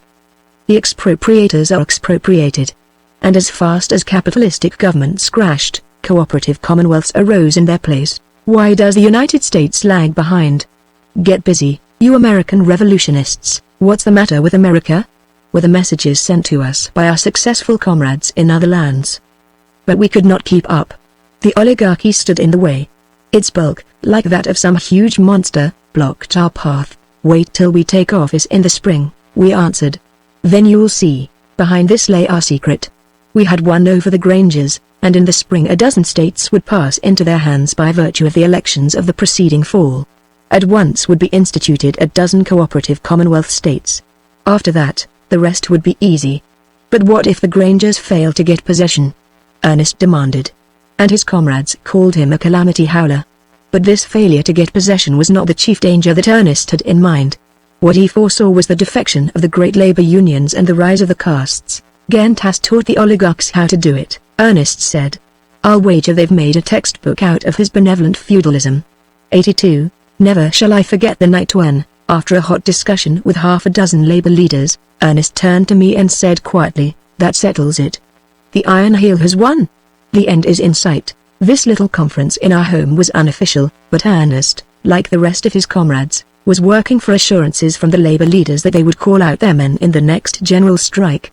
O'Connor, the president of the Association of Machinists, had been foremost of the 6 leaders present in refusing to give such assurance. "You have seen that you were beaten soundly at your old tactics of strike and boycott," Ernest urged. O'Connor and the others nodded their heads. And you saw what a general strike would do, Ernest went on. We stopped the war with Germany. Never was there so fine a display of the solidarity and the power of labor. Labor can and will rule the world. If you continue to stand with us, we'll put an end to the reign of capitalism. It is your only hope. And what is more, you know it. There is no other way out. No matter what you do under your old tactics, you are doomed to defeat, if for no other reason because the masters control the courts. 83. You run ahead too fast, O'Connor answered. You don't know all the ways out. There is another way out. We know what we're about. We're sick of strikes. They've got us beaten that way to a frazzle. But I don't think we'll ever need to call our men out again. What is your way out? Ernest demanded bluntly. O'Connor laughed and shook his head. I can tell you this much, we've not been asleep. And we're not dreaming now. There's nothing to be afraid of, or ashamed of, I hope, Ernest challenged. I guess we know our business best, was the retort. It's a dark business, from the way you hide it, Ernest said with growing anger. We've paid for our experience in sweat and blood, and we've earned all that's coming to us, was the reply. Charity begins at home. If you're afraid to tell me your way out, I'll tell it to you. Ernest's blood was up. You're going in for grab sharing. You've made terms with the enemy, that's what you've done. You've sold out the cause of labor, of all labor. You are leaving the battlefield like cowards. I'm not saying anything, O'Connor answered sullenly. Only I guess we know what's best for us a little bit better than you do. And you don't care a cent for what is best for the rest of labor. You kick it into the ditch. I'm not saying anything, O'Connor replied, except that I'm president of the Machinists Association, and it's my business to consider the interests of the men I represent, that's all. And then, when the labor leaders had left, Ernest, with the calmness of defeat, outlined to me the course of events to come. The socialists used to foretell with joy, he said, the coming of the day when organized labor, defeated on the industrial field, would come over onto the political field. Well, the Iron Heel has defeated the labor unions on the industrial field and driven them over to the political field, and instead of this being joyful for us, it will be a source of grief. The Iron Heel learned its lesson. We showed it our power in the general strike. It has taken steps to prevent another general strike. But how? I asked. Simply by subsidizing the great unions. They won't join in the next general strike. Therefore it won't be a general strike. But the Iron Heel can't maintain so costly a program forever, I objected. Oh, it hasn't subsidized all of the unions. That's not necessary. Here is what is going to happen. Wages are going to be advanced and hours shortened in the railroad unions, the iron and steel workers unions, and the engineer and machinist unions. In these unions more favorable conditions will continue to prevail. Membership in these unions will become like seats in paradise. Still I don't see, I objected. What is to become of the other unions? There are far more unions outside of this combination than in it. The other unions will be ground out of existence, all of them. For, don't you see, the railway men, machinists and engineers, iron and steel workers, do all the vitally essential work in our machine civilization. Assured of their faithfulness, the Iron Heel can snap its fingers at all the rest of labor. Iron, steel, coal, machinery, and transportation constitute the backbone of the whole industrial fabric. But coal? I queried. There are nearly 1 million coal miners. They are practically unskilled labor. They will not count. Their wages will go down and their hours will increase. They will be slaves like all the rest of us, and they will become about the most bestial of all of us. They will be compelled to work, just as the farmers are compelled to work now for the masters who robbed them of their land. And the same with all the other unions outside the combination. Watch them wobble and go to pieces, and their members become slaves driven to toil by empty stomachs and the law of the land. Do you know what will happen to Farley 84, and his strike breakers? I'll tell you. Strike breaking as an occupation will cease. There won't be any more strikes. In place of strikes will be slave revolts. Farley and his gang will be promoted to slave driving. Oh, it won't be called that, it will be called enforcing the law of the land that compels the laborers to work. It simply prolongs the fight, this treachery of the big unions. Heaven only knows now where and when the revolution will triumph.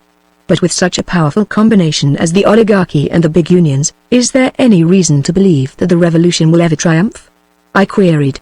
May not the combination endure forever? He shook his head. One of our generalizations is that every system founded upon class and caste contains within itself the germs of its own decay. When a system is founded upon class, how can caste be prevented? The Iron Heel will not be able to prevent it. and in the end caste will destroy the iron heel. The oligarchs have already developed caste among themselves. But wait until the favored unions develop caste. The iron heel will use all its power to prevent it, but it will fail.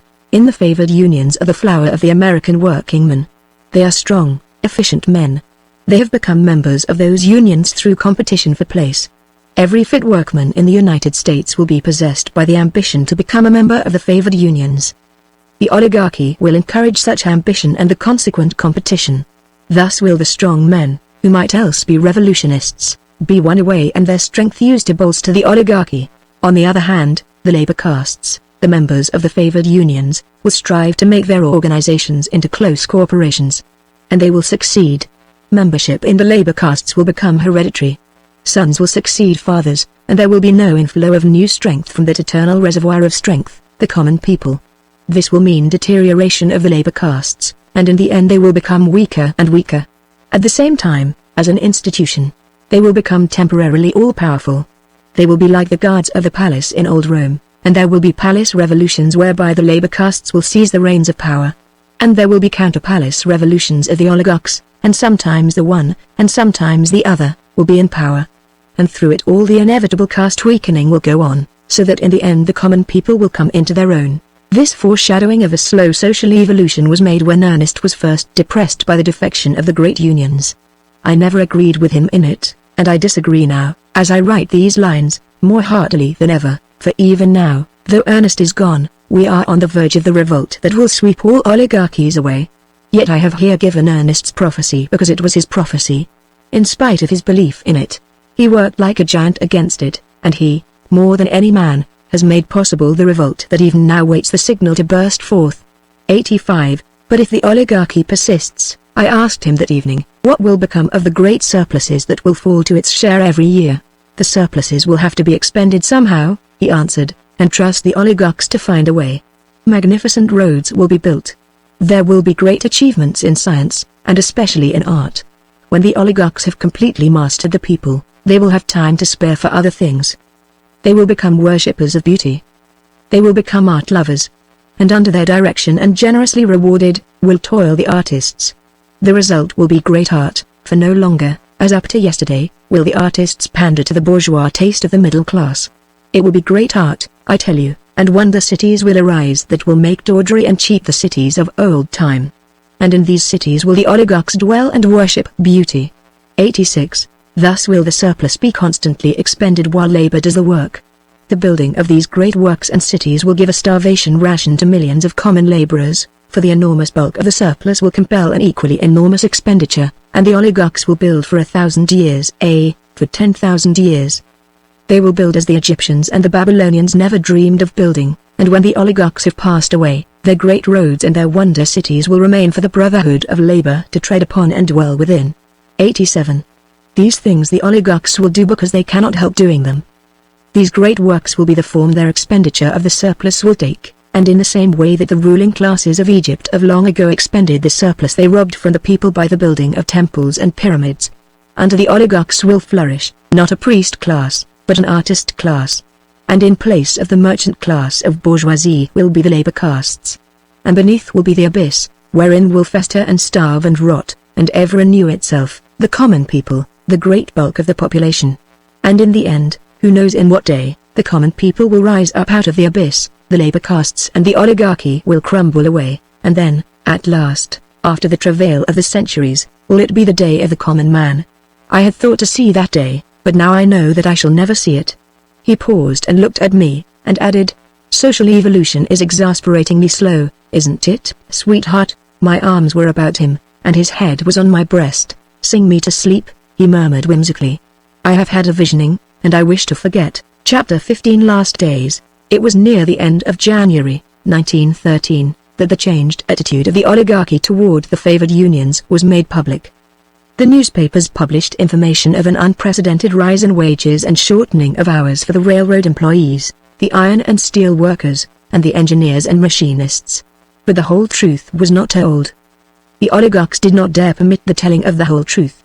In reality, the wages had been raised much higher, and the privileges were correspondingly greater.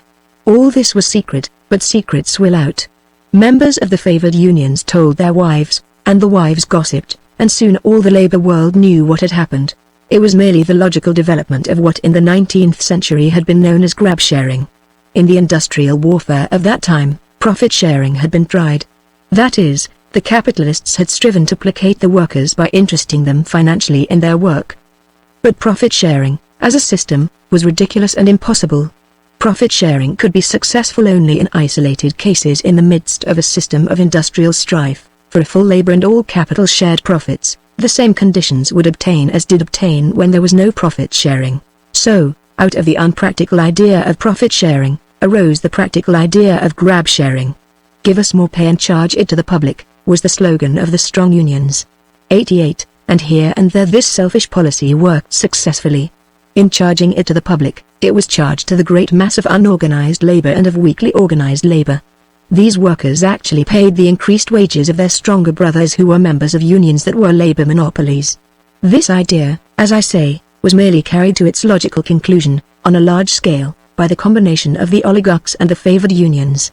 As soon as the secret of the defection of the favored unions leaked out, there were rumblings and mutterings in the labor world. Next, the favored unions withdrew from the international organizations and broke off all affiliations. Then came trouble and violence. The members of the favored unions were branded as traitors, and in saloons and brothels, on the streets and at work, and, in fact, everywhere, they were assaulted by the comrades they had so treacherously deserted. Countless heads were broken, and there were many killed. No member of the favored unions was safe. They gathered together in bands in order to go to work or to return from work. They walked always in the middle of the street. On the sidewalk they were liable to have their skulls crushed by bricks and cobblestones thrown from windows and housetops. They were permitted to carry weapons, and the authorities aided them in every way. Their persecutors were sentenced to long terms in prison, where they were harshly treated, while no man, not a member of the favored unions, was permitted to carry weapons. Violation of this law was made a high misdemeanor and punished accordingly. Outraged labor continued to wreak vengeance on the traitors. Caste lines formed automatically. The children of the traitors were persecuted by the children of the workers who had been betrayed, until it was impossible for the former to play on the streets or to attend the public schools. Also, the wives and families of the traitors were ostracized, while the corner groceryman who sold provisions to them was boycotted. As a result, driven back upon themselves from every side, the traitors and their families became clannish. Finding it impossible to dwell in safety in the midst of the betrayed proletariat, they moved into new localities inhabited by themselves alone. In this they were favored by the oligarchs. Good dwellings, modern and sanitary, were built for them, surrounded by spacious yards, and separated here and there by parks and playgrounds. Their children attended schools especially built for them, and in these schools manual training and applied science was specialized upon. Thus, and unavoidably, at the very beginning, out of this segregation arose caste. The members of the favored unions became the aristocracy of labor. They were set apart from the rest of labor. They were better housed, better clothed, better fed, better treated. They were grab-sharing with a vengeance. In the meantime, the rest of the working class was more harshly treated. Many little privileges were taken away from it, while its wages and its standard of living steadily sank down. Incidentally, its public schools deteriorated, and education slowly ceased to be compulsory. The increase in the younger generation of children who could not read nor write was perilous. The capture of the world market by the United States had disrupted the rest of the world. Institutions and governments were everywhere crashing or transforming. Germany, Italy, France, Australia, and New Zealand were busy forming cooperative commonwealths. The British Empire was falling apart. England's hands were full. In India revolt was in full swing. The cry in all Asia was, Asia for the Asiatics. And behind this cry was Japan, ever urging and aiding the yellow and brown races against the white. And while Japan dreamed of continental empire and strove to realize the dream, she suppressed her own proletarian revolution. It was a simple war of the castes, coolie versus samurai, and the coolie socialists were executed by tens of thousands. 40,000 were killed in the street fighting of Tokyo and in the futile assault on the Mikado's palace. Kobe was a shambles. The slaughter of the cotton operatives by machine guns became classic as the most horrific execution ever achieved by modern war machines. Most savage of all was the Japanese oligarchy that arose. Japan dominated the East, and took to herself the whole Asiatic portion of the world market, with the exception of India. England managed to crush her own proletarian revolution and to hold on to India. though she was brought to the verge of exhaustion. Also, she was compelled to let her great colonies slip away from her. So it was that the socialists succeeded in making Australia and New Zealand into cooperative commonwealths. And it was for the same reason that Canada was lost to the mother country. But Canada crushed her own socialist revolution, being aided in this by the Iron Heel. At the same time, the Iron Heel helped Mexico and Cuba to put down revolt. The result was that the Iron Heel was firmly established in the New World. It had welded into one compact political mass the whole of North America from the Panama Canal to the Arctic Ocean, and England, at the sacrifice of her great colonies, had succeeded only in retaining India. But this was no more than temporary. The struggle with Japan and the rest of Asia for India was merely delayed. England was destined shortly to lose India, while behind that event loomed the struggle between a united Asia and the world.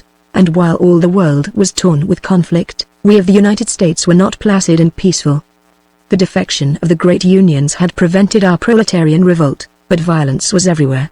In addition to the labor troubles, and the discontent of the farmers and of the remnant of the middle class, a religious revival had blazed up.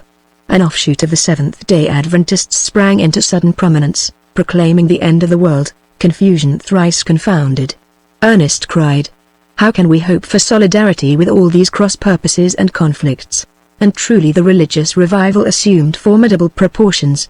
The people, what of their wretchedness, and of their disappointment in all things earthly, were ripe and eager for a heaven where industrial tyrants entered no more than camels passed through needle eyes. Wild-eyed itinerant preachers swarmed over the land, and despite the prohibition of the civil authorities, and the persecution for disobedience, the flames of religious frenzy were fanned by countless camp meetings. It was the last days, they claimed, the beginning of the end of the world. The four winds had been loosed. God had stirred the nations to strife. It was a time of visions and miracles, while seers and prophetesses were legion. The people ceased work by hundreds of thousands and fled to the mountains, to await the imminent coming of God and the rising of the 144,000 to heaven. But in the meantime God did not come, and they starved to death in great numbers. In their desperation they ravaged the farms for food, and the consequent tumult and anarchy in the country districts but increased the woes of the poor expropriated farmers. Also, the farms and warehouses were the property of the Iron Heel. Armies of troops were put into the field, and the fanatics were herded back at the bayonet point to their tasks in the cities. That they broke out in ever-occurring mobs and riots. Their leaders were executed for sedition or confined in madhouses. Those who were executed went to their deaths with all the gladness of martyrs. It was a time of madness. The unrest spread. In the swamps and deserts and waste places, from Florida to Alaska, the small groups of Indians that survived were dancing ghost dances and waiting the coming of a messiah of their own. And through it all, with a serenity and certitude that was terrifying, continued to rise the form of that monster of the ages, the oligarchy. With iron hand and iron heel it mastered the surging millions, out of confusion brought order, out of the very chaos wrought its own foundation and structure. "Just wait till we get in," the Grangers said. Calvin said it to us in our Pell Street quarters. "Look at the states we've captured. With you socialists to back us, we'll make them sing another song when we take office. The millions of the discontented and the impoverished are ours," the socialists said. "The Grangers have come over to us, the farmers, the middle class, and the laborers. The capitalist system will fall to pieces. In another month we send 50 men to Congress. 2 years hence every office will be ours, from the president down to the local dog catcher, to all of which Ernest would shake his head and say, 'How many rifles have you got? Do you know where you can get plenty of lead? When it comes to powder, chemical mixtures are better than mechanical mixtures, you take my word.'" Chapter 16. The end. When it came time for Ernest and me to go to Washington, Father did not accompany us. He had become enamored of proletarian life. He looked upon our slum neighborhood as a great sociological laboratory, and he had embarked upon an apparently endless orgy of investigation. He chummed with the laborers, and was an intimate in scores of homes. Also, he worked at odd jobs, and the work was play as well as learned investigation, for he delighted in it and was always returning home with copious notes and bubbling over with new adventures. He was the perfect scientist. There was no need for his working at all, because Ernest managed to earn enough from his translating to take care of the three of us. But Father insisted on pursuing his favorite phantom, and a protean phantom it was, judging from the jobs he worked at. I shall never forget the evening he brought home his street peddler's outfit of shoelaces and suspenders, nor the time I went into the little corner grocery to make some purchase and had him wait on me. After that I was not surprised when he tended bar for a week in the saloon across the street. He worked as a night watchman, hawked potatoes on the street, pasted labels in a cannery warehouse, was utility man in a paper box factory, and bought a carrier for a street railway construction gang, and even joined the dishwashers union just before it fell to pieces. I think the bishop's example, so far as wearing apparel was concerned, must have fascinated father, for he wore the cheap cotton shirt of the laborer and the overalls with a narrow strap about the hips. Yet one habit remained to him from the old life: he always dressed for dinner, or supper, rather. I could be happy anywhere with Ernest, and father's happiness in our changed circumstances rounded out my own happiness. When I was a boy, father said, I was very curious. I wanted to know why things were and how they came to pass. That was why I became a physicist. The life in me today is just as curious as it was in my boyhood, and it's the being curious that makes life worth living. Sometimes he ventured north of Market Street into the shopping and theatre district, where he sold papers, ran errands, and opened cabs. There, one day, closing a cab, he encountered Mr. Wixon. In high glee father described the incident to us that evening. Wixon looked at me sharply when I closed the door on him, and muttered, "Well, I'll be damned." Just like that he said it, "Well, I'll be damned." His face turned red and he was so confused that he forgot to tip me. But he must have recovered himself quickly, for the cab hadn't gone 50 feet before it turned around and came back. He leaned out of the door. "Look here, Professor," he said, "this is too much. What can I do for you?" "I closed the cab door for you," I answered. "According to common custom you might give me a dime." "Bother that." He snorted. "I mean something substantial." He was certainly serious, a twinge of ossified conscience or something, and so I considered with grave deliberation for a moment. His face was quite expectant when I began my answer. "But you should have seen it when I finished. You might give me back my home," I said, "and my stock in the Sierra Mills." Further paused. "What did he say?" I questioned eagerly. What could he say? He said nothing. But I said, "I hope you are happy." He looked at me curiously. "Tell me, are you happy?" I asked. He ordered the cabman to drive on, and went away swearing horribly. And he didn't give me the dime, much less the home and stock. So you see, my dear, your father's street Arab career is beset with disappointments. And so it was that father kept on at our Pell Street quarters, while Ernest and I went to Washington. Except for the final consummation, the old order had passed away, and the final consummation was nearer than I dreamed. Contrary to our expectation, no obstacles were raised to prevent the socialist congressmen from taking their seats. Everything went smoothly, and I laughed at Ernest when he looked upon the very smoothness as something ominous. We found our socialist comrades confident, optimistic of their strength and of the things they would accomplish. A few Grangers who had been elected to Congress increased our strength, and an elaborate program of what was to be done was prepared by the united forces. In all of which Ernest joined loyally and energetically, though he could not forbear, now and again, from saying, apropos of nothing in particular, "When it comes to powder, chemical mixtures are better than mechanical mixtures, you take my word." The trouble arose first with the Grangers in the various states they had captured at the last election. There were a dozen of these states, but the Grangers who had been elected were not permitted to take office. The incumbents refused to get out. It was very simple. They merely charged illegality in the elections and wrapped up the whole situation in the interminable red tape of the law. The Grangers were powerless. The courts were in the hands of their enemies. This was the moment of danger. If the cheated Grangers became violent, all was lost. How we socialists worked to hold them back. There were days and nights when Ernest never closed his eyes in sleep. The big leaders of the Grangers saw the peril and were with us to a man. But it was all of no avail. The oligarchy wanted violence, and it set its agents provocateurs to work. Without discussion, it was the agents provocateurs who caused a peasant revolt. In a dozen states the revolt flared up. The expropriated farmers took forcible possession of the state governments. Of course this was unconstitutional, and of course the United States put its soldiers into the field. Everywhere the agents provocateurs urged the people on. These emissaries of the Iron Heel disguised themselves as artisans, farmers, and farm laborers. In Sacramento, the capital of California, the Grangers had succeeded in maintaining order. Thousands of secret agents were rushed to the devoted city. In mobs composed wholly of themselves, they fired and looted buildings and factories. They worked the people up until they joined them in the pillage. Liquor in large quantities was distributed among the slum classes further to inflame their minds. And then, when all was ready, appeared upon the scene the soldiers of the United States, who were, in reality, the soldiers of the Iron Heel. 11,000 men, women, and children were shot down on the streets of Sacramento or murdered in their houses. The national government took possession of the state government, and all was over for California. And as with California, so elsewhere. Every Granger state was ravaged with violence and washed in blood. First, disorder was precipitated by the secret agents and the Black Hundreds, then the troops were called out. Rioting and mob rule reigned throughout the rural districts. Day and night the smoke of burning farms, warehouses, villages, and cities filled the sky. Dynamite appeared. Railroad bridges and tunnels were blown up and trains were wrecked. The poor farmers were shot and hanged in great numbers. Reprisals were bitter, and many plutocrats and army officers were murdered. Blood and vengeance were in men's hearts. The regular troops fought the farmers as savagely as had they been Indians. And the regular troops had cause. 2,800 of them had been annihilated in a tremendous series of dynamite explosions in Oregon, and in a similar manner, a number of train loads, at different times and places, had been destroyed. So it was that the regular troops fought for their lives as well as did the farmers.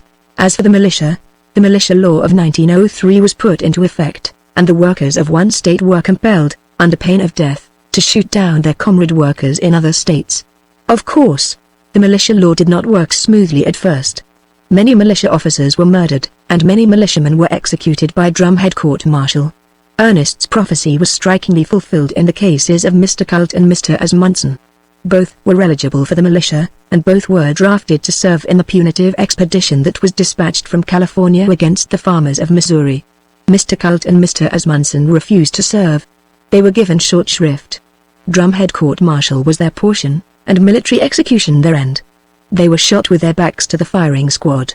Many young men fled into the mountains to escape serving in the militia. That they became outlaws, and it was not until more peaceful times that they received their punishment. It was drastic. The government issued a proclamation for all law-abiding citizens to come in from the mountains for a period of 3 months. When the proclaimed date arrived, 500,000 soldiers were sent into the mountainous districts everywhere. There was no investigation, no trial. Wherever a man was encountered, he was shot down on the spot. The troops operated on the basis that no man not an outlaw remained in the mountains. Some bands, in strong positions, fought gallantly, but in the end every deserter from the militia met death. A more immediate lesson, however, was impressed on the minds of the people by the punishment meted out to the Kansas militia. The Great Kansas Mutiny occurred at the very beginning of military operations against the Grangers. 6,000 of the militia mutinied. They had been for several weeks very turbulent and sullen, and for that reason had been kept in camp. Their open mutiny, however, was without doubt precipitated by the agents provocateurs. On the night of the 22nd of April they arose and murdered their officers, only a small remnant of the latter escaping. This was beyond the scheme of the Iron Heel, for the agents provocateurs had done their work too well. But everything was grist to the Iron Heel. It had prepared for the outbreak, and the killing of so many officers gave it justification for what followed. As by magic, 40,000 soldiers of the regular army surrounded the malcontents. It was a trap.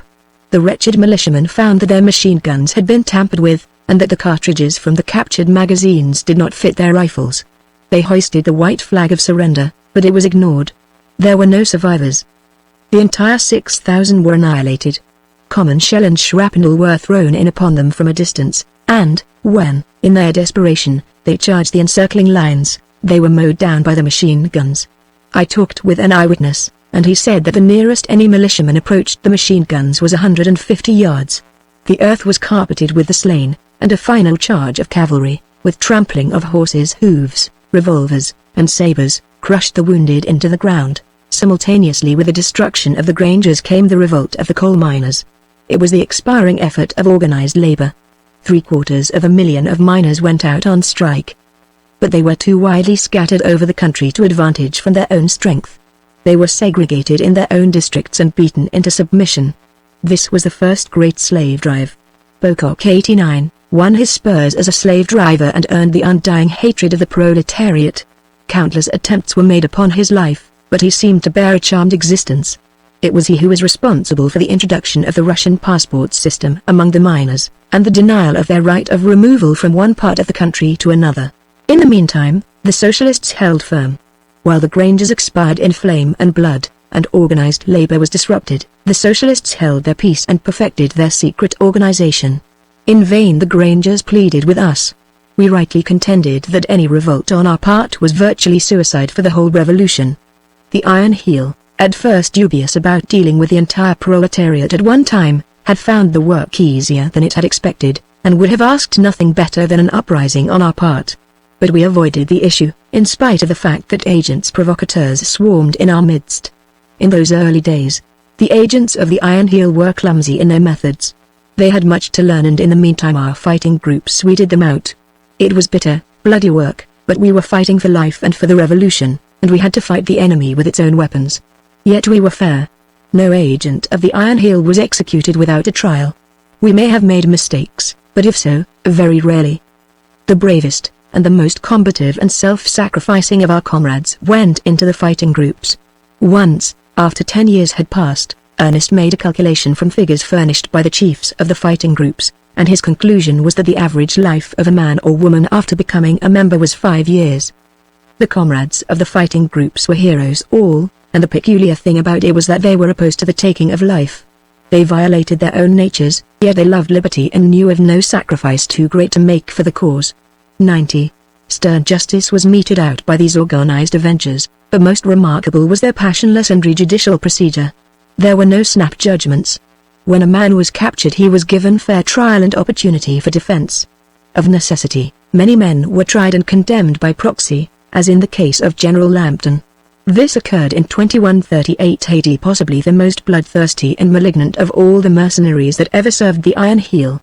He was informed by the fighting groups that they had tried him, found him guilty, and condemned him to death, and this, after 3 warnings for him to cease from his ferocious treatment of the proletariat. After his condemnation he surrounded himself with a myriad protective devices. Years passed, and in vain the fighting groups strove to execute their decree. Comrade after comrade, men and women, failed in their attempts, and were cruelly executed by the oligarchy. It was the case of General Lambton that revived crucifixion as a legal method of execution. But in the end the condemned man found his executioner in the form of a slender girl of 17, Madeleine Provence, who, to accomplish her purpose, served 2 years in his palace as a seamstress to the household. She died in solitary confinement after horrible and prolonged torture, but today she stands in imperishable bronze in the pantheon of brotherhood in the wonder city of Surlees. We, who by personal experience know nothing of bloodshed, must not judge harshly the heroes of the fighting groups. They gave up their lives for humanity. No sacrifice was too great for them to accomplish, while inexorable necessity compelled them to bloody expression in an age of blood. The fighting groups constituted the one thorn in the side of the Iron Heel that the Iron Heel could never remove. Everhard was the father of this curious army, and its accomplishments and successful persistence for 300 years bear witness to the wisdom with which he organized and the solid foundation he laid for the succeeding generations to build upon. In some respects, despite his great economic and sociological contributions, and his work as a general leader in the revolution, his organization of the fighting groups must be regarded as his greatest achievement. The task we set ourselves was threefold. First, the weeding out from our circles of the secret agents of the oligarchy. Second, the organizing of the fighting groups, and outside of them, of the general secret organization of the revolution. And third, the introduction of our own secret agents into every branch of the oligarchy, into the labor castes, and especially among the telegraphers and secretaries and clerks, into the army, the agents provocateurs, and the slave drivers. It was slow work, and perilous, and often were our efforts rewarded with costly failures. The Iron Heel had triumphed in open warfare, but we held our own in the new warfare, strange and awful and subterranean, that we instituted. All was unseen, much was unguessed, the blind fought the blind, and yet through it all was order, purpose, control. We permeated the entire organization of the Iron Heel with our agents, while our own organization was permeated with the agents of the Iron Heel. It was warfare dark and devious, replete with intrigue and conspiracy, plot and counterplot. And behind all, ever menacing, was death, violent and terrible. Men and women disappeared, our nearest and dearest comrades. We saw them today. Tomorrow they were gone, we never saw them again, and we knew that they had died. There was no trust, no confidence anywhere. The man who plotted beside us, for all we knew, might be an agent of the Iron Heel. We mined the organization of the Iron Heel with our secret agents, and the Iron Heel countermined with its secret agents inside its own organization. And it was the same with our organization. and despite the absence of confidence and trust we were compelled to base our every effort on confidence and trust. Often were we betrayed. Men were weak. The Iron Heel could offer money, leisure, the joys and pleasures that waited in the repose of the Wonder Cities. We could offer nothing but the satisfaction of being faithful to a noble ideal. As for the rest, the wages of those who were loyal were unceasing peril, torture, and death. Men were weak, I say, and because of their weakness we were compelled to make the only other reward that was within our power. It was the reward of death. Out of necessity we had to punish our traitors. For every man who betrayed us, from 1 to a dozen faithful avengers were loosed upon his heels. We might fail to carry out our decrees against our enemies, such as the Pococks, for instance. But the one thing we could not afford to fail in was the punishment of our own traitors. Comrades turned traitor by permission, in order to win to the Wonder Cities and there execute our sentences on the real traitors. In fact, so terrible did we make ourselves, that it became a greater peril to betray us than to remain loyal to us. The revolution took on largely the character of a religion. We worshipped at the shrine of the revolution, which was the shrine of liberty. It was the divine flashing through us. Men and women devoted their lives to the cause, and newborn babes were sealed to it as of old they had been sealed to the service of God. We were lovers of humanity. Chapter 17 The Scarlet Livery. With the destruction of the Granger States, the Grangers in Congress disappeared. They were being tried for high treason, and their places were taken by the creatures of the Iron Heel. The Socialists were in a pitiful minority, and they knew that their end was near. Congress and the Senate were empty pretenses, farces. Public questions were gravely debated and passed upon according to the old forms, while in reality all that was done was to give the stamp of constitutional procedure to the mandates of the oligarchy. Ernest was in the thick of the fight when the end came. It was in the debate on the bill to assist the unemployed. The hard times of the preceding year had thrust great masses of the proletariat beneath the starvation line, and the continued and wide-reaching disorder had but sunk them deeper. Millions of people were starving, while the oligarchs and their supporters were surfeiting on the surplus.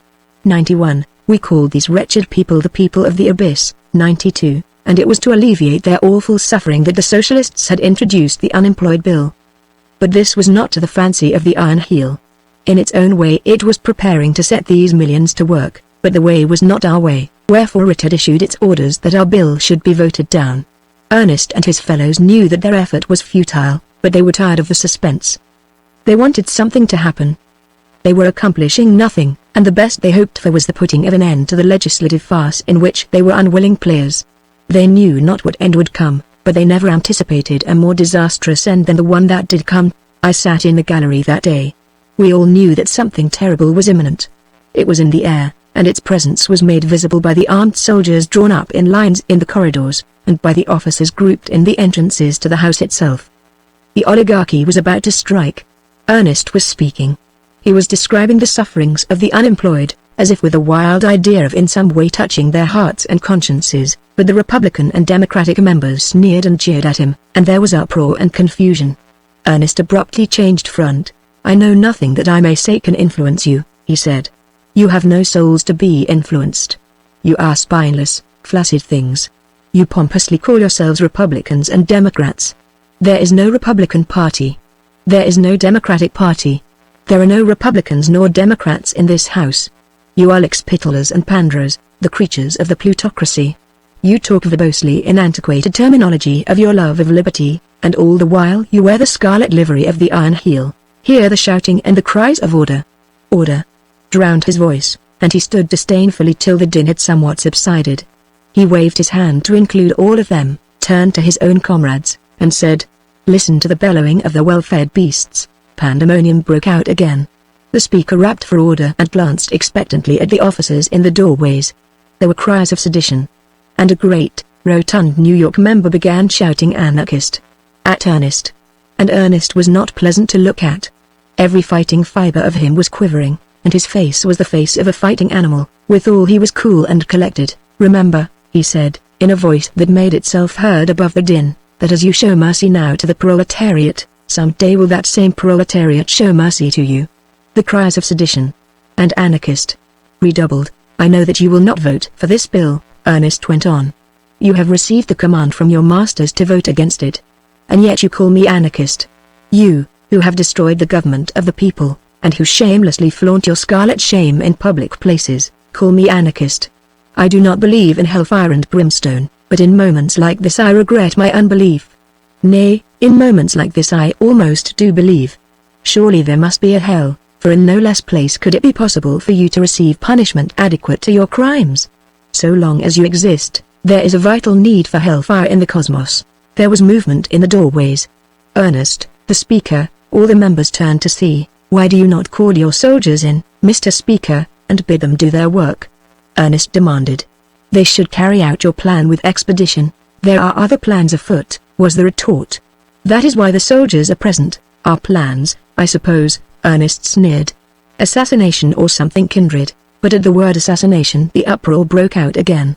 Ernest could not make himself heard, but he remained on his feet waiting for a lull. And then it happened. From my place in the gallery I saw nothing except the flash of the explosion. The roar of it filled my ears and I saw Ernest reeling and falling in a swirl of smoke, and the soldiers rushing up all the aisles. His comrades were on their feet, wild with anger, capable of any violence. But Ernest steadied himself for a moment, and waved his arms for silence. It is a plot.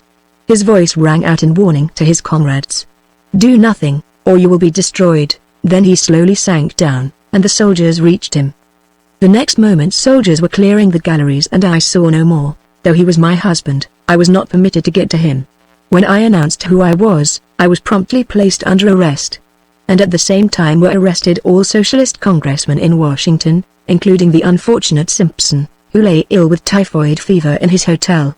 The trial was prompt and brief. The men were foredoomed. The wonder was that Ernest was not executed. This was a blunder on the part of the oligarchy, and a costly one. But the oligarchy was too confident in those days. It was drunk with success, and little did it dream that that small handful of heroes had within them the power to rock it to its foundations.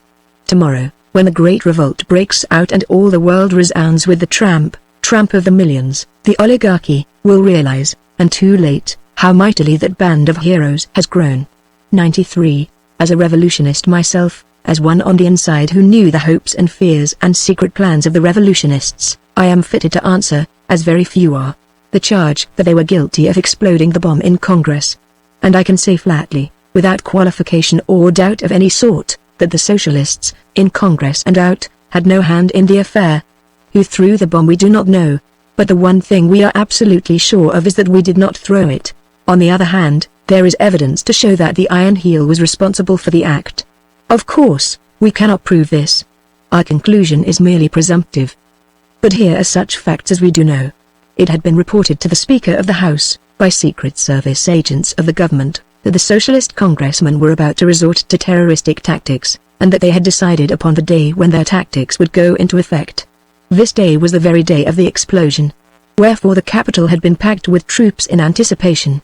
Since we knew nothing about the bomb, and since a bomb actually was exploded, and since the authorities had prepared in advance for the explosion, it is only fair to conclude that the Iron Heel did know. Furthermore, we charge that the Iron Heel was guilty of the outrage, and that the Iron Heel planned and perpetrated the outrage for the purpose of foisting the guilt on our shoulders and so bringing about our destruction. From the Speaker the warning leaked out to all the creatures in the house that wore the scarlet livery. They knew, while Ernest was speaking, that some violent act was to be committed. And to do them justice, they honestly believed that the act was to be committed by the socialists. At the trial, and still with honest belief, several testified to having seen Ernest prepare to throw the bomb, and that it exploded prematurely. Of course they saw nothing of the sort. In the fevered imagination of fear they thought they saw, that was all. As Ernest said at the trial, does it stand to reason, if I were going to throw a bomb, that I should elect to throw a feeble little squib like the one that was thrown? There wasn't enough powder in it. It made a lot of smoke, but hurt no one except me. It exploded right at my feet, and yet it did not kill me. Believe me, when I get to throwing bombs, I'll do damage. There'll be more than smoke in my petards. In return, it was argued by the prosecution that the weakness of the bomb was a blunder on the part of the socialists, just as its premature explosion, caused by Ernest's losing his nerve and dropping it, was a blunder. And to clinch the argument, there were the several congressmen who testified to having seen Ernest fumble and drop the bomb. As for ourselves, not one of us knew how the bomb was thrown. Ernest told me that a fraction of an instant before it exploded he both heard and saw it strike at his feet. He testified to this at the trial, but no one believed him. Besides, the whole thing, in popular slang, was cooked up. The Iron Heel had made up its mind to destroy us, and there was no withstanding it. There is a saying that truth will out. I have come to doubt that saying. 19 years have elapsed, and despite our untiring efforts, we have failed to find the man who really did throw the bomb. Undoubtedly he was some emissary of the Iron Heel, but he has escaped detection. We have never got the slightest clue to his identity. And now, at this late date, nothing remains but for the affair to take its place among the mysteries of history. 94. Pavese was an American, of French descent, who in 1913 AD, was lying in the Tombs prison, New York City, awaiting trial for murder. From his confession we learn that he was not a criminal. He was warm-blooded, passionate, emotional. In an insane fit of jealousy he killed his wife, a very common act in those times.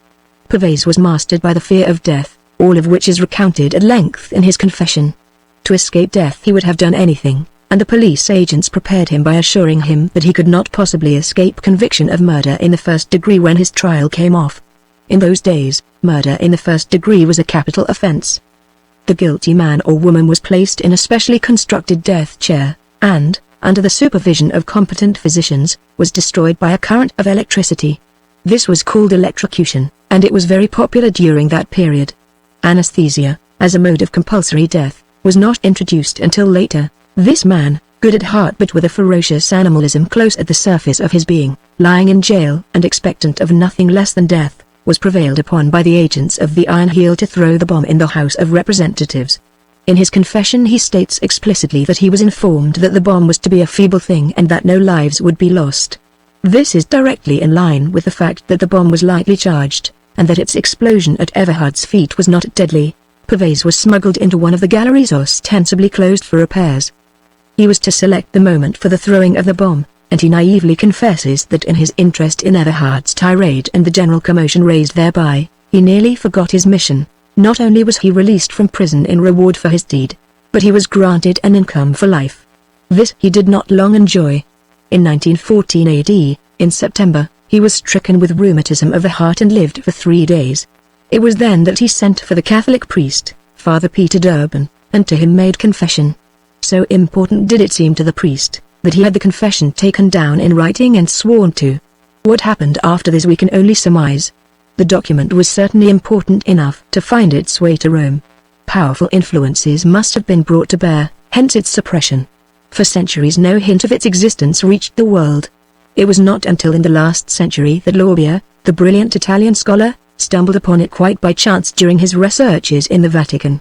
There is today no doubt whatever that the Iron Heel was responsible for the bomb that exploded in the House of Representatives in 1913 AD. Even though the Pavese confession had never come to light, no reasonable doubt could obtain, for the act in question, that sent 52 congressmen to prison, was on a par with countless other acts committed by the oligarchs, and, before them, by the capitalists. There is the classic instance of the ferocious and wanton judicial murder of the innocent and so-called Haymarket anarchists in Chicago in the penultimate decade of the 19th century AD. In a category by itself is the deliberate burning and destruction of capitalist property by the capitalists themselves. For such destruction of property innocent men were frequently punished, railroaded in the parlance of the times. In the labor troubles of the first decade of the 20th century AD, between the capitalists and the Western Federation of Miners, similar but more bloody tactics were employed. The railroad station at Independence was blown up by the agents of the capitalists. 13 men were killed, and many more were wounded. And then the capitalists, controlling the legislative and judicial machinery of the state of Colorado, charged the miners with a crime and came very near to convicting them. Romanes, one of the tools in this affair, like Pavese, was lying in jail in another state, Kansas, awaiting trial, when he was approached by the agents of the capitalists. But, unlike Pavese, the confession of Romanes was made public in his own time. Then, during this same period, there was the case of Moore and Haywood, two strong, fearless leaders of labor. One was president and the other was secretary of the Western Federation of Miners. The ex-governor of Idaho had been mysteriously murdered. The crime, at the time, was openly charged to the mine owners by the socialists and miners. Nevertheless, in violation of the national and state constitutions, and by means of conspiracy on the parts of the governors of Idaho and Colorado, Moore and Haywood were kidnapped, thrown into jail, and charged with the murder. It was this instance that provoked from Eugene V. Debs, national leader of the American Socialists at the time, the following words: The labor leaders that cannot be bribed nor bullied, must be ambushed and murdered. The only crime of Moore and Hayward is that they have been unswervingly true to the working class. The capitalists have stolen our country, debauched our politics, defiled our judiciary, and ridden over us roughshod, and now they propose to murder those who will not abjectly surrender to their brutal dominion. The governors of Colorado and Idaho are but executing the mandates of their masters, the plutocracy. The issue is the workers versus the plutocracy.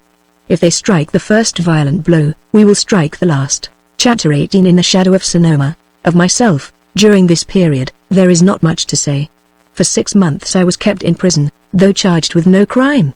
I was a suspect, a word of fear that all the revolutionists were soon to come to know. But our own nascent secret service was beginning to work. By the end of my 2nd month in prison, one of the jailers made himself known as a revolutionist in touch with the organization. Several weeks later, Joseph Parkhurst, the prison doctor who had just been appointed, proved himself to be a member of one of the fighting groups. Thus, throughout the organization of the oligarchy, our own organization, web-like and spidery, was insinuating itself. And so I was kept in touch with all that was happening in the world without. And furthermore, every one of our imprisoned leaders was in contact with brave comrades who masqueraded in the livery of the Iron Heel. Though Ernest lay in prison 3,000 miles away, on the Pacific coast, I was in unbroken communication with him, and our letters passed regularly back and forth. The leaders, in prison and out, were able to discuss and direct the campaign. It would have been possible, within a few months, to have effected the escape of some of them. But since imprisonment proved no bar to our activities, it was decided to avoid anything premature. 52 congressmen were in prison, and fully 300 more of our leaders. It was planned that they should be delivered simultaneously. If part of them escaped, the vigilance of the oligarchs might be aroused so as to prevent the escape of the remainder. On the other hand, it was held that a simultaneous jail delivery all over the land would have immense psychological influence on the proletariat. It would show our strength and give confidence. So it was arranged, when I was released at the end of 6 months, that I was to disappear and prepare a secure hiding place for Ernest. To disappear was in itself no easy thing. No sooner did I get my freedom than my footsteps began to be dogged by the spies of the Iron Heel. It was necessary that they should be thrown off the track, and that I should win to California. It is laughable, the way this was accomplished. Already the passport system, modeled on the Russian, was developing. I dared not cross the continent in my own character. It was necessary that I should be completely lost if ever I was to see Ernest again, for by trailing me after he escaped, he would be caught once more. Again, I could not disguise myself as a proletarian and travel. There remained the disguise of a member of the oligarchy. While the arch-oligarchs were no more than a handful, there were myriads of lesser ones of the type, say, of Mr. Wixon men, worth a few millions, who were adherents of the arch-oligarchs. The wives and daughters of these lesser oligarchs were legion, and it was decided that I should assume the disguise of such a one. A few years later this would have been impossible, because the passport system was to become so perfect that no man, woman, nor child in all the land was unregistered and unaccounted for in his or her movements. When the time was ripe, the spies were thrown off my track. An hour later Avis Everhard was no more. At that time one Felice van Verdyhan, accompanied by 2 maids and a lapdog, with another maid for the lapdog, 95, entered a drawing room on a Pullman, 96, and a few minutes later was speeding west. The 3 maids who accompanied me were revolutionists. 2 were members of the fighting groups, and the third, Grace Holbrook, entered a group the following year, and 6 months later was executed by the Iron Heel. She it was who waited upon the dog. Of the other 2, Bertha Stoll disappeared 12 years later, while Anna Roylston still lives and plays an increasingly important part in the revolution. 97. Without adventure we crossed the United States to California. When the train stopped at 16th Street Station, in Oakland, we alighted, and the Felice van Verdyhan, with her 2 maids, her lapdog, and her lapdog's maid, disappeared forever. The maids, guided by trusty comrades, were led away. Other comrades took charge of me. Within half an hour after leaving the train I was on board a small fishing boat and out on the waters of San Francisco Bay. The winds baffled, and we drifted aimlessly the greater part of the night. But I saw the lights of Alcatraz where Ernest lay, and found comfort in the thought of nearness to him. By dawn, what with the rowing of the fishermen, we made the Marin Islands. Here we lay in hiding all day, and on the following night, swept on by a flood tide and a fresh wind, we crossed San Pablo Bay in 2 hours and ran up Petuma Creek. Here horses were ready and another comrade, and without delay we were away through the starlight. To the north I could see the loom of Sonoma Mountain, toward which we rode. We left the old town of Sonoma to the right and rode up a canyon that lay between outlying buttresses of the mountain. The wagon road became a wood road, the wood road became a cow path, and the cow path dwindled away and ceased among the upland pastures. Straight over Sonoma Mountain we rode. It was the safest route. There was no one to mark our passing. Dawn caught us on the northern brow, and in the grey light we dropped down through chaparral into redwood canyons deep and warm with the breath of passing summer. It was old country to me that I knew and loved, and soon I became the guide. The hiding place was mine. I had selected it. We let down the bars and crossed an upland meadow. Next, we went over a low, oak-covered ridge and descended into a smaller meadow. Again we climbed a ridge, this time riding under red-limbed madronos and manzanitas of deeper red. The first rays of the sun streamed upon our backs as we climbed. A flight of quail thrummed off through the thickets. A big jackrabbit crossed our path, leaping swiftly and silently like a deer. And then a deer, a many-pronged buck, the sun flashing red gold from neck and shoulders, cleared the crest of the ridge before us and was gone. We followed in his wake a space, then dropped down a zigzag trail that he disdained into a group of noble redwoods that stood about a pool of water murky with minerals from the mountainside. I knew every inch of the way. Once a writer friend of mine had owned the ranch, but he, too, has become a revolutionist, though more disastrously than I, for he was already dead and gone, and none knew when or how. He alone, in the days he had lived, knew the secret of the hiding place for which I was bound. He had bought the ranch for beauty, and paid a round price for it, much to the disgust of the local farmers. He used to tell with great glee how they were wont to shake their heads mournfully at the price, to accomplish ponderously a bit of mental arithmetic, and then to say, "But you can't make 6% on it." But he was dead now, nor did the ranch descend to his children. Of all men, it was now the property of Mr. Wixon, who owned the whole eastern and northern slopes of Sonoma Mountain, running from the Spreckles estate to the divide of Bennett Valley. Out of it he had made a magnificent deer park, where, over thousands of acres of sweet slopes and glades and canyons, the deer ran almost in primitive wildness. The people who had owned the soil had been driven away. A state home for the feeble-minded had also been demolished to make room for the deer. To cap it all, Wixon's hunting lodge was a quarter of a mile from my hiding place. This, instead of being a danger, was an added security. We were sheltered under the very aegis of one of the minor oligarchs. Suspicion, by the nature of the situation, was turned aside. The last place in the world the spies of the Iron Heel would dream of looking for me, and for Ernest when he joined me, was Wixon's deer park. We tied our horses among the redwoods at the pool. From a cache behind a hollow rotting log my companion brought out a variety of things, a 50-pound sack of flour, tinned foods of all sorts, cooking utensils, blankets, a canvas tarpaulin, books and writing material, a great bundle of letters, a 5-gallon can of kerosene, an oil stove, and, last and the most important, a large coil of stout rope. So large was the supply of things that a number of trips would be necessary to carry them to the refuge. But the refuge was very near. Taking the rope and leading the way, I passed through a glade of tangled vines and bushes that ran between two wooded knolls.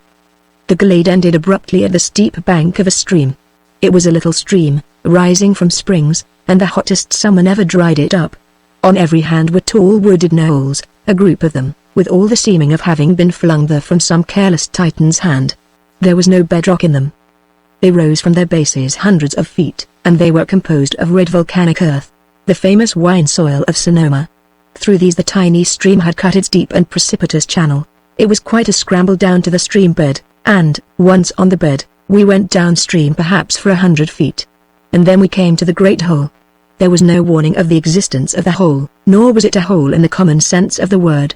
One crawled through tight-locked briars and branches, and found oneself on the very edge, peering out and down through a green screen. A couple of 100 feet in length and width, it was half of that in depth. Possibly because of some fault that had occurred when the knolls were flung together, and certainly helped by freakish erosion, the hole had been scooped out in the course of centuries by the wash of water. Nowhere did the raw earth appear. All was garmented by vegetation, from tiny maidenhair and goldback ferns to mighty redwood and Douglas spruces. These great trees even sprang out from the walls of the hole. Some leaned over at angles as great as 45 degrees, though the majority towered straight up from the soft and almost perpendicular earth walls. It was a perfect hiding place. No one ever came there, not even the village boys of Glen Ellen.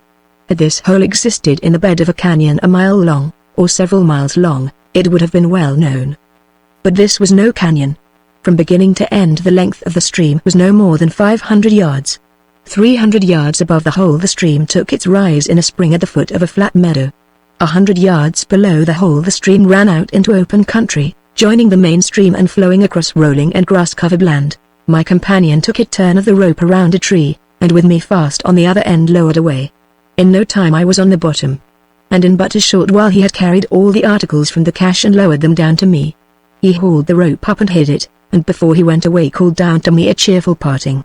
Before I go on I want to say a word for this comrade, John Carlson, a humble figure of the Revolution, one of the countless faithful ones in the ranks. He worked for Wixon, in the stables near the hunting lodge. In fact, it was on Wixon's horses that we had ridden over Sonoma Mountain. For nearly 20 years now John Carlson has been custodian of the refuge. No thought of disloyalty, I am sure, has ever entered his mind during all that time. To betray his trust would have been in his mind a thing undreamed. He was phlegmatic, stolid to such a degree that one could not but wonder how the revolution had any meaning to him at all. And yet love of freedom glowed somberly and steadily in his dim soul. In ways it was indeed good that he was not flighty and imaginative. He never lost his head. He could obey orders, and he was neither curious nor garrulous. Once I asked how it was that he was a revolutionist. When I was a young man I was a soldier, was his answer. It was in Germany. There all young men must be in the army. So I was in the army. There was another soldier there, a young man, too. His father was what you call an agitator, and his father was in jail for lèse-majesté, what you call speaking the truth about the emperor. And the young man, the son, talked with me much about people, and work, and the robbery of the people by the capitalists. He made me see things in new ways, and I became a socialist. His talk was very true and good, and I have never forgotten. When I came to the United States I hunted up the socialists. I became a member of a section that was in the day of the S.L.P. Then later, when the split came, I joined the local of the S.P. I was working in a livery stable in San Francisco then. That was before the earthquake. I have paid my dues for 22 years. I am yet a member, and I yet pay my dues, though it is very secret now. I will always pay my dues, and when the cooperative commonwealth comes, I will be glad. Left to myself, I proceeded to cook breakfast on the oil stove and to prepare my home. Often, in the early morning, or in the evening after dark, Carlson would steal down to the refuge and work for a couple of hours. At first my home was the tarpaulin. Later, a small tent was put up. And still later, when we became assured of the perfect security of the place, a small house was erected. This house was completely hidden from any chance eye that might peer down from the edge of the hole. The lush vegetation of that sheltered spot make a natural shield. Also, the house was built against the perpendicular wall, and in the wall itself, shored by strong timbers, well drained and ventilated, we excavated 2 small rooms. Oh, believe me, we had many comforts. When Biedenbach, the German terrorist, hid with us some time later, he installed a smoke-consuming device that enabled us to sit by crackling wood fires on winter nights. And here I must say a word for the gentle-souled terrorist, than whom there is no comrade in the revolution more fearfully misunderstood. Comrade Biedenbach did not betray the cause. Nor was he executed by the comrades as is commonly supposed. This canard was circulated by the creatures of the oligarchy. Comrade Biedenbach was absent-minded, forgetful. He was shot by one of our lookouts at the cave refuge at Carmel, through failure on his part to remember the secret signals. It was all a sad mistake. And that he betrayed his fighting group is an absolute lie. No truer, more loyal man ever labored for the cause. 98. For 19 years now the refuge that I selected had been almost continuously occupied, and in all that time, with one exception, it has never been discovered by an outsider. And yet it was only a quarter of a mile from Wixon's hunting lodge, and a short mile from the village of Glen Ellen. I was able, always, to hear the morning and evening trains arrive and depart, and I used to set my watch by the whistle at the brickyards. 99. The great earthquake of 2368 AD broke off the side of one of these knolls and toppled it into the hole where the Everhards made their refuge. Since the finding of the manuscript, excavations have been made, and the house, the 2 cave rooms, and all the accumulated rubbish of long occupancy have been brought to light. Many valuable relics have been found, among which, curious to relate, is the smoke-consuming device of Biedenbach's mentioned in the narrative. Students interested in such matters should read the brochure of Arnold Bentham soon to be published. A mile northwest from the wooded knolls brings one to the site of Wake Robin Lodge at the junction of Wildwater and Sonoma Creeks. It may be noticed, in passing, that Wildwater was originally called Graham Creek and was so named on the early local maps. But the late name sticks. It was at Wake Robin Lodge that Avis Everhard later lived for short periods, when, disguised as an agent provocateur of the Iron Heel, she was enabled to play with impunity her part among men and events. The official permission to occupy Wake Robin Lodge is still on the records, signed by no less a man than Wixon, the minor oligarch of the manuscript. Chapter 19 Transformation. You must make yourself over again, Ernest wrote to me. You must cease to be. You must become another woman, and not merely in the clothes you wear, but inside your skin under the clothes. You must make yourself over again so that even I would not know you, your voice, your gestures, your mannerisms, your carriage, your walk, everything. This command I obeyed. Every day I practiced for hours in burying forever the old Avis Everhard beneath the skin of another woman whom I may call my other self. It was only by long practice that such results could be obtained. In the mere detail of voice intonation I practiced almost perpetually till the voice of my new self became fixed, automatic. It was this automatic assumption of a role that was considered imperative. One must become so adept as to deceive oneself. It was like learning a new language, say the French. At first speech in French is self-conscious, a matter of the will. The student thinks in English and then transmutes into French, or reads in French but transmutes into English before he can understand. Then later, becoming firmly grounded, automatic, the student reads, writes, and thinks in French, without any recourse to English at all, and so with our disguises. It was necessary for us to practice until our assumed roles became real, until to be our original selves would require a watchful and strong exercise of will. Of course, at first, much was mere blundering experiment. We were creating a new art, and we had much to discover. But the work was going on everywhere, masters in the art were developing, and a fund of tricks and expedients was being accumulated. This fund became a sort of textbook that was passed on, a part of the curriculum, as it were, of the School of Revolution. 100. It was at this time that my father disappeared. His letters, which had come to me regularly, ceased. He no longer appeared at our Pell Street quarters. Our comrades sought him everywhere. Through our secret service we ransacked every prison in the land. But he was lost as completely as if the earth had swallowed him up, and to this day no clue to his end has been discovered. 101. 6 lonely months I spent in the refuge, but they were not idle months. Our organization went on apace, and there were mountains of work always waiting to be done. Ernest and his fellow leaders, from their prisons, decided what should be done, and it remained for us on the outside to do it. There was the organization of the mouth-to-mouth propaganda, the organization, with all its ramifications, of our spy system, the establishment of our secret printing presses, and the establishment of our underground railways, which meant the knitting together of all our myriads of places of refuge, and the formation of new refuges where links were missing in the chains we ran over all the land. So I say, the work was never done. At the end of 6 months my loneliness was broken by the arrival of 2 comrades. They were young girls, brave souls and passionate lovers of liberty, Laura Peterson, who disappeared in 1922, and Kate Pierce, who later married Du Bois, 102, and who is still with us with eyes lifted to tomorrow's sun, that heralds in the new age. The 2 girls arrived in a flurry of excitement, danger, and sudden death. In the crew of the fishing boat that conveyed them across San Pablo Bay was a spy. A creature of the Iron Heel, he had successfully masqueraded as a revolutionist and penetrated deep into the secrets of our organization. Without doubt he was on my trail, for we had long since learned that my disappearance had been cause of deep concern to the secret service of the oligarchy. Luckily, as the outcome proved, he had not divulged his discoveries to anyone. He had evidently delayed reporting, preferring to wait until he had brought things to a successful conclusion by discovering my hiding place and capturing me. His information died with him. Under some pretext, after the girls had landed at Petuma Creek and taken to the horses, he managed to get away from the boat. Part way up Sonoma Mountain, John Carlson let the girls go on, leading his horse, while he went back on foot. His suspicions had been aroused. He captured the spy, and as to what then happened, Carlson gave us a fair idea. I fixed him, was Carlson's unimaginative way of describing the affair. I fixed him, he repeated, while a somber light burnt in his eyes, and his huge, toil-distorted hands opened and closed eloquently. He made no noise. I hid him, and tonight I will go back and bury him deep. During that period I used to marvel at my own metamorphosis. At times it seemed impossible, either that I had ever lived a placid, peaceful life in a college town, or else that I had become a revolutionist inured to scenes of violence and death. One or the other could not be. One was real, the other was a dream, but which was which? Was this present life of a revolutionist, hiding in a hole, a nightmare? Or was I a revolutionist who had somewhere, somehow, dreamed that in some former existence I have lived in Berkeley and never known of life more violent than teas and dances, debating societies, and lectures rooms?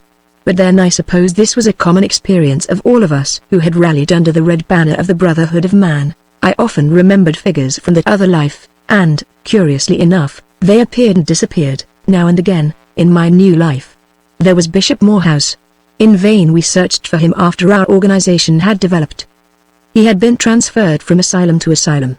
We traced him from the state hospital for the insane at Napa to the one in Stockton, and from there to the one in the Santa Clara Valley called Agnews, and there the trail ceased. There was no record of his death. In some way he must have escaped.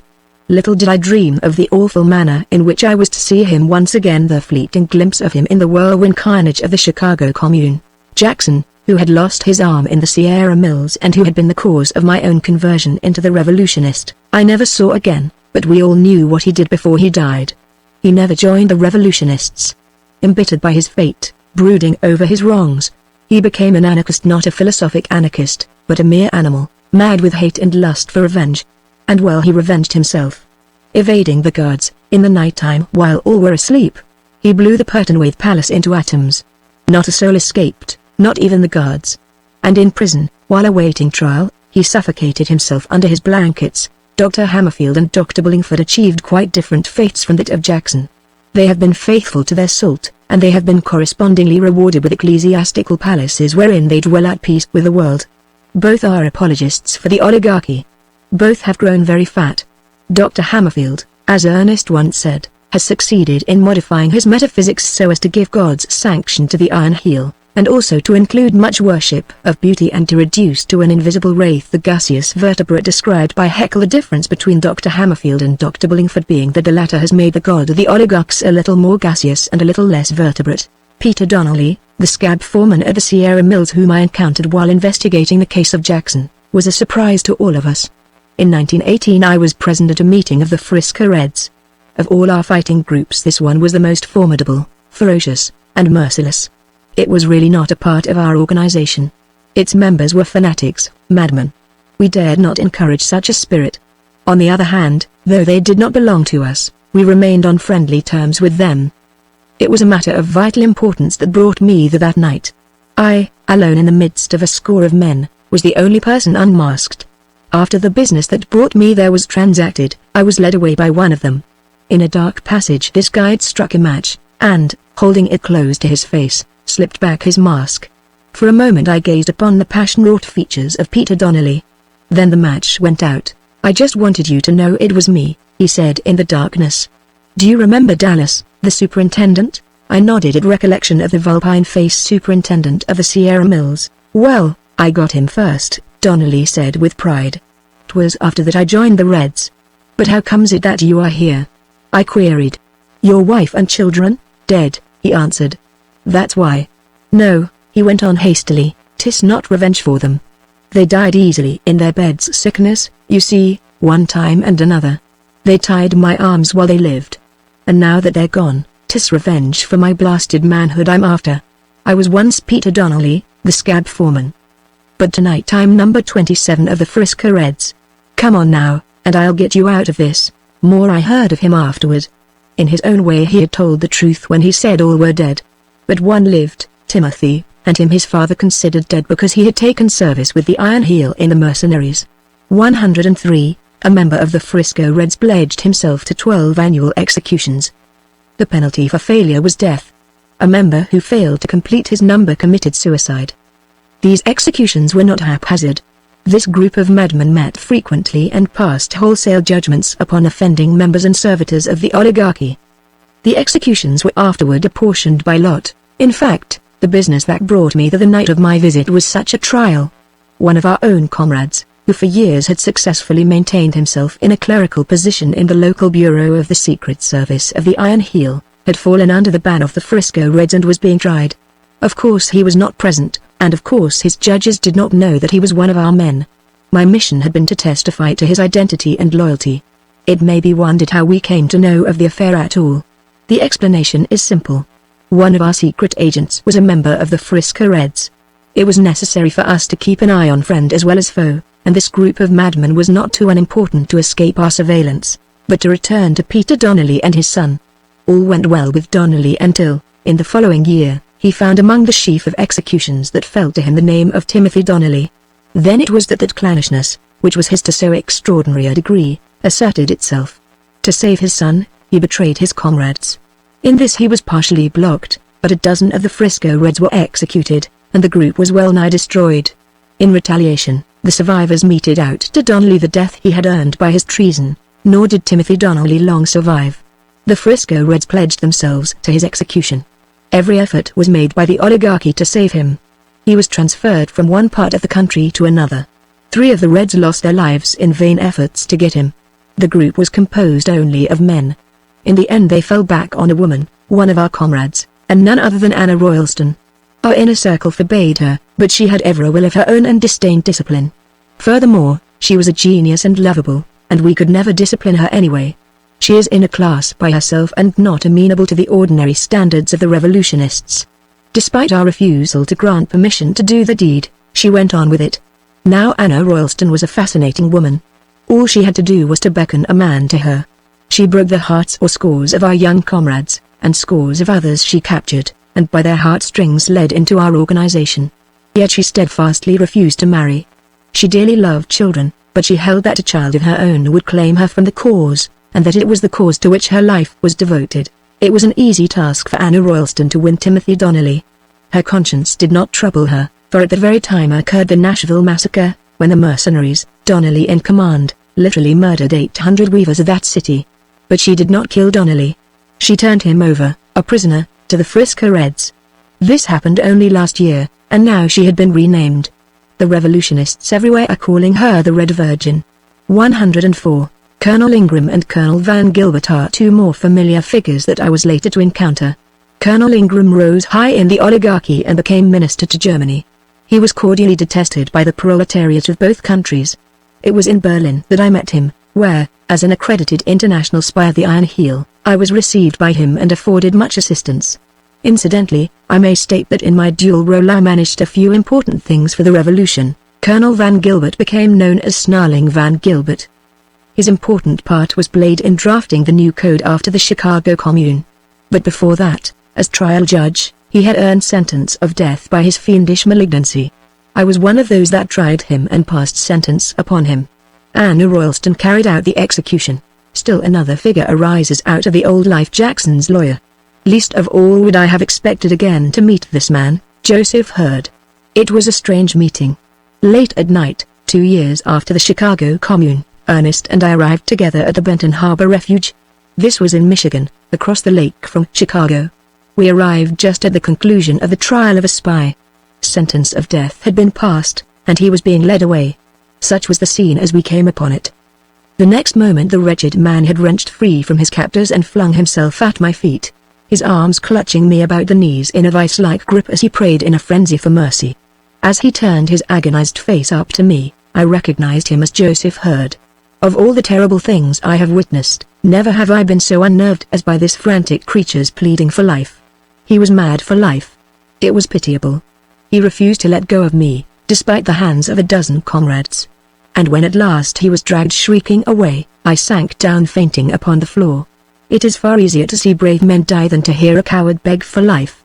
105. Chapter 20. A Lost Oligarch. But in remembering the old life I have run ahead of my story into the new life. The wholesale jail delivery did not occur until well along into 1915. Complicated as it was carried through without a hitch, and as a very creditable achievement it cheered us on in our work. From Cuba to California, out of scores of jails, military prisons, and fortresses, in a single night, we delivered 51 of our 52 congressmen, and in addition over 300 other leaders.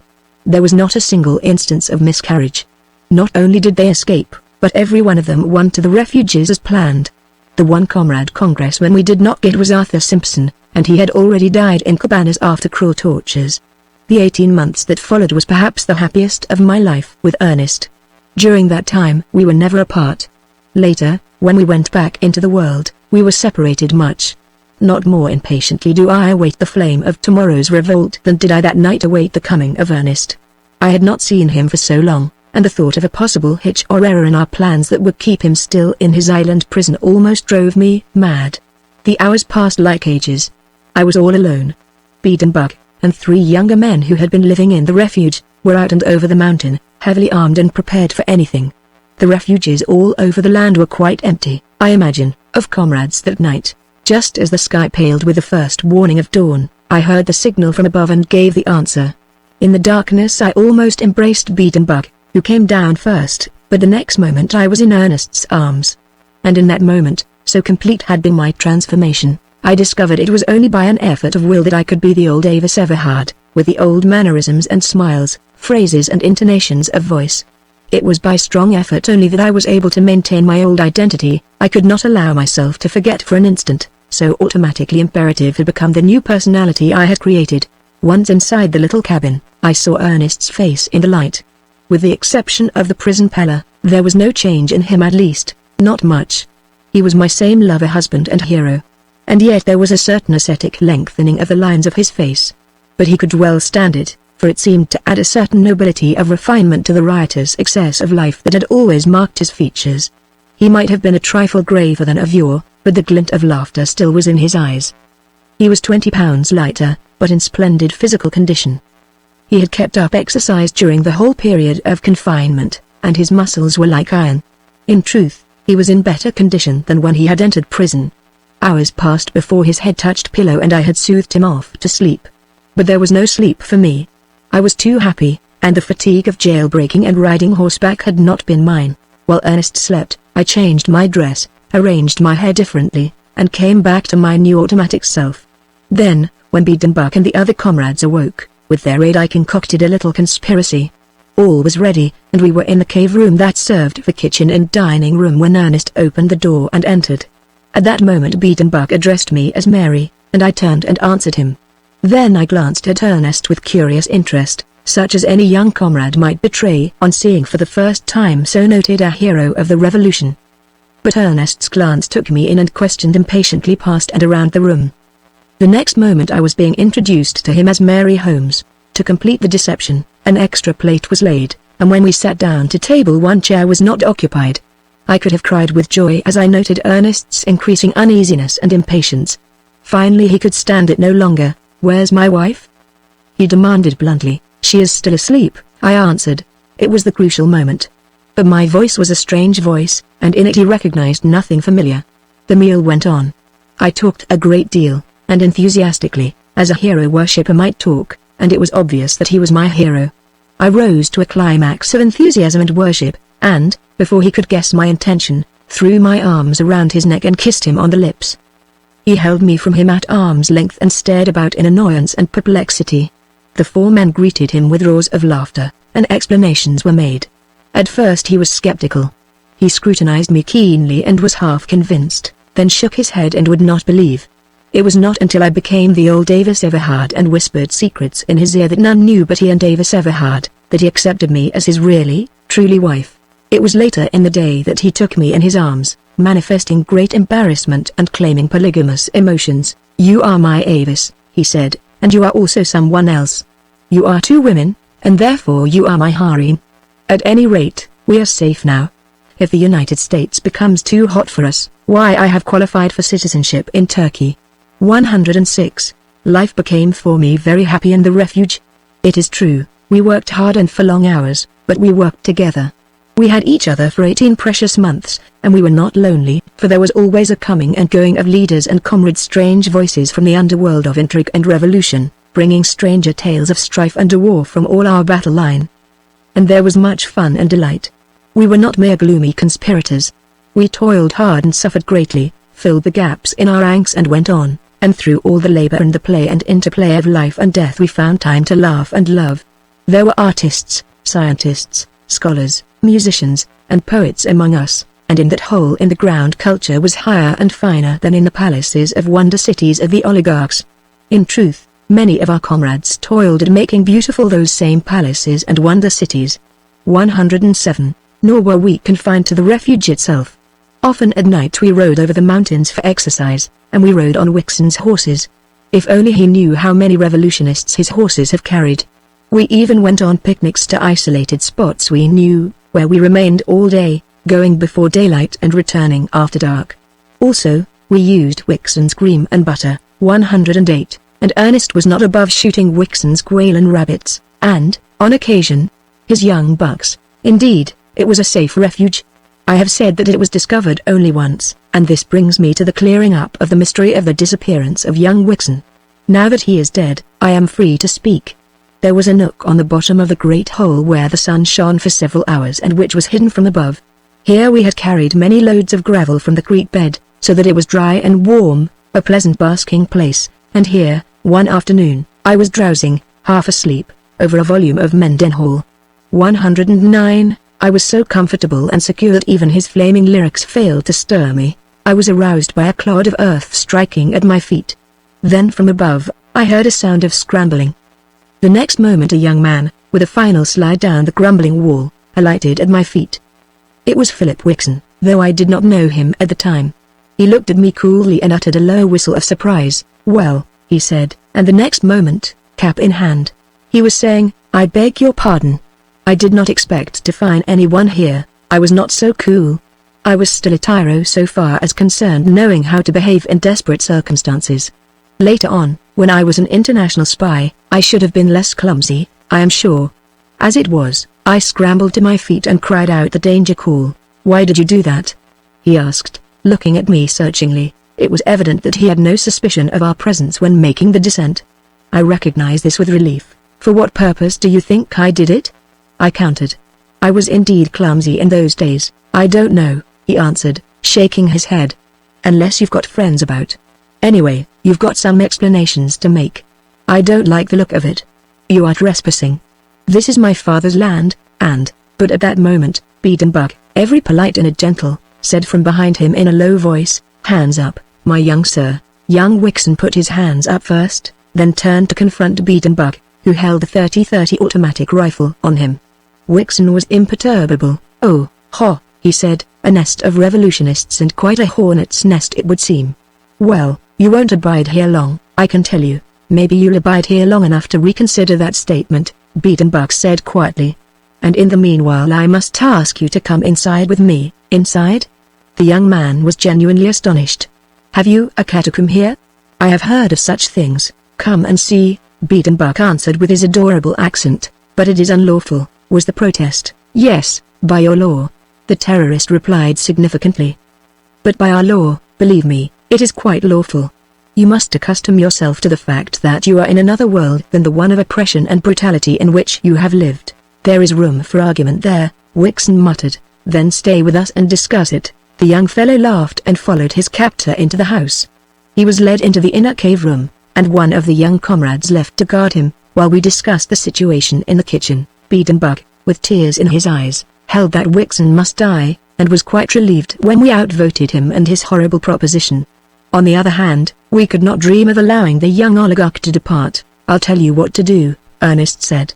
"We'll keep him and give him an education. I bespeak the privilege, then, of enlightening him in jurisprudence," Biedenbach cried. And so a decision was laughingly reached. We would keep Philip Wixon a prisoner and educate him in our ethics and sociology. But in the meantime there was work to be done. All trace of the young oligarch must be obliterated. There were the marks he had left when descending the crumbling wall of the hole. This task fell to Biedenbach, and, slung on a rope from above, he toiled cunningly for the rest of the day till no sign remained. Back up the canyon from the lip of the hole all marks were likewise removed. Then, at twilight, came John Carlson, who demanded Wixon's shoes. The young man did not want to give up his shoes, and even offered to fight for them, till he felt the horseshoer's strength in Ernest's hands. Carlson afterward reported several blisters and much grievous loss of skin due to the smallness of the shoes, but he succeeded in doing gallant work with them. Back from the lip of the hole, where ended the young man's obliterated trial, Carlson put on the shoes and walked away to the left. He walked for miles, around knolls, over ridges and through canyons, and finally covered the trail in the running water of a creek bed. Here he removed the shoes, and, still hiding trail for a distance, at last put on his own shoes. A week later Wixon got back his shoes. That night the hounds were out, and there was little sleep in the refuge. Next day, time and again, the baying hounds came down the canyon, plunged off to the left on the trail Carlson had made for them, and were lost to ear in the farther canyons high up the mountain. And all the time our men waited in the refuge, weapons in hand, automatic revolvers and rifles, to say nothing of half a dozen infernal machines of beaten bucks manufacture. A more surprised party of rescuers could not be imagined, had they ventured down into our hiding place. I have now given the true disappearance of Philip Wixon, one-time oligarch, and, later, comrade in the revolution. For we converted him in the end. His mind was fresh and plastic, and by nature he was very ethical. Several months later we rode him, on one of his father's horses, over Sonoma Mountains to Petaluma Creek and embarked him in a small fishing launch. By easy stages we smuggled him along our underground railway to the Carmel Refuge. There he remained 8 months, at the end of which time, for 2 reasons, he was loath to leave us. One reason was that he had fallen in love with Anna Royalston, and the other was that he had become one of us. It was not until he became convinced of the hopelessness of his love affair that he acceded to our wishes and went back to his father. Ostensibly an oligarch until his death, he was in reality one of the most valuable of our agents. Often and often has the Iron Heel been dumbfounded by the miscarriage of its plans and operations against us. If it but knew the number of its own members who are our agents, it would understand. Young Wixon never wavered in his loyalty to the cause. In truth, his very death was incurred by his devotion to duty. In the Great Storm of 1927, while attending a meeting of our leaders, he contracted the pneumonia of which he died. 110. Chapter 21 The Roaring Abysmal Beast. During the long period of our stay in the refuge, we were kept closely in touch with what was happening in the world without, and we were learning thoroughly the strength of the oligarchy with which we were at war. Out of the flux of transition the new institutions were forming more definitely and taking on the appearance and attributes of permanence.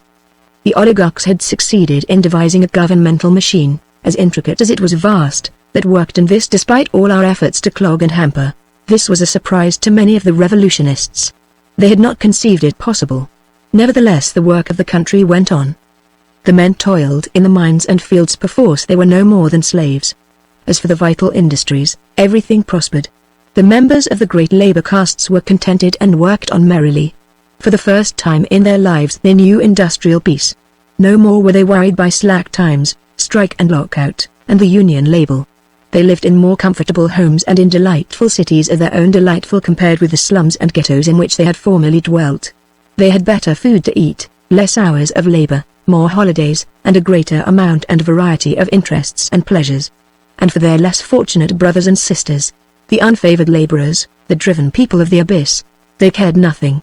An age of selfishness was dawning upon mankind. And yet this is not altogether true. The labor castes were honeycombed by our agents, men whose eyes saw, beyond the belly need, the radiant figure of liberty and brotherhood.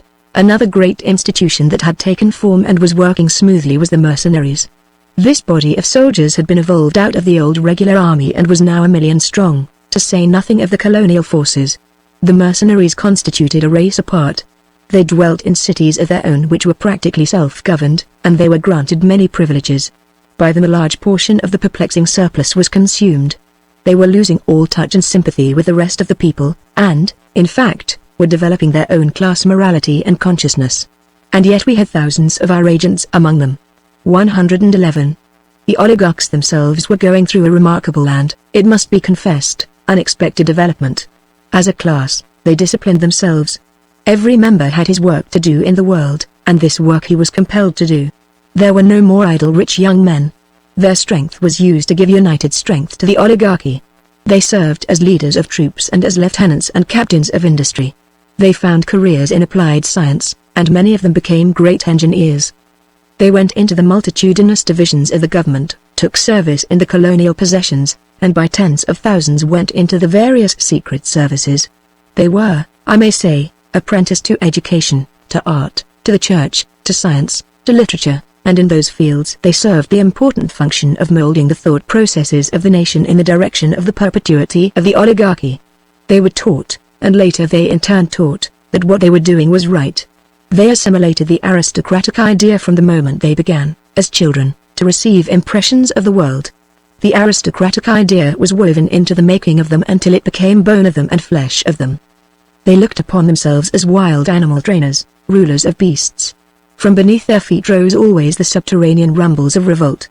Violent death ever stalked in their midst. Bomb and knife and bullet were looked upon as so many fangs of the roaring abysmal beast they must dominate if humanity were to persist. They were the saviors of humanity, and they regarded themselves as heroic and sacrificing laborers for the highest good. They, as a class, believed that they alone maintained civilization. It was their belief that if ever they weakened, the great beast would engulf them and everything of beauty and wonder and joy and good in its cavernous and slime-dripping maw. Without them, anarchy would reign and humanity would drop backward into the primitive night out of which it had so painfully emerged. The horrid picture of anarchy was held always before their child's eyes until they, in turn, obsessed by this cultivated fear, held the picture of anarchy before the eyes of the children that followed them. This was the beast to be stamped upon, and the highest duty of the aristocrat was to stamp upon it. In short, they alone, by their unremitting toil and sacrifice, stood between weak humanity and the all-devouring beast, and they believed it, firmly believed it. I cannot lay too great stress upon this high ethical righteousness of the whole oligarch class. This has been the strength of the Iron Heel, and too many of the comrades have been slow or loath to realize it. Many of them have ascribed the strength of the Iron Heel to its system of reward and punishment. This is a mistake. Heaven and hell may be the prime factors of zeal in the religion of a fanatic, but for the great majority of the religious, heaven and hell are incidental to right and wrong. Love of the right, desire for the right, unhappiness with anything less than the right, in short, right conduct, is the prime factor of religion. And so with the oligarchy.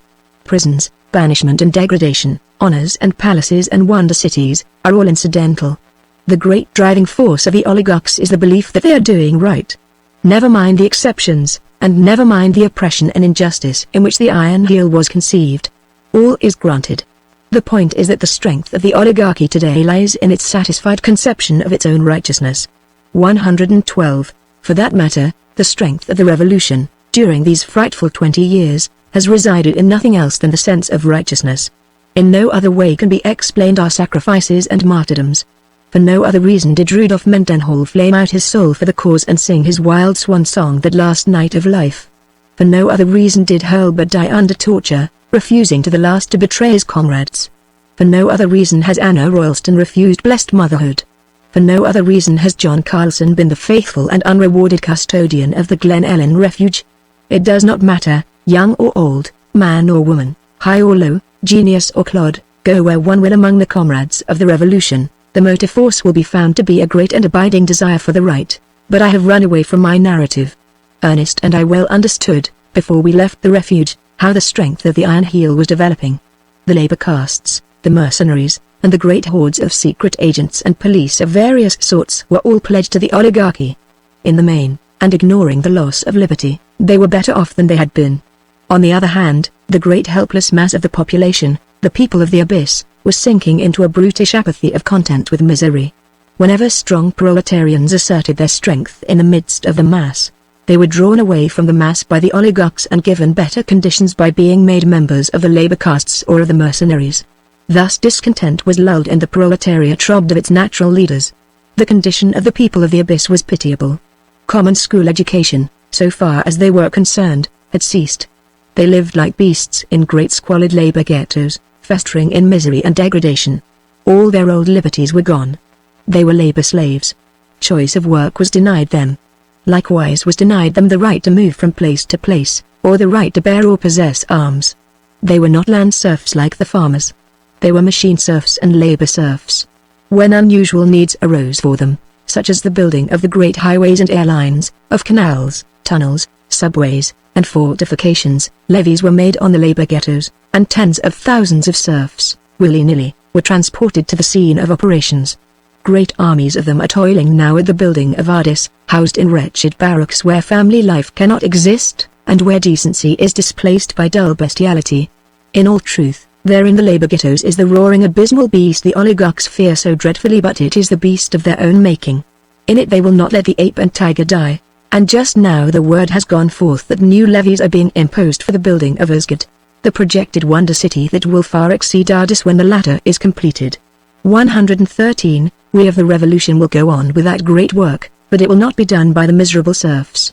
The walls and towers and shafts of that fair city will arise to the sound of singing, and into its beauty and wonder will be woven, not sighs and groans, but music and laughter. Ernest was madly impatient to be out in the world and doing, for our ill-fated first revolt, that had miscarried in the Chicago Commune, was ripening fast. Yet he possessed his soul with patience, and during this time of his torment, when Hadley, who had been brought for the purpose from Illinois, made him over into another man 114, he revolved great plans in his head for the organization of the learned proletariat, and for the maintenance of at least the rudiments of education amongst the people of the abyss. All this of course in the event of the first revolt being a failure. It was not until January, 1917, that we left the refuge. All had been arranged. We took our place at once as agents provocateurs in the scheme of the Iron Heel. I was supposed to be Ernest's sister. By oligarchs and comrades on the inside who were high in authority, place had been made for us, we were in possession of all necessary documents, and our pasts were accounted for. With help on the inside, this was not difficult, for in that shadow world of Secret Service identity was nebulous.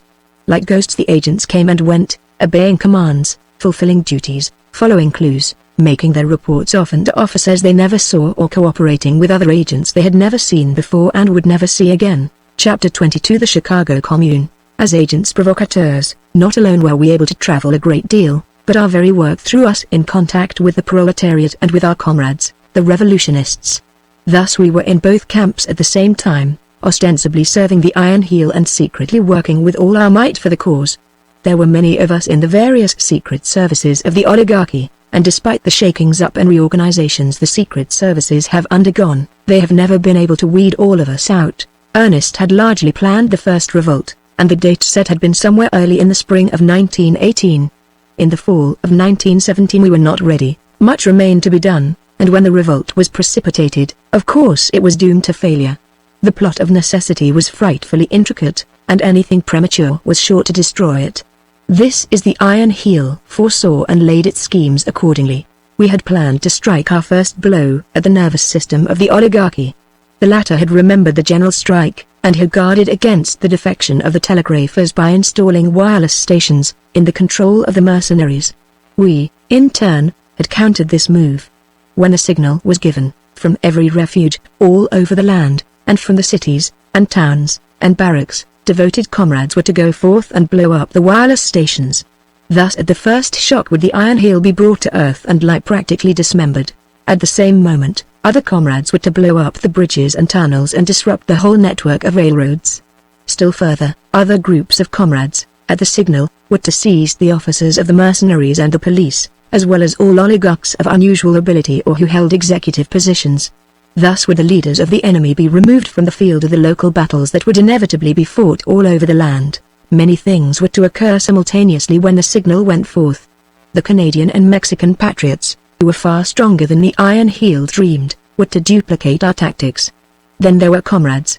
These were the women, for the men would be busy elsewhere, who were to post the proclamations from our secret presses. Those of us in the higher employ of the Iron Heel were to proceed immediately to make confusion and anarchy in all our departments. Inside the mercenaries were thousands of our comrades. Their work was to blow up the magazines and to destroy the delicate mechanism of all the war machinery.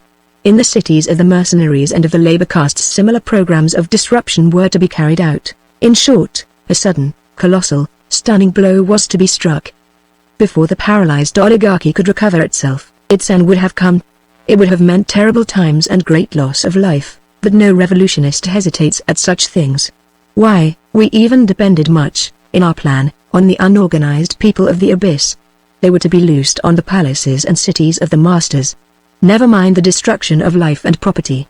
Let the abysmal brute roar and the police and mercenaries slay. The abysmal brute would roar anyway, and the police and mercenaries would slay anyway. It would merely mean that the various dangers to us were harmlessly destroying one another. In the meantime we would be doing our own work, largely unhampered, and gaining control of all the machinery of society. Such was our plan, every detail of which had to be worked out in secret, and, as the day drew near, communicated to more and more comrades. This was the danger point, the stretching of the conspiracy. But that danger point was never reached. Through its spy system the Iron Heel got wind of the revolt and prepared to teach us another of its bloody lessons. Chicago was the devoted city selected for the instruction, and well were we instructed. Chicago 115 was the ripest of all. Chicago, which of old time was the city of blood and which was to earn anew its name. There the revolutionary spirit was strong. Too many bitter strikes had been curbed there in the days of capitalism for the workers to forget and forgive. Even the labor castes of the city were alive with revolt. Too many heads had been broken in the early strikes. Despite their changed and favorable conditions, their hatred for the master class have not died. This spirit had infected the mercenaries, of which 3 regiments in particular were ready to come over to us en masse. Chicago had always been the storm center of the conflict between labor and capital, a city of street battles and violent death, with a class-conscious capitalist organization and a class-conscious workman organization, where, in the old days, the very school teachers were formed into labor unions and affiliated with the hod carriers and bricklayers in the American Federation of Labor. And Chicago became the storm center of the premature First Revolt. The trouble was precipitated by the Iron Heel. It was cleverly done. The whole population, including the favored labor castes, was given a course of outrageous treatment. Promises and agreements were broken, and most drastic punishments visited upon even petty offenders. The people of the Abyss were tormented out of their apathy. In fact, the Iron Heel was preparing to make the abysmal beast straw. And hand in hand with this, in all precautionary measures in Chicago, the Iron Heel was inconceivably careless. Discipline was relaxed among the mercenaries that remained, while many regiments had been withdrawn and sent to various parts of the country. It did not take long to carry out this program, only several weeks. We of the revolution caught vague rumors of the state of affairs, but had nothing definite enough for an understanding. In fact, we thought it was a spontaneous spirit of revolt that would require careful curbing on our part, and never dreamed that it was deliberately manufactured, and it had been manufactured so secretly, from the very innermost circle of the Iron Heel, that we had got no inkling. The counterplot was an able achievement, and ably carried out. I was in New York when I received the order to proceed immediately to Chicago. The man who gave me the order was one of the oligarchs. I could tell that by his speech, though I did not know his name nor see his face. His instructions were too clear for me to make a mistake. Plainly I read between the lines that our plot had been discovered, that we had been countermined. The explosion was ready for the flash of powder, and countless agents of the Iron Heel, including me, either on the ground or being sent there, were to supply that flash. I flatter myself that I maintained my composure under the keen eye of the oligarch, but my heart was beating madly. I could almost have shrieked and flown at his throat with my naked hands before his final, cold-blooded instructions were given. Once out of his presence, I calculated the time. I had just the moments to spare, if I were lucky, to get in touch with some local leader before catching my train. Guarding against being trailed, I made a rush of it for the emergency hospital. Luck was with me, and I gained access at once to Comrade Galvin, the surgeon-in-chief. I started to gasp out my information, but he stopped me. "I already know," he said quietly, though his Irish eyes were flashing. "I knew what you had come for. I got the word 15 minutes ago, and I have already passed it along. Everything shall be done here to keep the comrades quiet. Chicago is to be sacrificed, but it shall be Chicago alone. Have you tried to get word to Chicago?" I asked. He shook his head. "No telegraphic communication. Chicago is shut off. It's going to be hell there." He paused a moment, and I saw his white hands clench. Then he burst out, "By God! I wish I were going to be there." "There is yet a chance to stop it," I said, "if nothing happens to the train and I can get there in time. Or if some of the other Secret Service comrades who have learned the truth can get there in time." "You on the inside were caught napping this time?" he said. I nodded my head humbly. "It was very secret," I answered. "Only the inner chiefs could have known up to today. We haven't yet penetrated that far, so we couldn't escape being kept in the dark. If only Ernest were here. Maybe he is in Chicago now, and all is well." Dr. Galvin shook his head. "The last news I heard of him was that he had been sent to Boston or New Haven. This secret service for the enemy must hamper him a lot, but it's better than lying in a refuge." I started to go, and Galvin wrung my hand. "Keep a stout heart," were his parting words. "What if the first revolt is lost? There will be a second, and we will be wiser then. Goodbye and good luck. I don't know whether I'll ever see you again. It's going to be hell there, but I'd give 10 years of my life for your chance to be in it." The 20th Century 116 left New York at 6 in the evening, and was supposed to arrive at Chicago at 7 next morning. But it lost time that night. We were running behind another train. Among the travelers in my Pullman was Comrade Hartman, like myself in the Secret Service of the Iron Heel. He it was who told me of the train that immediately preceded us. It was an exact duplicate of our train, though it contained no passengers. The idea was that the empty train should receive the disaster were an attempt made to blow up the 20th century. For that matter, there were very few people on the train, only a baker's dozen in our car. There must be some big men on board, Hartman concluded. I noticed a private car on the rear. Night had fallen when we made our first change of engine, and I walked down the platform for a breath of fresh air and to see what I could see. Through the windows of the private car I caught a glimpse of 3 men whom I recognized. Hartman was right. One of the men was General Altendorf, and the other 2 were Mason and Vanderbilt, the brains of the inner circle of the oligarchy's secret service. It was a quiet moonlight night, but I tossed restlessly and could not sleep. At 5 in the morning I dressed and abandoned my bed. I asked the maid in the dressing room how late the train was, and she told me 2 hours. She was a mulatto woman, and I noticed that her face was haggard, with great circles under the eyes, while the eyes themselves were wide with some haunting fear. "What is the matter?" I asked. "Nothing, miss. I didn't sleep well, I guess," was her reply. I looked at her closely, and tried her with one of our signals. She responded, and I made sure of her. "Something terrible is going to happen in Chicago," she said. "There's that fake 117 train in front of us. That and the troop trains have made us late." "Troop trains?" I queried. She nodded her head. "The line is thick with them. We've been passing them all night. And they're all heading for Chicago. And bringing them over the airline, that means business. I've a lover in Chicago," she added apologetically. "He's one of us, and he's in the mercenaries, and I'm afraid for him, poor girl." Her lover was in one of the 3 disloyal regiments.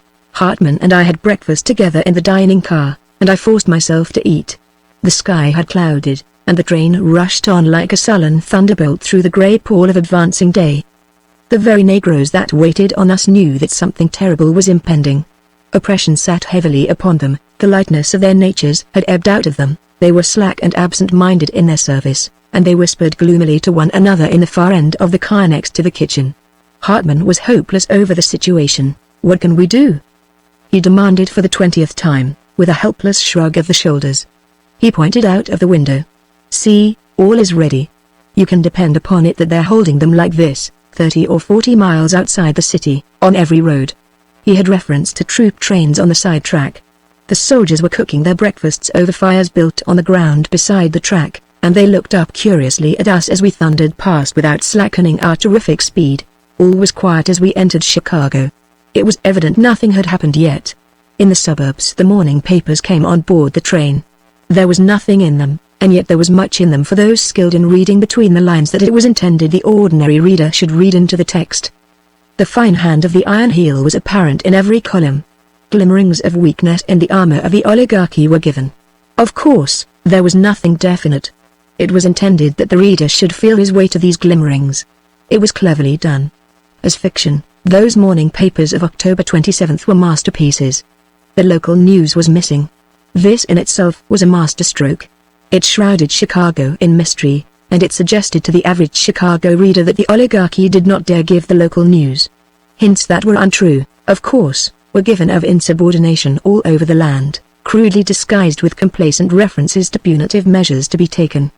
There were reports of numerous wireless stations that had been blown up, with heavy rewards offered for the detection of the perpetrators. Of course no wireless stations had been blown up. Many similar outrages, that dovetailed with the plot of the revolutionists, were given. The impression to be made on the minds of the Chicago comrades was that the general revolt was beginning, albeit with a confusing miscarriage in many details.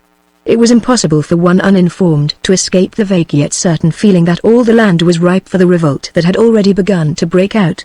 It was reported that the defection of the mercenaries in California had become so serious that half a dozen regiments had been disbanded and broken, and that their members with their families had been driven from their own city and on into the labor ghettos. And the California mercenaries were in reality the most faithful of all to their salt. But how was Chicago, shut off from the rest of the world, to know? Then there was a ragged telegram describing an outbreak of the populace in New York City, in which the labor castes were joining, concluding with a statement, intended to be accepted as a bluff 118, that the troops had the situation in hand, and as the oligarchs had done with the morning papers, so had they done in 1,000 other ways. These we learned afterward, as, for example, the secret messages of the oligarchs, sent with the express purpose of leaking to the ears of the revolutionists, that had come over the wires, now and again, during the first part of the night. "I guess is the Iron Heel won't need our services," Hartman remarked, putting down the paper he had been reading, when the train pulled into the central depot. "They wasted their time sending us here. Their plans have evidently prospered better than they expected. Hell will break loose any second now." He turned and looked down the train as we alighted. "I thought so," he muttered. "They dropped that private car when the papers came aboard." Hartman was hopelessly depressed. I tried to cheer him up, but he ignored my effort and suddenly began talking very hurriedly, in a low voice, as we passed through the station. At first I could not understand. "I have not been sure," he was saying, "and I have told no one. I have been working on it for weeks, and I cannot make sure.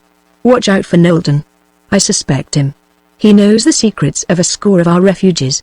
He carries the lives of hundreds of us in his hands, and I think he is a traitor. It's more a feeling on my part than anything else. But I thought I marked a change in him a short while back. There is the danger that he has sold us out, or is going to sell us out. I am almost sure of it. I wouldn't whisper my suspicions to a soul, but, somehow, I don't think I'll leave Chicago alive. Keep your eye on Knowlton. Trap him. Find out. I don't know anything more. It is only an intuition, and so far I have failed to find the slightest clue." We were just stepping out upon the sidewalk. "Remember," Hartman concluded earnestly. "Keep your eyes upon Knowlton." And Hartman was right. Before a month went by, Knowlton paid for his treason with his life. He was formally executed by the comrades in Milwaukee. All was quiet on the streets, too quiet. Chicago lay dead. There was no roar and rumble of traffic. There were not even cabs on the streets. The surface cars and the elevated were not running. Only occasionally, on the sidewalks, were the stray pedestrians, and these pedestrians did not loiter. They went their ways with great haste and definiteness. Withal there was a curious indecision in their movements, as though they expected the buildings to topple over on them or the sidewalks to sink under their feet or fly up in the air.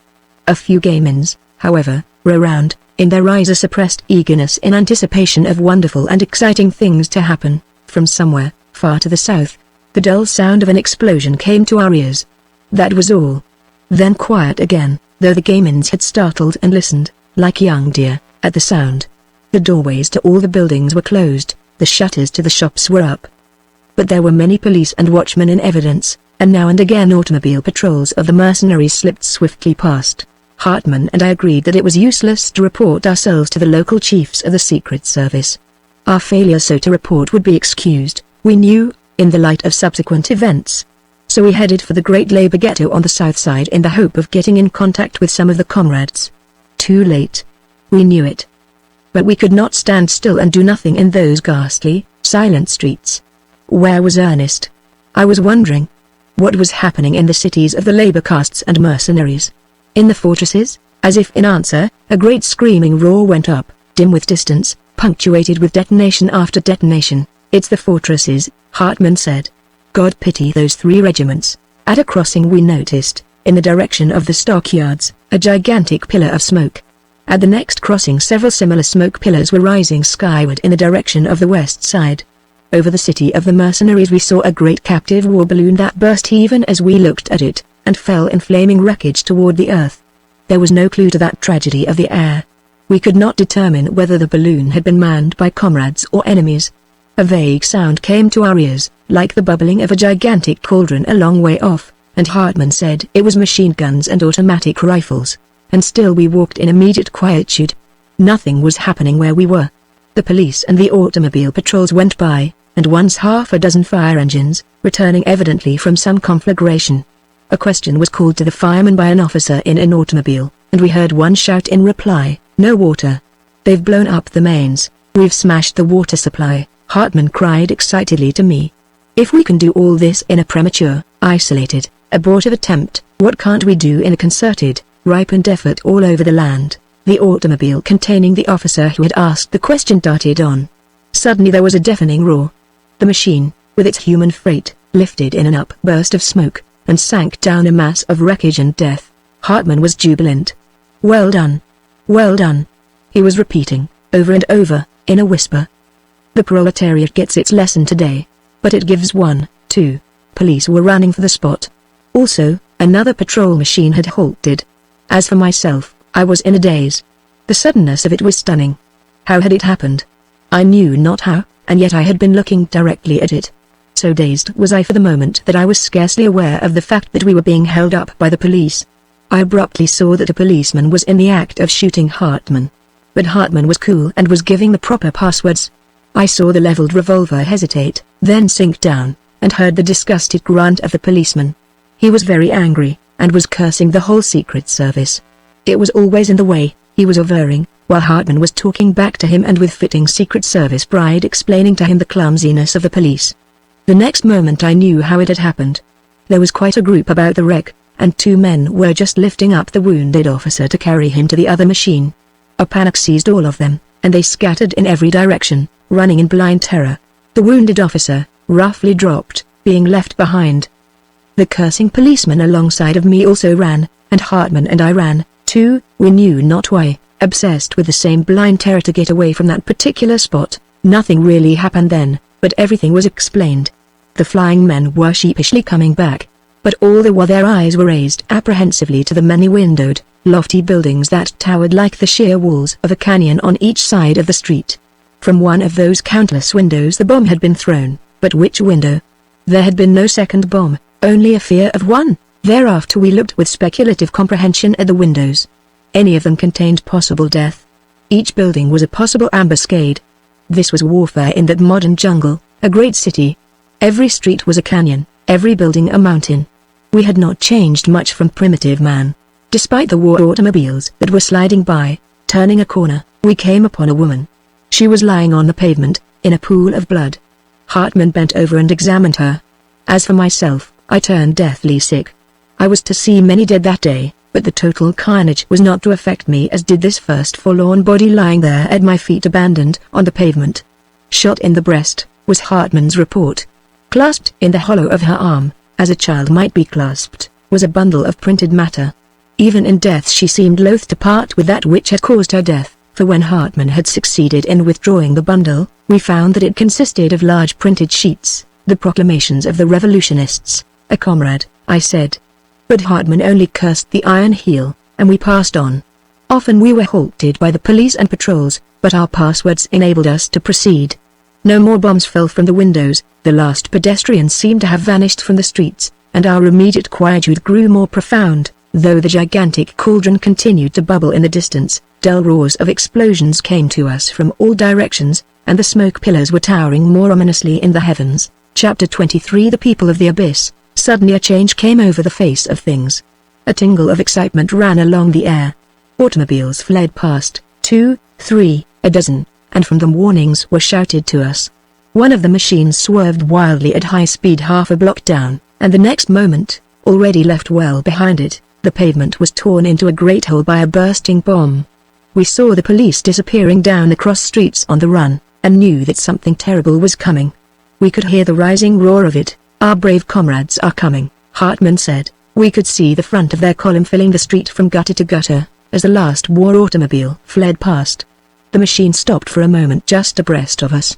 A soldier leapt from it, carrying something carefully in his hands. This, with the same care, he deposited in the gutter. Then he leapt back to his seat and the machine dashed on, took the turn at the corner, and was gone from sight. Hartman ran to the gutter and stooped over the object. "Keep back," he warned me. I could see he was working rapidly with his hands. When he returned to me the sweat was heavy on his forehead. "I disconnected it," he said, "and just in the nick of time." The soldier was clumsy. He intended it for our comrades, but he didn't give it enough time. It would have exploded prematurely. Now it won't explode at all. Everything was happening rapidly now. Across the street and half a block down, high up in a building, I could see heads peering out. I had just pointed them out to Hartman, when a sheet of flame and smoke ran along that portion of the face of the building where the heads had appeared, and the air was shaken by the explosion. In places the stone facing of the building was torn away, exposing the iron construction beneath. The next moment similar sheets of flame and smoke smote the front of the building across the street opposite it. Between the explosions we could hear the rattle of the automatic pistols and rifles.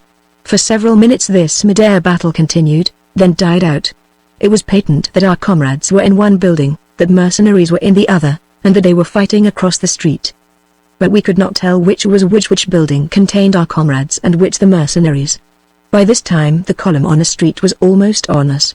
As the front of it passed under the warring buildings, both went into action again, one building dropping bombs into the street, being attacked from across the street, and in return replying to that attack. Thus we learned which building was held by our comrades, and they did good work, saving those in the street from the bombs of the enemy. Hartman gripped my arm and dragged me into a wide entrance. "They're not our comrades," he shouted in my ear. The inner doors to the entrance were locked and bolted. We could not escape. The next moment the front of the column went by. It was not a column, but a mob, an awful river that filled the street, the people of the abyss, mad with drink and wrong, up at last and roaring for the blood of their masters. I had seen the people of the abyss before, gone through its ghettos, and thought I knew it, but I found that I was now looking on it for the first time. Dumb apathy had vanished. It was now dynamic, a fascinating spectacle of dread. It surged past my vision in concrete waves of wrath, snarling and growling, carnivorous, drunk with whiskey from pillaged warehouses, drunk with hatred, drunk with lust for blood, men, women, and children, in rags and tatters, dim ferocious intelligences with all the godlike blotted from their features and all the fiend-like stamped in, apes and tigers, anemic consumptives and great hairy beasts of burden, wan faces from which vampire society had sucked the juice of life, bloated forms swollen with physical grossness and corruption, withered hags and death's heads bearded like patriarchs, festering youth and festering age, faces of fiends, crooked, twisted, misshapen monsters blasted with the ravages of disease and all the horrors of chronic malnutrition, the refuse and the scum of life, a raging, screaming, screeching, demoniacal horde, and why not? The people of the abyss had nothing to lose but the misery and pain of living. And to gain nothing, save one final, awful glut of vengeance.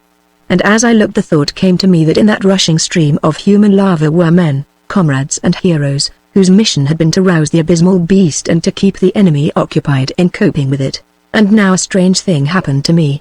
A transformation came over me. The fear of death, for myself and for others, left me. I was strangely exalted, another being in another life. Nothing mattered. The cause for this one time was lost, but the cause would be here tomorrow, the same cause, ever fresh and ever burning. And thereafter, in the orgy of horror that raged through the succeeding hours, I was able to take a calm interest. Death meant nothing, life meant nothing. I was an interested spectator of events, and, sometimes swept on by the rush, was myself a curious participant. For my mind had leapt to a stark cool altitude and grasped a passionless transvaluation of values. Had it not done this, I know that I should have died. Half a mile of the mob had swept by when we were discovered. A woman in fantastic rags, with cheeks cavernously hollow and with narrow black eyes like burning gimlets, caught a glimpse of Hartman and me. She let out a shrill shriek and bore in upon us. A section of the mob tore itself loose and surged in after her. I can see her now, as I write these lines, a leap in advance, her grey hair flying in thin tangled strings, the blood dripping down her forehead from some wound in the scalp, in her right hand a hatchet, her left hand, lean and wrinkled, a yellow talon, gripping the air convulsively. Hartman sprang in front of me. This was no time for explanations. We were well dressed, and that was enough. His fist shot out, striking the woman between her burning eyes. The impact of the blow drove her backward, but she struck the wall of her oncoming fellows and bounced forward again, dazed and helpless, the brandished hatchet falling feebly on Hartman's shoulder. The next moment I knew not what was happening. I was overborne by the crowd. The confined space was filled with shrieks and yells and curses. Blows were falling on me.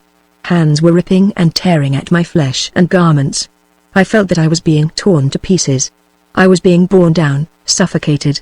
Some strong hand gripped my shoulder in the thick of the press and was dragging fiercely at me. Between pain and pressure I fainted. Hartman never came out of that entrance. He had shielded me and received the first brunt of the attack. This had saved me, for the jam had quickly become too dense for anything more than a mad gripping and tearing of hands.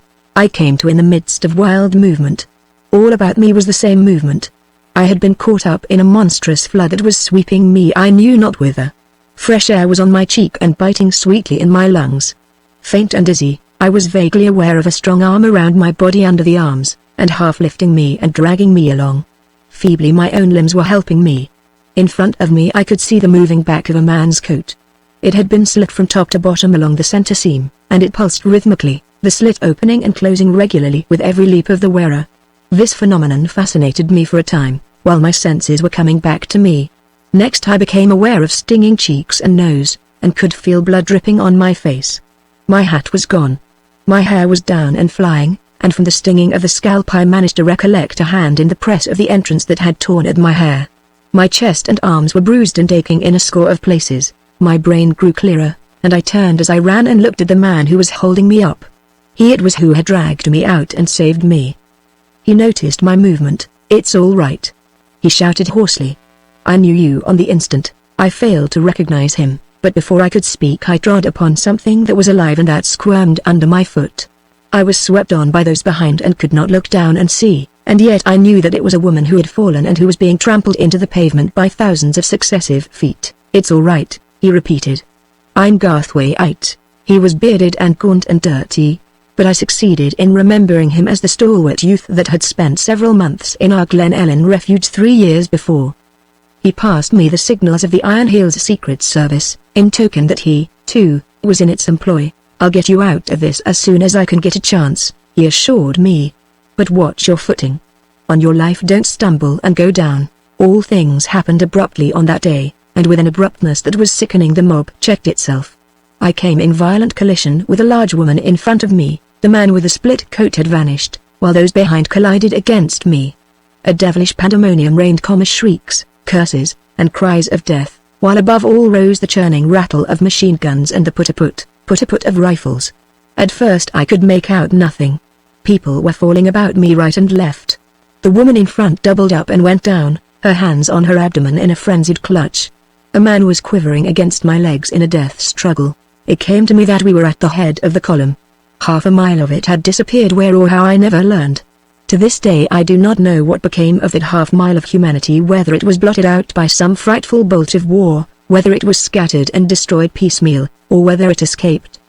But there we were, at the head of the column instead of in its middle, and we were being swept out of life by a torrent of shrieking lead. As soon as death had thinned the jam, Garthwaite, still grasping my arm, led a rush of survivors into the wide entrance of an office building. Here, at the rear, against the doors, we were pressed by a panting, gasping mass of creatures.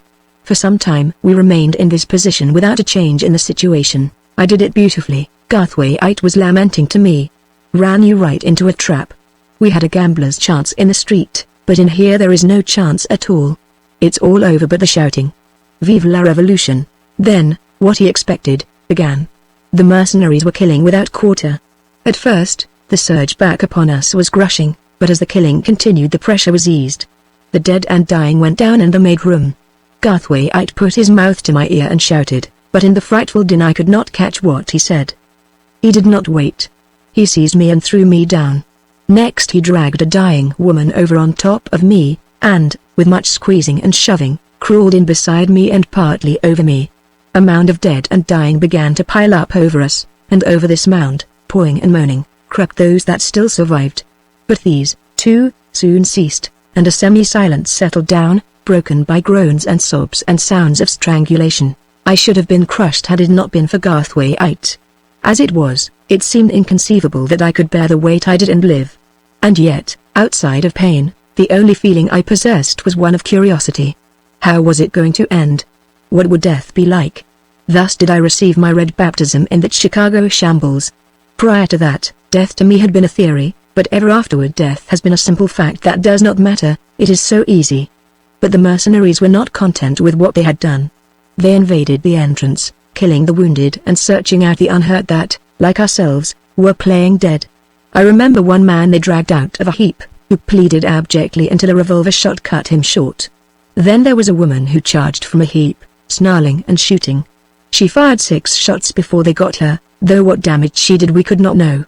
We could follow these tragedies only by the sound. Every little while flurries like this occurred, each flurry culminating in the revolver shot that put an end to it. In the intervals we could hear the soldiers talking and swearing as they rummaged among the carcasses, urged on by their officers to hurry up. At last they went to work on our heap, and we could feel the pressure diminish as they dragged away the dead and wounded. Garthwaite began uttering aloud the signals. At first he was not heard.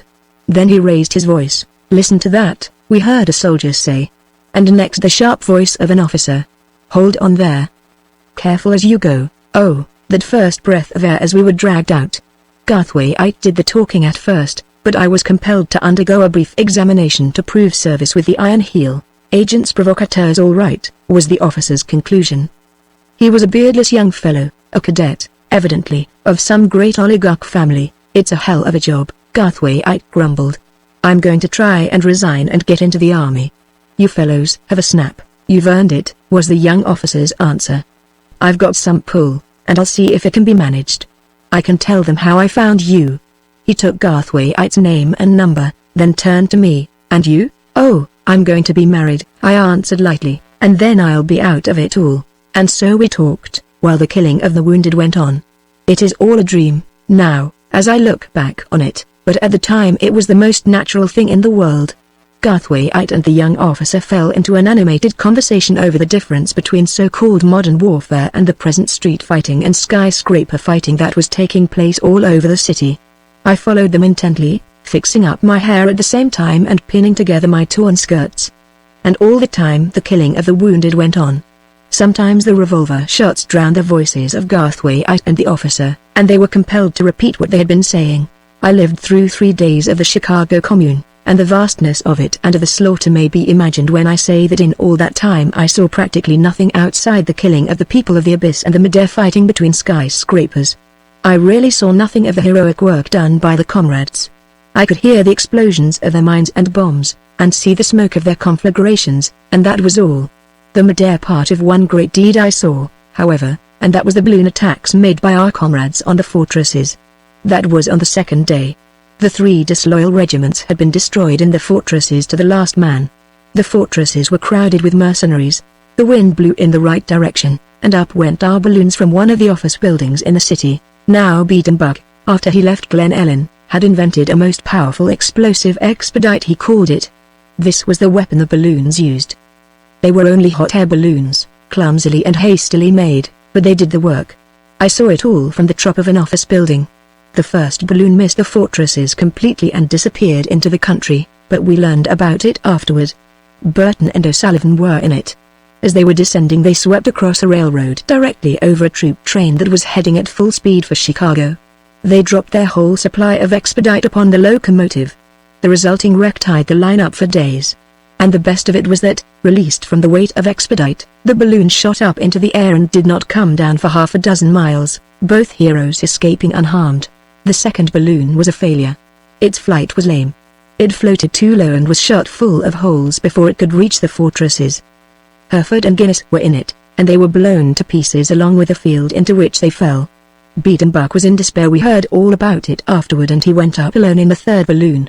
He, too, made a low flight, but he was in luck, for they failed seriously to puncture his balloon. I can see it now as I did then, from the lofty top of the building, that inflated bag drifting along the air, and that tiny speck of a man clinging on beneath. I could not see the fortress, but those on the roof with me said he was directly over it. I did not see the expedite fall when he cut it loose, but I did see the balloon suddenly leap up into the sky. An appreciable time after that the great column of the explosion towered in the air, and after that, in turn, I heard the roar of it. Beatenbuck the Gentle had destroyed a fortress. 2 other balloons followed at the same time. One was blown to pieces in the air, the expedite exploding, and the shock of it disrupted the second balloon, which fell prettily into the remaining fortress. It couldn't have been better planned, though the 2 comrades in it sacrificed their lives. But to return to the people of the Abyss. My experiences were confined to them. They raged and slaughtered and destroyed all over the city proper, and were in turn destroyed, but never once did they succeed in reaching the city of the oligarchs over on the west side. The oligarchs had protected themselves well. No matter what destruction was wreaked in the heart of the city, they, and their womenkind and children, were to escape hurt. I am told that their children played in the parks during those terrible days, and that their favorite game was an imitation of their elders stamping upon the proletariat. But the mercenaries found it no easy task to cope with the people of the Abyss and at the same time fight with the comrades. Chicago was true to her traditions, and though a generation of revolutionists was wiped out, it took along with it pretty close to a generation of its enemies. Of course, the Iron Heel kept the figures secret, but, at a very conservative estimate, at least 130,000 mercenaries were slain. But the comrades had no chance. Instead of the whole country being hand in hand in revolt, they were all alone, and the total strength of the oligarchy could have been directed against them if necessary. As it was, hour after hour, day after day, in endless trainloads, by hundreds of thousands, the mercenaries were hurled into Chicago. And there were so many of the people of the abyss. Tiring of the slaughter, a great herding movement was begun by the soldiers, the intent of which was to drive the street mobs, like cattle, into Lake Michigan. It was at the beginning of this movement that Garthwaite and I had encountered the young officer. This herding movement was practically a failure, thanks to the splendid work of the comrades.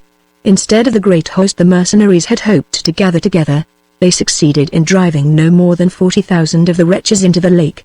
Time and again, when a mob of them was well in hand and being driven along the streets to the water, the comrades would create a diversion, and the mob would escape through the consequent hole torn in the encircling net.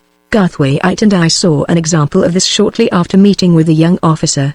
The mob of which we had been a part, and which had been put in retreat, was prevented from escaping to the south and east by strong bodies of troops. The troops we had fallen in with had held it back on the west. The only outlet was north, and north it went toward the lake, driven on from east and west and south by machine gun fire and automatics. Whether it divined that it was being driven toward the lake, or whether it was merely a blind squirm of the monster, I do not know, but at any rate the mob took a cross street to the west, turned down the next street, and came back upon its track, heading south toward the Great Ghetto. Garthwaite and I at that time were trying to make our way westward to get out of the territory of street fighting, and we were caught right in the thick of it again. As we came to the corner we saw the howling mob bearing down upon us. Garthwaite seized my arm and we were just starting to run, when he dragged me back from in front of the wheels of half a dozen war automobiles, equipped with machine guns, that were rushing for the spot. Behind them came the soldiers with their automatic rifles. By the time they took position, the mob was upon them, and it looked as though they would be overwhelmed before they could get into action. Here and there a soldier was discharging his rifle, but this scattered fire had no effect in checking the mob. On it came, bellowing with brute rage. It seemed the machine guns could not get started. The automobiles on which they were mounted blocked the street, compelling the soldiers to find positions in, between, and on the sidewalks. More and more soldiers were arriving, and in the jam we were unable to get away. Garthwaite held me by the arm, and we pressed close against the front of a building. The mob was no more than 25 feet away when the machine guns opened up, but before that flaming sheet of death nothing could live. The mob came on, but it could not advance. It piled up in a heap, a mound, a huge and growing wave of dead and dying.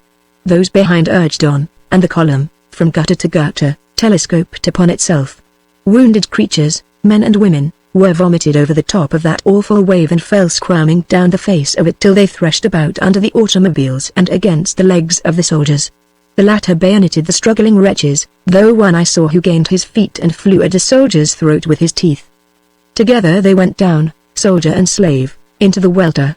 The firing ceased. The work was done. The mob had been stopped in its wild attempt to break through. Orders were being given to clear the wheels of the war machines. They could not advance over that wave of dead, and the idea was to run them down the cross street. The soldiers were dragging the bodies away from the wheels when it happened. We learn afterward how it happened. A block distant 100 of our comrades had been holding a building. Across roofs and through buildings they made their way, till they found themselves looking down upon the close-packed soldiers. Then it was counter-massacre. Without warning, a shower of bombs fell from the top of the building. The automobiles were blown to fragments, along with many soldiers. We, with the survivors, swept back in mad retreat. Half a block down another building opened fire on us. As the soldiers had carpeted the street with dead slaves, so, in turn, did they themselves become carpet. Garthwaite and I bought armed lives. As we had done before, so again we sought shelter in an entrance. But he was not to be caught napping this time. As the roar of the bombs died away, he began peering out, the mob's coming back. He called to me. "We've got to get out of this." We fled, hand in hand, down the bloody pavement, slipping and sliding, and making for the corner. Down the cross street we could see a few soldiers still running. Nothing was happening to them. The way was clear. So we paused a moment and looked back. The mob came on slowly. It was busy arming itself with the rifles of the slain and killing the wounded. We saw the end of the young officer who had rescued us. He painfully lifted himself on his elbow and turned loose with his automatic pistol. "There goes my chance or promotion," Garthwaite laughed, as a woman bore down on the wounded man, brandishing a butcher's cleaver. "Come on. It's the wrong direction." but we'll get out somehow," and we fled eastward through the quiet streets, prepared at every cross street for anything to happen. To the south a monster conflagration was filling the sky, and we knew that the great ghetto was burning. At last I sank down on the sidewalk. I was exhausted and could go no farther. I was bruised and sore and aching in every limb, yet I could not escape smiling at Garthwaite, who was rolling a cigarette and saying, "I know I'm making a mess of rescuing you, but I can't get head nor tail of the situation. It's all a mess. Every time we try to break out, something happens and we're turned back. We're only a couple of blocks now from where I got you out of that entrance. Friend and foe are all mixed up. It's chaos. You can't tell who is in those darned buildings. Try to find out, and you get a bomb on your head. Try to go peaceably on your way, and you run into a mob and are killed by machine guns, or you run into the mercenaries and are killed by your own comrades from a roof. And on the top of it all the mob comes along and kills you, too." He shook his head dolefully, lighted his cigarette, and sat down beside me. "And I'm that hungry," he added, "I could eat cobblestones." The next moment he was on his feet again and out in the street prying up a cobblestone. He came back with it and assaulted the window of a store behind us. "It's ground floor and no good," he explained as he helped me through the hole he had made, "but it's the best we can do. You get a nap and I'll reconnoiter. I'll finish this rescue all right, but I want time, lots of it and something to eat." It was a harness store we found ourselves in, and he fixed me up a couch of horse blankets in the private office well to the rear. To add to my wretchedness a splitting headache was coming on, and I was only too glad to close my eyes and try to sleep. "I'll be back," were his parting words. "I don't hope to get an auto, but I'll surely bring some grub." 119, anyway, and that was the last I saw of Garthwaite for 3 years. Instead of coming back, he was carried away to a hospital with a bullet through his lungs and another through the fleshy part of his neck. Chapter 24 Nightmare. I had not closed my eyes the night before on the 20th century, and what of that and of my exhaustion I slept soundly. When I first awoke, it was night. Garthwaite had not returned. I had lost my watch and had no idea of the time. As I lay with my eyes closed, I heard the same dull sound of distant explosions. The inferno was still raging. I crept through the store to the front. The reflection from the sky of vast conflagrations made the street almost as light as day. One could have read the finest print with ease. From several blocks away came the crackle of small hand bombs and the churning of machine guns, and from a long way off came a long series of heavy explosions. I crept back to my horse blankets and slept again. When next I awoke, a sickly yellow light was filtering in on me. It was dawn of the second day. I crept to the front of the store. A smoke pall, shot through with lurid gleams, filled the sky. Down the opposite side of the street tottered a wretched slave. One hand he held tightly against his side, and behind him he left a bloody trail. His eyes roved everywhere, and they were filled with apprehension and dread. Once he looked straight across at me, and in his face was all the dumb pathos of the wounded and hunted animal. He saw me, but there was no kinship between us, and with him, at least, no sympathy of understanding, for he cowered perceptibly and dragged himself on. He could expect no aid in all God's world. He was a helot in the great hunt of helots that the masters were making. All he could hope for, all he sought, was some hole to crawl away in and hide like any animal. The sharp clang of a passing ambulance at the corner gave him a start. Ambulances were not for such as he. With a groan of pain he threw himself into a doorway. A minute later he was out again and desperately hobbling on. I went back to my horse blankets and waited an hour for Garthwaite. My headache had not gone away. On the contrary, it was increasing. It was by an effort of will only that I was able to open my eyes and look at objects. And with the opening of my eyes and the looking came intolerable torment. Also, a great pulse was beating in my brain. Weak and reeling, I went out through the broken window and down the street, seeking to escape, instinctively and gropingly, from the awful shambles. And thereafter I lived nightmare. My memory of what happened in the succeeding hours is the memory one would have of nightmare. Many events are focused sharply on my brain, but between these indelible pictures I retain our intervals of unconsciousness. What occurred in those intervals I know not, and never shall know. I remember stumbling at the corner over the legs of a man. It was the poor hunted wretch that had dragged himself past my hiding place. How distinctly do I remember his poor, pitiful, gnarled hands as he lay there on the pavement, hands that were more hoof and claw than hands, all twisted and distorted by the toil of all his days, with on the palms a horny growth of callus a half-inch thick. And as I picked myself up and started on, I looked into the face of the thing and saw that it still lived. for the eyes, dimly intelligent, were looking at me and seeing me. After that came a kindly blank. I knew nothing, saw nothing, merely tottered on in my quest for safety. My next nightmare vision was a quiet street of the dead. I came upon it abruptly, as a wanderer in the country would come upon a flowing stream. Only this stream I gazed upon did not flow. It was congealed in death. From pavement to pavement, and covering the sidewalks, it lay there, spread out quite evenly, with only here and there a lump or mound of bodies to break the surface. Poor driven people of the abyss, hunted helots, they lay there as the rabbits in California after a drive. 120, up the street and down I looked. There was no movement, no sound. The quiet buildings looked down upon the scene from their many windows. And once only, I saw an arm that moved in that dead stream. I swear I saw it move, with a strange writhing gesture of agony, and with it lifted a head, gory with nameless horror, that gibbered at me and then lay down again and moved no more. I remember another street, with quiet buildings on either side, and the panic that smote me into consciousness as again I saw the people of the abyss, but this time in a stream that flowed and came on. And then I saw there was nothing to fear.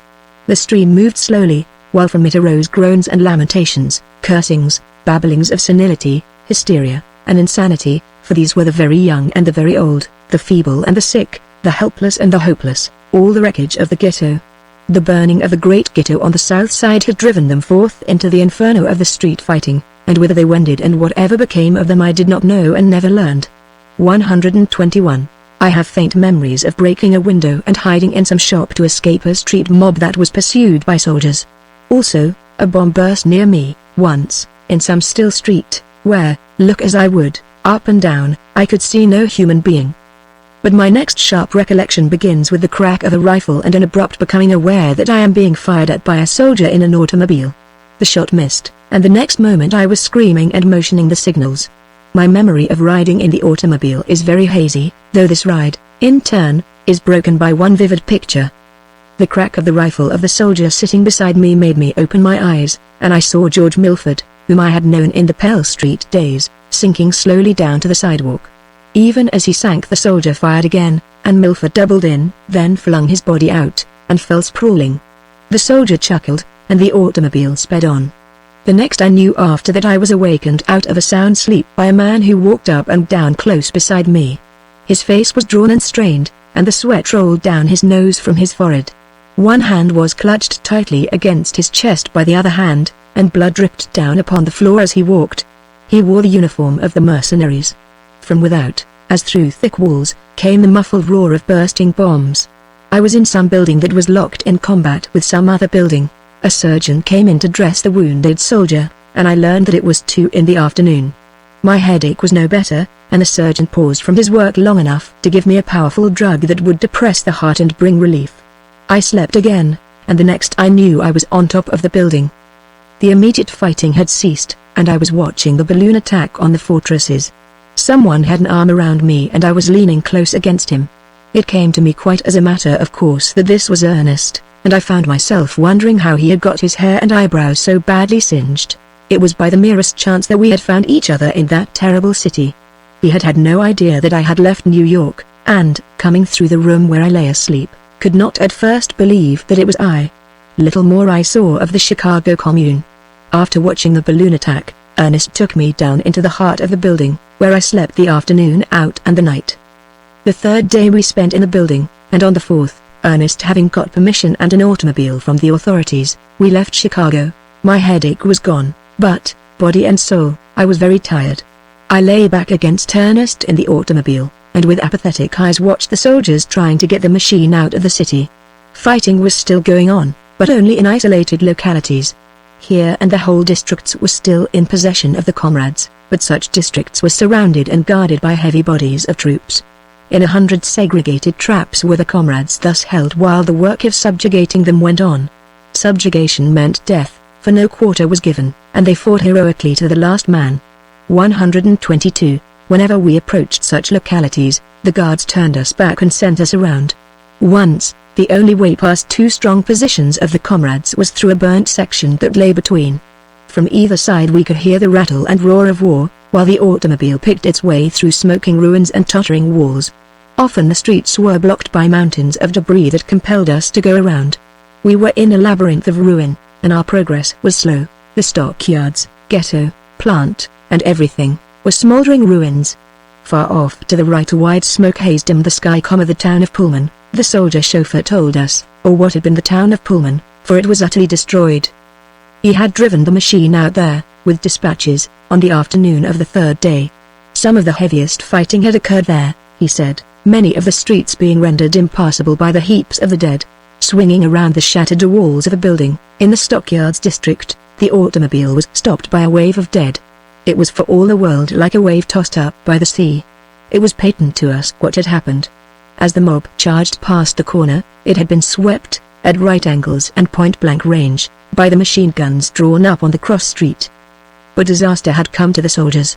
A chance bomb must have exploded among them, for the mob, checked until its dead and dying formed the wave, had white-capped and flung forward its foam of living, fighting slaves. Soldiers and slaves lay together, torn and mangled, around and over the wreckage of the automobiles and guns. Ernest sprang out. A familiar pair of shoulders in a cotton shirt and a familiar fringe of white hair had caught his eye.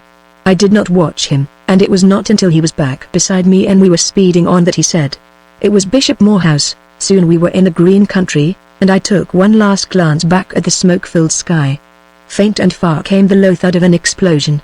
Then I turned my face against Ernest's breast and wept softly for the cause that was lost. Ernest's arm about me was eloquent with love. For this time lost, dear heart, he said, but not forever. We have learned. Tomorrow the cause will rise again, strong with wisdom and discipline. The automobile drew up at a railroad station. Here we would catch a train to New York. As we waited on the platform, 3 trains thundered past, bound west to Chicago. They were crowded with ragged, unskilled laborers, people of the abyss, slave levies for the rebuilding of Chicago, Ernest said. You see, the Chicago slaves are all killed. Chapter 25 The terrorists. It was not until Ernest and I were back in New York, and after weeks had elapsed, that we were able to comprehend thoroughly the full sweep of the disaster that had befallen the cause. The situation was bitter and bloody. In many places, scattered over the country, slave revolts and massacres had occurred. The roll of the martyrs increased mightily. Countless executions took place everywhere. The mountains and waste regions were filled with outlaws and refugees who were being hunted down mercilessly. Our own refugees were packed with comrades who had prices on their heads. Through information furnished by its spies, scores of our refugees were raided by the soldiers of the Iron Heel. Many of the comrades were disheartened, and they retaliated with terroristic tactics. The setback to their hopes made them despairing and desperate. Many terrorist organizations unaffiliated with us sprang into existence and caused us much trouble. 123. These misguided people sacrificed their own lives wantonly, very often made our own plans go astray, and retarded our organization, and through it all moved the Iron Heel, impassive and deliberate, shaking up the whole fabric of the social structure in its search for the comrades, combing out the mercenaries, the labor castes, and all its secret services, punishing without mercy and without malice, suffering in silence all retaliations that were made upon it, and filling the gaps in its fighting line as fast as they appeared. And hand in hand with this, Ernest and the other leaders were hard at work reorganizing the forces of the revolution. The magnitude of the task may be understood when it is taken into 124. 1. The second revolt was largely the work of Ernest Everhard, though he cooperated, of course, with the European leaders. The capture and secret execution of Everhard was the great event of the spring of 1932 AD, yet so thoroughly had he prepared for the revolt, that his fellow conspirators were able, with little confusion or delay, to carry out his plans. It was after Everhard's execution that his wife went to Wake Robin Lodge, a small bungalow in the Sonoma Hills of California. 2. Without doubt she here refers to the Chicago Commune. 3. With all respect to Avis Everhard, it must be pointed out that Everhard was but one of many able leaders who planned the second revolt. And we today, looking back across the centuries, can safely say that even had he lived, the second revolt would not have been less calamitous in its outcome than it was. 4. The second revolt was truly international. It was a colossal plan, too colossal to be wrought by the genius of one man alone. Labor, in all the oligarchies of the world, was prepared to rise at the signal. Germany, Italy, France, and all Australasia were Labour country socialist states. They were ready to lend aid to the revolution. Gallantly they did, and it was for this reason, when the second revolt was crushed, that they, too, were crushed by the united oligarchies of the world, their socialist governments being replaced by oligarchical governments. 5. John Cunningham, Avis Everhard's father, was a professor at the State University at Berkeley, California.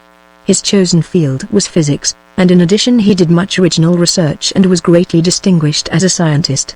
His chief contribution to science was his studies of the electron and his monumental work on the identification of matter and energy, wherein he established, beyond cavil and for all time, that the ultimate unit of matter and the ultimate unit of force were identical.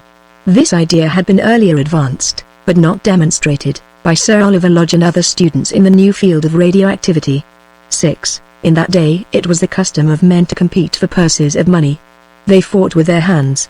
When one was beaten into insensibility or killed, the survivor took the money.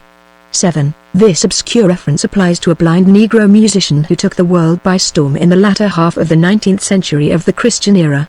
8. Friedrich Nietzsche, the mad philosopher of the 19th century of the Christian era, who caught wild glimpses of truth, but who, before he was done, reasoned himself around the great circle of human thought and off into madness. 9. A noted educator of the late 19th and early 20th centuries of the Christian era. He was president of the Stanford University, a private benefaction of the times. 10. An idealistic monist who long puzzled the philosophers of that time with his denial of the existence of matter, but whose clever argument was finally demolished when the new empiric facts of science were philosophically generalized. 11. The great earthquake of 1906 AD that destroyed San Francisco. 12. This figure arises from the customs of the times. When, among men fighting to the death in their wild animal way, a beaten man threw down his weapons, it was at the option of the victor to slay him or spare him. 13. During this period there were many ministers cast out of the church for preaching unacceptable doctrine. Especially were they cast out when their preaching became tainted with socialism. 14. The hired foreign palace guards of Louis XVI, a king of France that was beheaded by his people. 15. The distinction between being native-born and foreign-born was sharp and invidious in those days. 16. This book continued to be secretly printed throughout the 3 centuries of the Iron Heel. There are several copies of various editions in the National Library of Ardis. 17. In those days, groups of predatory individuals controlled all the means of transportation, and for the use of same levied toll upon the public. 18. These quarrels were very common in those irrational and anarchic times. Sometimes the laborers refused to work. Sometimes the capitalists refused to let the laborers work.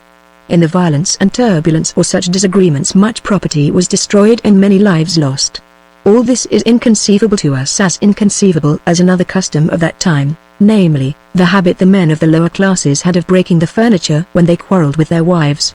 19. Proletariat, derived originally from the Latin proletarii, the name given in the census of Servius Tullius to those who were of value to the state only as the rearers of offspring, proles. In other words, they were of no importance either for wealth, or position, or exceptional ability. 20. Candidate for governor of California on the socialist ticket in the fall election of 1906 Christian era. An Englishman by birth, a writer of many books on political economy and philosophy, and one of the socialist leaders of the times. 21. There is no more horrible page in history than the treatment of the child and women slaves in the English factories in the latter half of the 18th century of the Christian era. In such industrial hells arose some of the proudest fortunes of that day. 22. Everhard might have drawn a better illustration from the Southern Church's outspoken defense of chattel slavery prior to what is known as the War of the Rebellion. Several such illustrations, culled from the documents of the times, are here appended. In 1835 AD, the General Assembly of the Presbyterian Church resolved that slavery is recognized in both the Old and the New Testaments, and is not condemned by the authority of God. The Charleston Baptist Association issued the following, in an address, in 1835 AD, the right of masters to dispose of the time of their slaves has been distinctly recognized by the Creator of all things, who is surely at liberty to vest the right of property over any object whomsoever he pleases. The Reverend E.D. Simon, Doctor of Divinity and Professor in the Randolph-Macon Methodist College of Virginia, wrote, extracts from Holy Writ unequivocally assert the right of property in slaves, together with the usual incidents to that right. The right to buy and sell is clearly stated. Upon the whole, then, whether we consult the Jewish policy instituted by God himself, or the uniform opinion and practice of mankind in all ages, or the injunctions of the New Testament and the moral law, we are brought to the conclusion that slavery is not immoral. having established the point that the first African slaves were legally brought into bondage. The right to detain their children in bondage follows as an indispensable consequence. Thus we see that the slavery that exists in America was founded in right. 23. It is not at all remarkable that this same note should have been struck by the Church a generation or so later in relation to the defense of capitalistic property. In the Great Museum at Ascot there is a book entitled Essays in Application, written by Henry Van Dyke. The book was published in 1905 of the Christian era. From what we can make out, Van Dyke must have been a churchman. The book is a good example of what Everhard would have called bourgeois thinking. Note the similarity between the utterance of the Charleston Baptist Association quoted above, and the following utterance of Van Dyke 70 years later. The Bible teaches that God owns the world. He distributes to every man according to his own good pleasure, conformably to general laws. 24. In that day there were many thousands of these poor merchants called peddlers. They carried their whole stock in trade from door to door. It was a most wasteful expenditure of energy. Distribution was as confused and irrational as the whole general system of society. 25. An adjective descriptive of ruined and dilapidated houses in which great numbers of the working people found shelter in those days. They invariably paid rent, and, considering the value of such houses, enormous rent, to the landlords. 26. In those days thievery was incredibly prevalent. Everybody stole property from everybody else. The lords of society stole legally or else legalized their stealing, while the poorer classes stole illegally. Nothing was safe unless guarded. Enormous numbers of men were employed as watchmen to protect property. The houses of the well-to-do were a combination of safe deposit vault and fortress. The appropriation of the personal belongings of others by our own children of today is looked upon as rudimentary survival of the theft characteristic that in those early times was universal. 27. The laborers were called to work and dismissed by savage, screaming, nerve-wracking steam whistles. 28. The function of the corporation lawyer was to serve, by corrupt methods, the money-grabbing propensities of the corporations.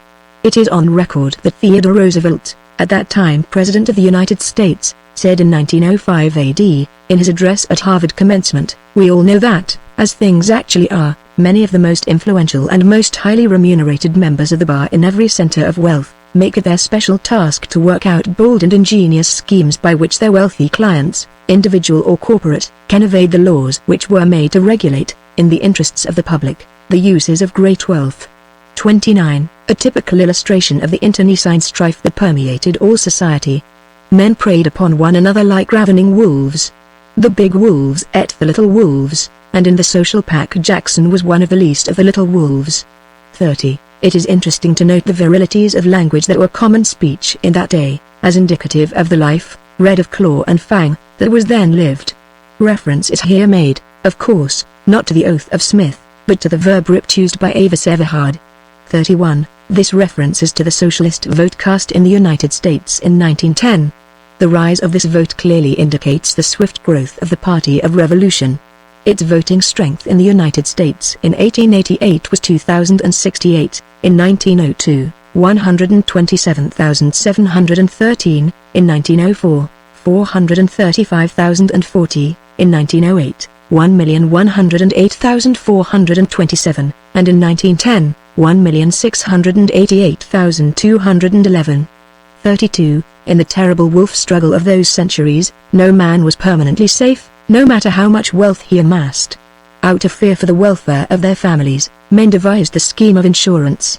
To us, in this intelligent age, such a device is laughably absurd and primitive. But in that age insurance was a very serious matter. The amusing part of it is that the funds of the insurance companies were frequently plundered and wasted by the very officials who were entrusted with the management of them. 33. Before Avis Everhard was born, John Stuart Mill, in his essay, On Liberty, wrote, "Wherever there is an ascendant class, a large portion of the morality emanates from its class interests and its class feelings of superiority." 34. Verbal contradictions, called bulls, were long an amiable weakness of the ancient Irish. 35. The newspapers, in 1902 of that era, credited the president of the Anthracite Coal Trust, George F. Beer, with the enunciation of the following principle: "The rights and interests of the laboring man will be protected by the Christian men to whom God in his infinite wisdom has given the property interests of the country." 36. Society is here used in a restricted sense, a common usage of the times to denote the gilded drones that did no labor, but only glutted themselves at the honey vats of the workers. Neither the businessmen nor the laborers had time or opportunity for society. Society was the creation of the idle rich who toil not and who in this way played.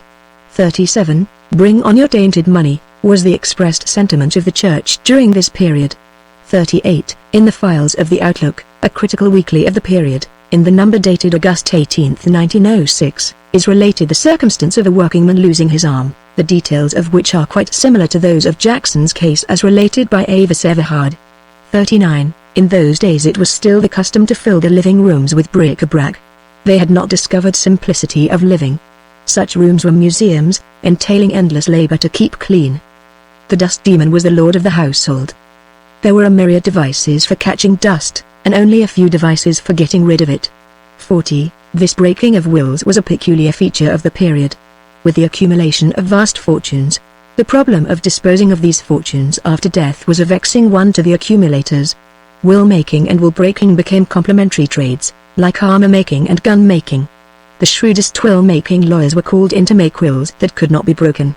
But these wills were always broken, and very often by the very lawyers that had drawn them up. Nevertheless, the delusion persisted in the wealthy class that an absolutely unbreakable will could be cast, and so, through the generations, clients and lawyers pursued the illusion. It was a pursuit like unto that of the universal solvent of the medieval alchemists. 41. A curious and amazing literature that served to make the working class utterly misapprehend the nature of the leisure class. 42. The people of that age were phrase slaves. The abjectness of their servitude is incomprehensible to us. There was a magic in words greater than the conjurer's art. So befuddled and chaotic were their minds that the utterance of a single word could negative the generalizations of a lifetime of serious research and thought. Such a word was the adjective utopian. The mere utterance of it could damn any scheme, no matter how sanely conceived, of economic amelioration or regeneration. Vast populations grew frenzied over such phrases as an honest dollar and a full dinner pail. The coinage of such phrases was considered strokes of genius.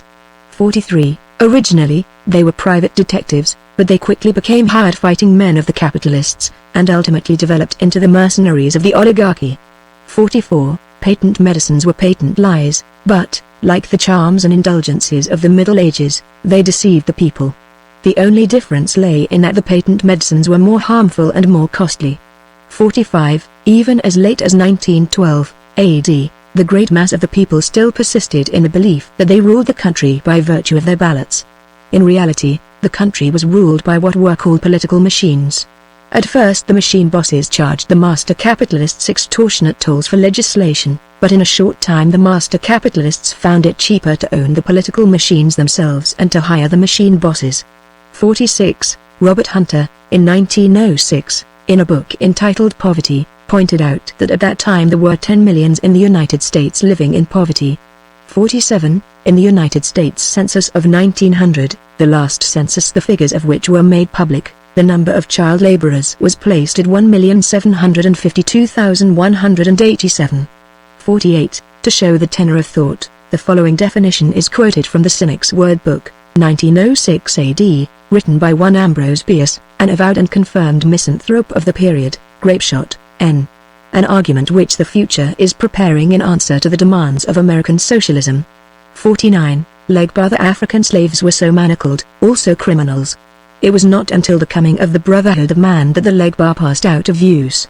50. Though, like Everhard, they did not dream of the nature of it, there were men, even before his time, who caught glimpses of the shadow.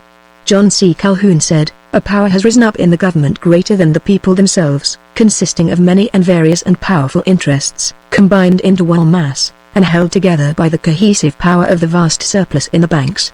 And that great humanist, Abraham Lincoln, said, just before his assassination, "I see in the near future a crisis approaching that unnerves me and causes me to tremble for the safety of my country.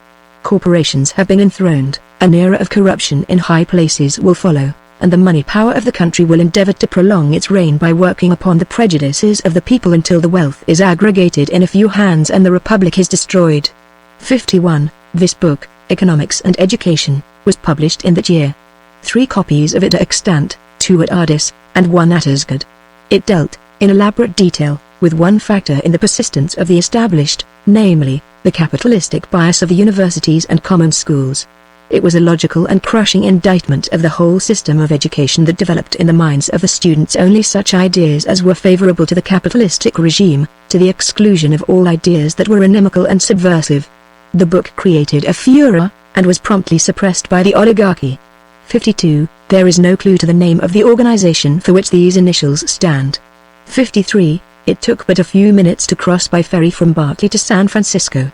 These, and the other Bay cities, practically composed one community. 54. Oscar Wilde, one of the lords of language of the 19th century of the Christian era.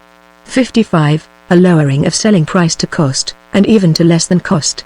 Thus, a large company could sell at a loss for a longer period than a small company, and so drive the small company out of business. A common device of competition. 56. Many efforts were made during this period to organize the perishing farmer class into a political party, the aim of which was to destroy the trusts and corporations by drastic legislation. All such attempts ended in failure. 57. The first successful great trust almost a generation in advance of the rest. 58. Bankruptcy, a peculiar institution that enabled an individual, who had failed in competitive industry, to forego paying his debts. The effect was to ameliorate the two savage conditions of the fang and claw social struggle.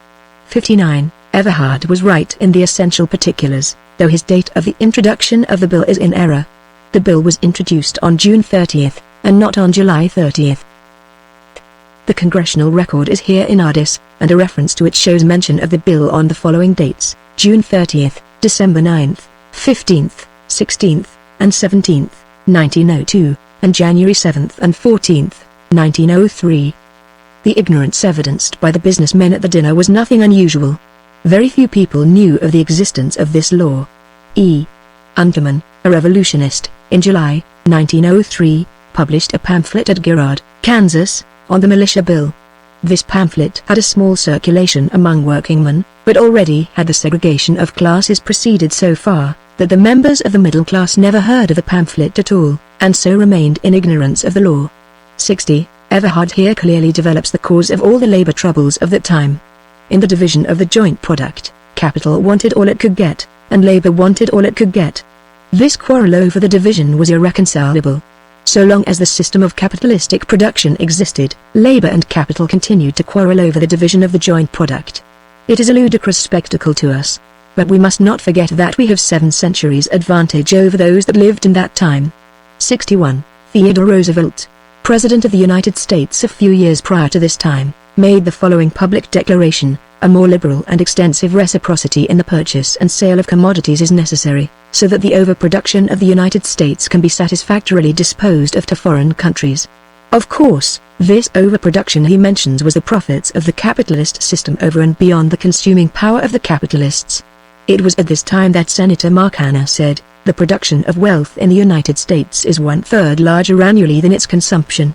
Also a fellow senator, Chauncey Depew, said, "The American people produce annually 2 billions more wealth than they consume." 62. Karl Marx, the great intellectual hero of socialism. A German Jew of the 19th century. A contemporary of John Stuart Mill. It seems incredible to us that whole generations should have elapsed after the enunciation of Marx's economic discoveries, in which time he was sneered at by the world's accepted thinkers and scholars. Because of his discoveries he was banished from his native country, and he died in exile in England. 63. The earliest known use of that name to designate the oligarchy. 64. This division of society made by Everhard is in accordance with that made by Lucien Sainiel, one of the statistical authorities of that time. His calculation of the membership of these divisions by occupation, from the United States Census of 1900, is as follows: plutocratic class, 250,251, middle class, 8,429,845, and proletariat class, 20,393,137. 65. Standard Oil and Rockefeller. See upcoming footnote. Rockefeller began as a member. 66. Even as late as 1907, it was considered that 11 groups dominated the country, but this number was reduced by the amalgamation of the 5 railroad groups into a supreme combination of all the railroads. These 5 groups so amalgamated, along with their financial and political allies, were 1. James J. Hill with his control of the Northwest. 2. The Pennsylvania Railway Group, chief financial manager, with big banking firms of Philadelphia and New York. 3. Harriman, with Frick for counsel and Odell as political lieutenant, controlling the central continental, southwestern and southern Pacific coast lines of transportation. 4. The Gould family railway interests, and 5. Moore, Reed, and Leeds, known as the Rock Island crowd. These strong oligarchs arose out of the conflict of competition and traveled the inevitable road toward combination. 67. Lobby, a peculiar institution for bribing, bulldozing, and corrupting the legislators who are supposed to represent the people's interests. 68. A decade before this speech of Everhard's, the New York Board of Trade issued a report from which the following is quoted: "The railroads control absolutely the legislatures of majority of the states of the Union. They make and unmake United States senators, congressmen, and governors, and are practically dictators of the governmental policy of the United States." 69. The Black Hundreds were reactionary mobs organized by the perishing autocracy in the Russian Revolution. These reactionary groups attacked the revolutionary groups, and also, at needed moments, rioted and destroyed property so as to afford the autocracy the pretext of calling out the Cossacks. 70. Under the capitalist regime these periods of hard times were as inevitable as they were absurd. Prosperity always brought calamity. This, of course, was due to the excess of unconsumed profits that was piled up. 71. Strike breakers these were, in purpose and practice and everything except name, the private soldiers of the capitalists. They were thoroughly organized and well armed, and they were held in readiness to be held in special trains to any part of the country where labor went on strike or was locked out by the employers. Only those curious times could have given rise to the amazing spectacle of one, Farley, a notorious commander of strike breakers, who, in 1906, swept across the United States in special trains from New York to San Francisco with an army of 2,500 men, fully armed and equipped, to break a strike of the San Francisco streetcar men. Such an act was in direct violation of the laws of the land. The fact that this act, and thousands of similar acts, went unpunished, goes to show how completely the judiciary was the creature of the plutocracy. 72. Bullpen in a miners' strike in Idaho. In the latter part of the 19th century, it happened that many of the strikers were confined in a bullpen by the troops. The practice and the name continued in the 20th century. 73. The name only, and not the idea, was imported from Russia. The Black Hundreds were a development out of the secret agents of the capitalists, and their use arose in the labor struggles of the 19th century. There is no discussion of this. No less an authority of the times than Carroll D. Wright, United States Commissioner of Labor, is responsible for the statement. From his book, entitled The Battles of Labor, is quoted the declaration that in some of the great historic strikes the employers themselves have instigated acts of violence, that manufacturers have deliberately provoked strikes in order to get rid of surplus stock, and that freight cars have been burned by employers' agents during railroad strikes in order to increase disorder. It was out of these secret agents of the employers that the Black Hundreds arose, and it was they, in turn, that later became that terrible weapon of the oligarchy, the agents provocateurs. 74. Wall Street, so named from a street in ancient New York, where was situated the stock exchange, and where the irrational organization of society permitted underhanded manipulation of all the industries of the country. 75. One of the first ships that carried colonies to America, after the discovery of the New World.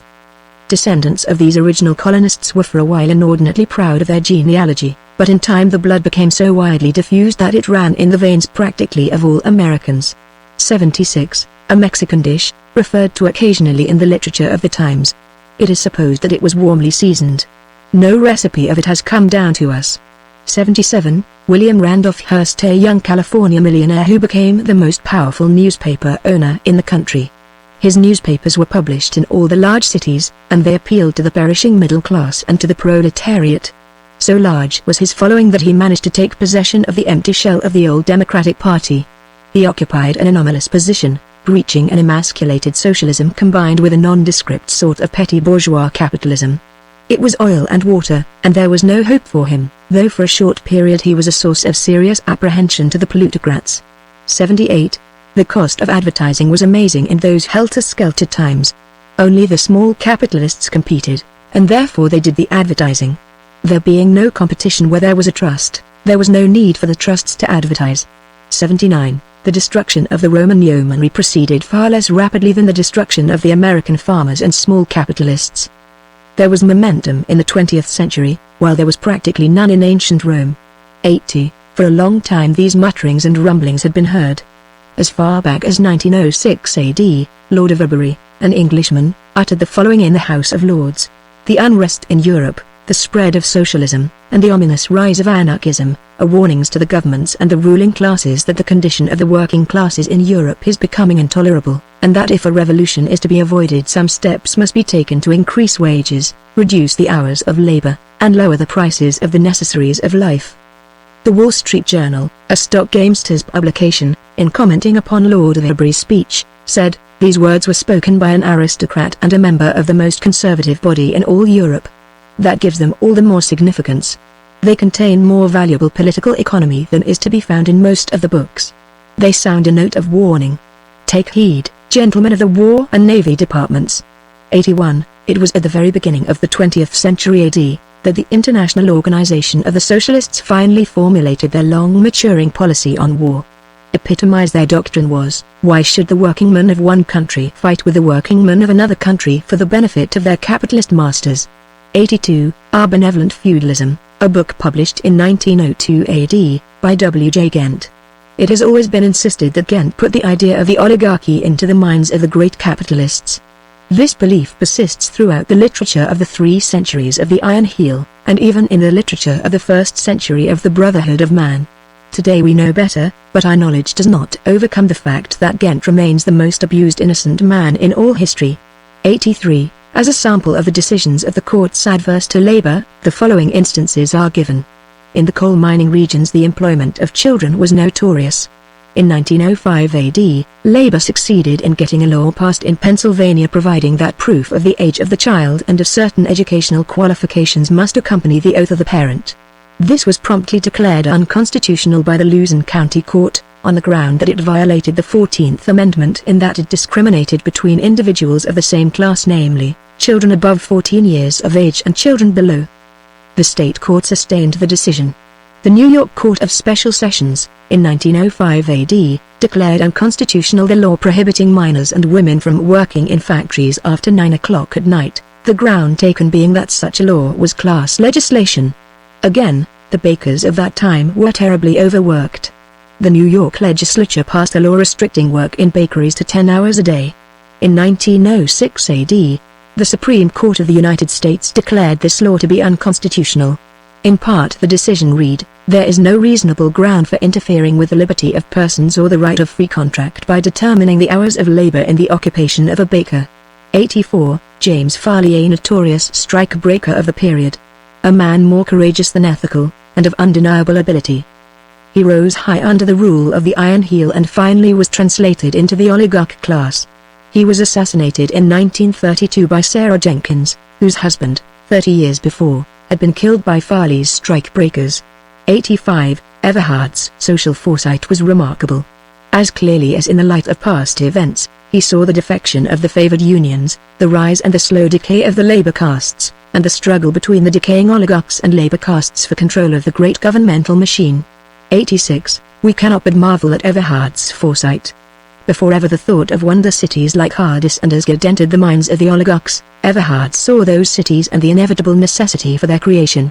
87. And since the day of prophecy, have passed away the 3 centuries of the Iron Heel and the 4 centuries of the Brotherhood of Man, and today we tread the roads and dwell in the cities that the oligarchs built. It is true, we are even now building still more wonderful wonder cities. But the wonder cities of the oligarchs endure, and I write these lines in Ardis, one of the most wonderful of them all.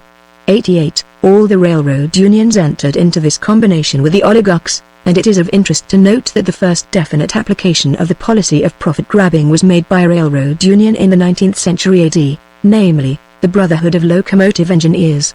P. M. Arthur was for 20 years Grand Chief of the Brotherhood. After the strike on the Pennsylvania Railroad in 1877, he broached a scheme to have the locomotive engineers make terms with the railroads and to go it alone so far as the rest of the labor unions were concerned. This scheme was eminently successful.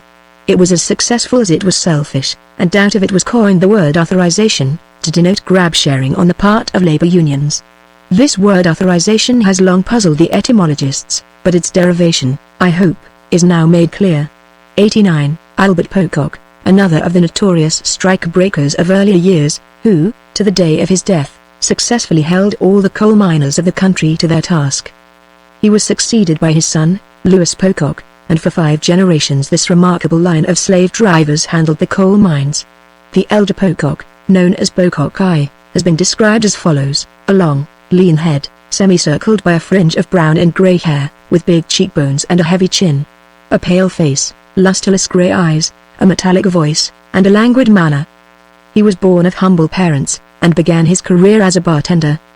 He next became a private detective for a street railway corporation, and by successive steps developed into a professional strike-breaker. Pocock V, the last of the line, was blown up in a pump house by a bomb during a petty revolt of the miners in the Indian Territory. This occurred in 2073 AD 90. These fighting groups were modeled somewhat after the fighting organization of the Russian Revolution, and, despite the unceasing efforts of the Iron Heel, these groups persisted throughout the 3 centuries of its existence. Composed of men and women actuated by lofty purpose and unafraid to die, the fighting groups exercised tremendous influence and tempered the savage brutality of the rulers. Not alone was their work confined to unseen warfare with the secret agents of the oligarchy. The oligarchs themselves were compelled to listen to the decrees of the groups, and often, when they disobeyed, were punished by death, and likewise with the subordinates of the oligarchs, with the officers of the army and the leaders of the labor castes. 91. The same conditions obtained in the 19th century AD under British rule in India. The natives died of starvation by the million, while their rulers robbed them of the fruits of their toil and expended it on magnificent pageants and mumbo-jumbo fooleries. Perforce, in this enlightened age, we have much to blush for in the acts of our ancestors. Our only consolation is philosophic. We must accept the capitalistic stage in social evolution as about on a par with the earlier monkey stage. The human had to pass through those stages in its rise from the mire and slime of low organic life. It was inevitable that much of the mire and slime should cling and be not easily shaken off. 92. The people of the abyss. This phrase was struck out by the genius of H. G. Wells in the late 19th century AD. Wells was a sociological seer, sane and normal as well as warm human. Many fragments of his work have come down to us, while 2 of his greatest achievements, Anticipations and The Mankind in the Making, have come down intact. Before the oligarchs, and before Everhard, Wells speculated upon the building of the wonder cities, though in his writings they are referred to as pleasure cities. 93. Avis Everhard took for granted that her narrative would be read in her own day, and so omits to mention the outcome of the trial for high treason. Many other similar disconcerting omissions will be noticed in the manuscript. 52 socialist congressmen were tried, and all were found guilty. Strange to relate, not one received the death sentence. Everhard and 11 others, among whom were Theodore Donaldson and Matthew Kent, received life imprisonment. The remaining 40 received sentences varying from 30 to 45 years, while Arthur Simpson, referred to in the manuscript as being ill of typhoid fever at the time of the explosion, received only 15 years. It is the tradition that he died of starvation in solitary confinement, and this harsh treatment is explained as having been caused by his uncompromising stubbornness and his fiery and tactless hatred for all men that served the despotism. He died in Cabanas in Cuba, where 3 of his comrades were also confined. The 52 socialist congressmen were confined in military fortresses scattered all over the United States. Thus, Du Bois and Woods were held in Puerto Rico, while Everhard and Meriwether were placed in Alcatraz, an island in San Francisco Bay that had already seen long service as a military prison. 94. Avis Everhard would have had to live for many generations ere she could have seen the clearing up of this particular mystery. A little less than 100 years ago, and a little more than 600 years after the death, the Confession of Pavese was discovered in the secret archives of the Vatican. It is perhaps well to tell a little something about this obscure document, which, in the main, is of interest to the historian only. 95. This ridiculous picture well illustrates the heartless conduct of the masters.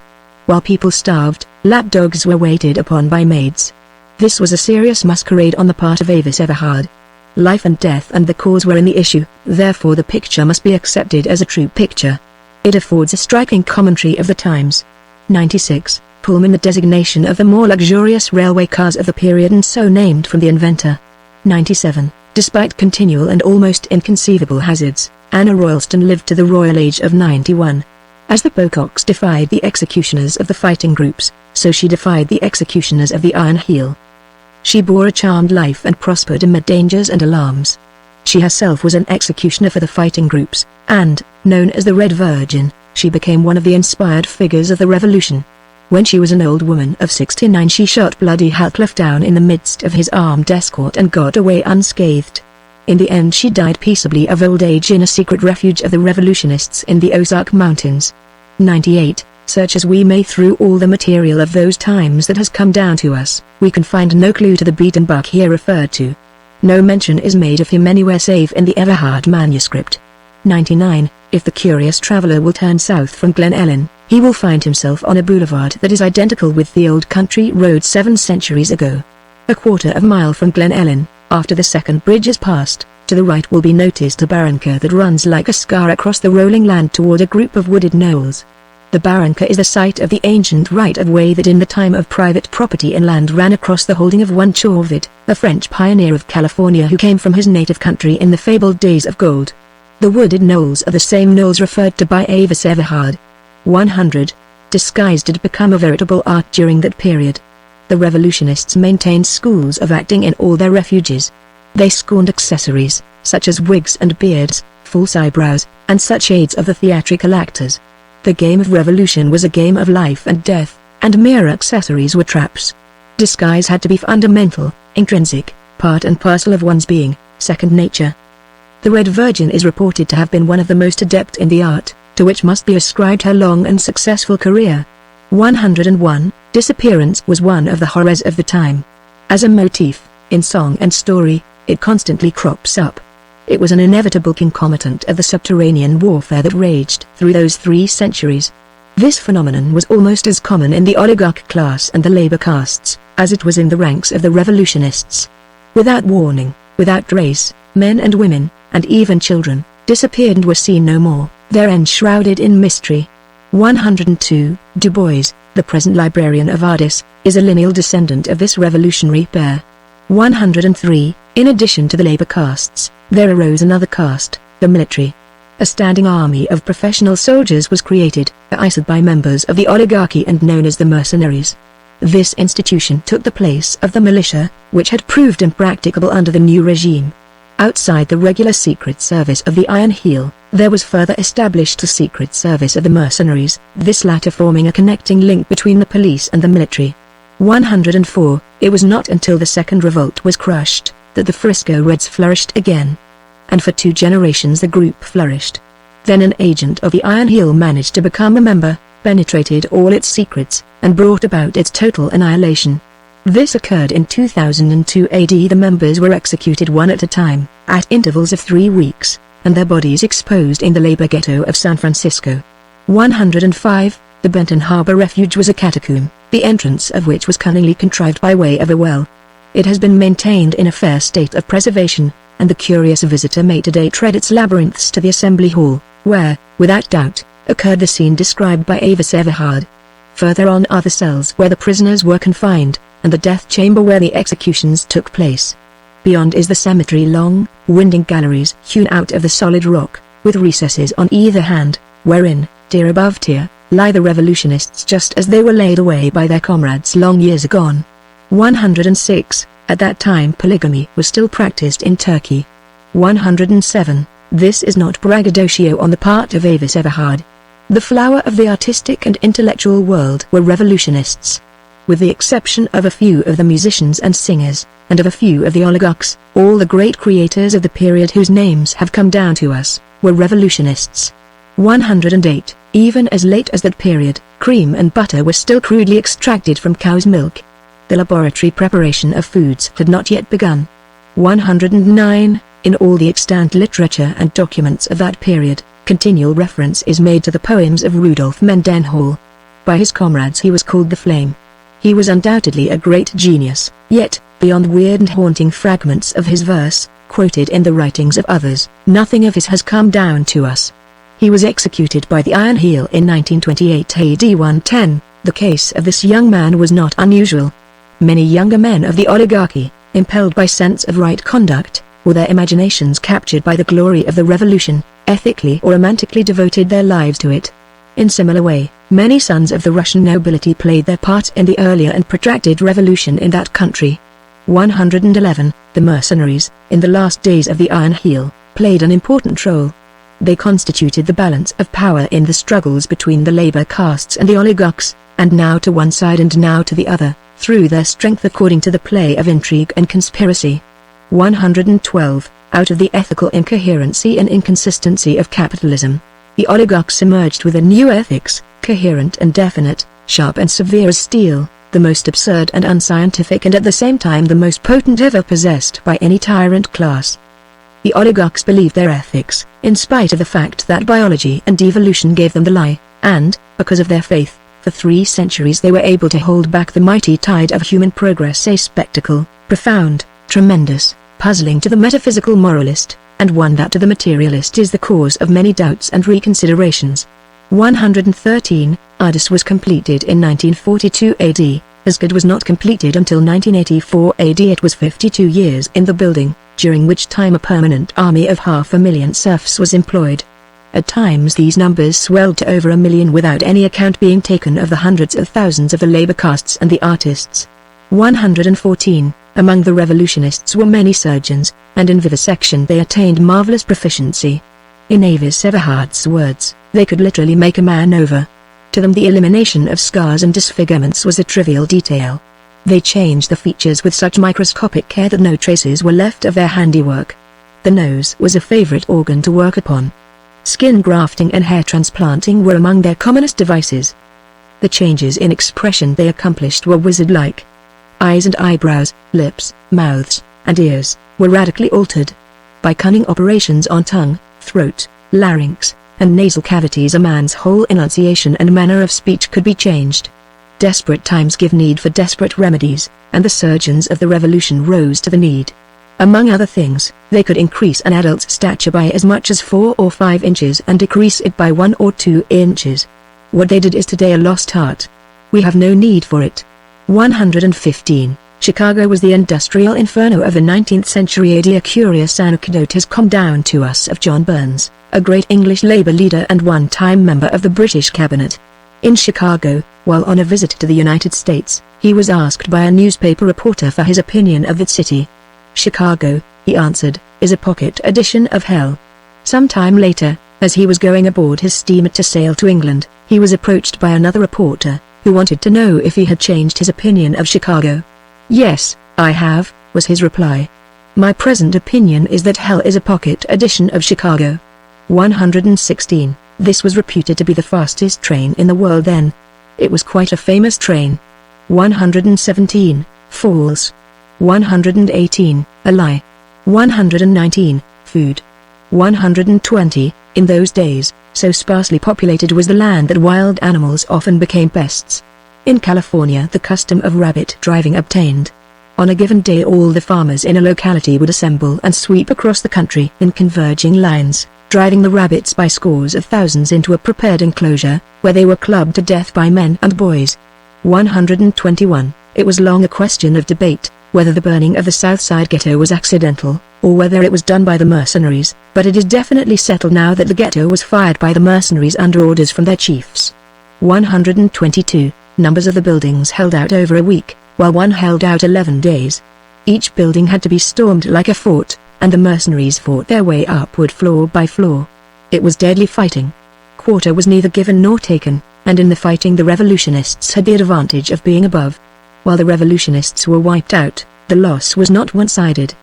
The proud Chicago proletariat lived up to its ancient boast. For as many of itself as were killed, it killed that many of the enemy. 123. The annals of this short-lived era of despair make bloody reading.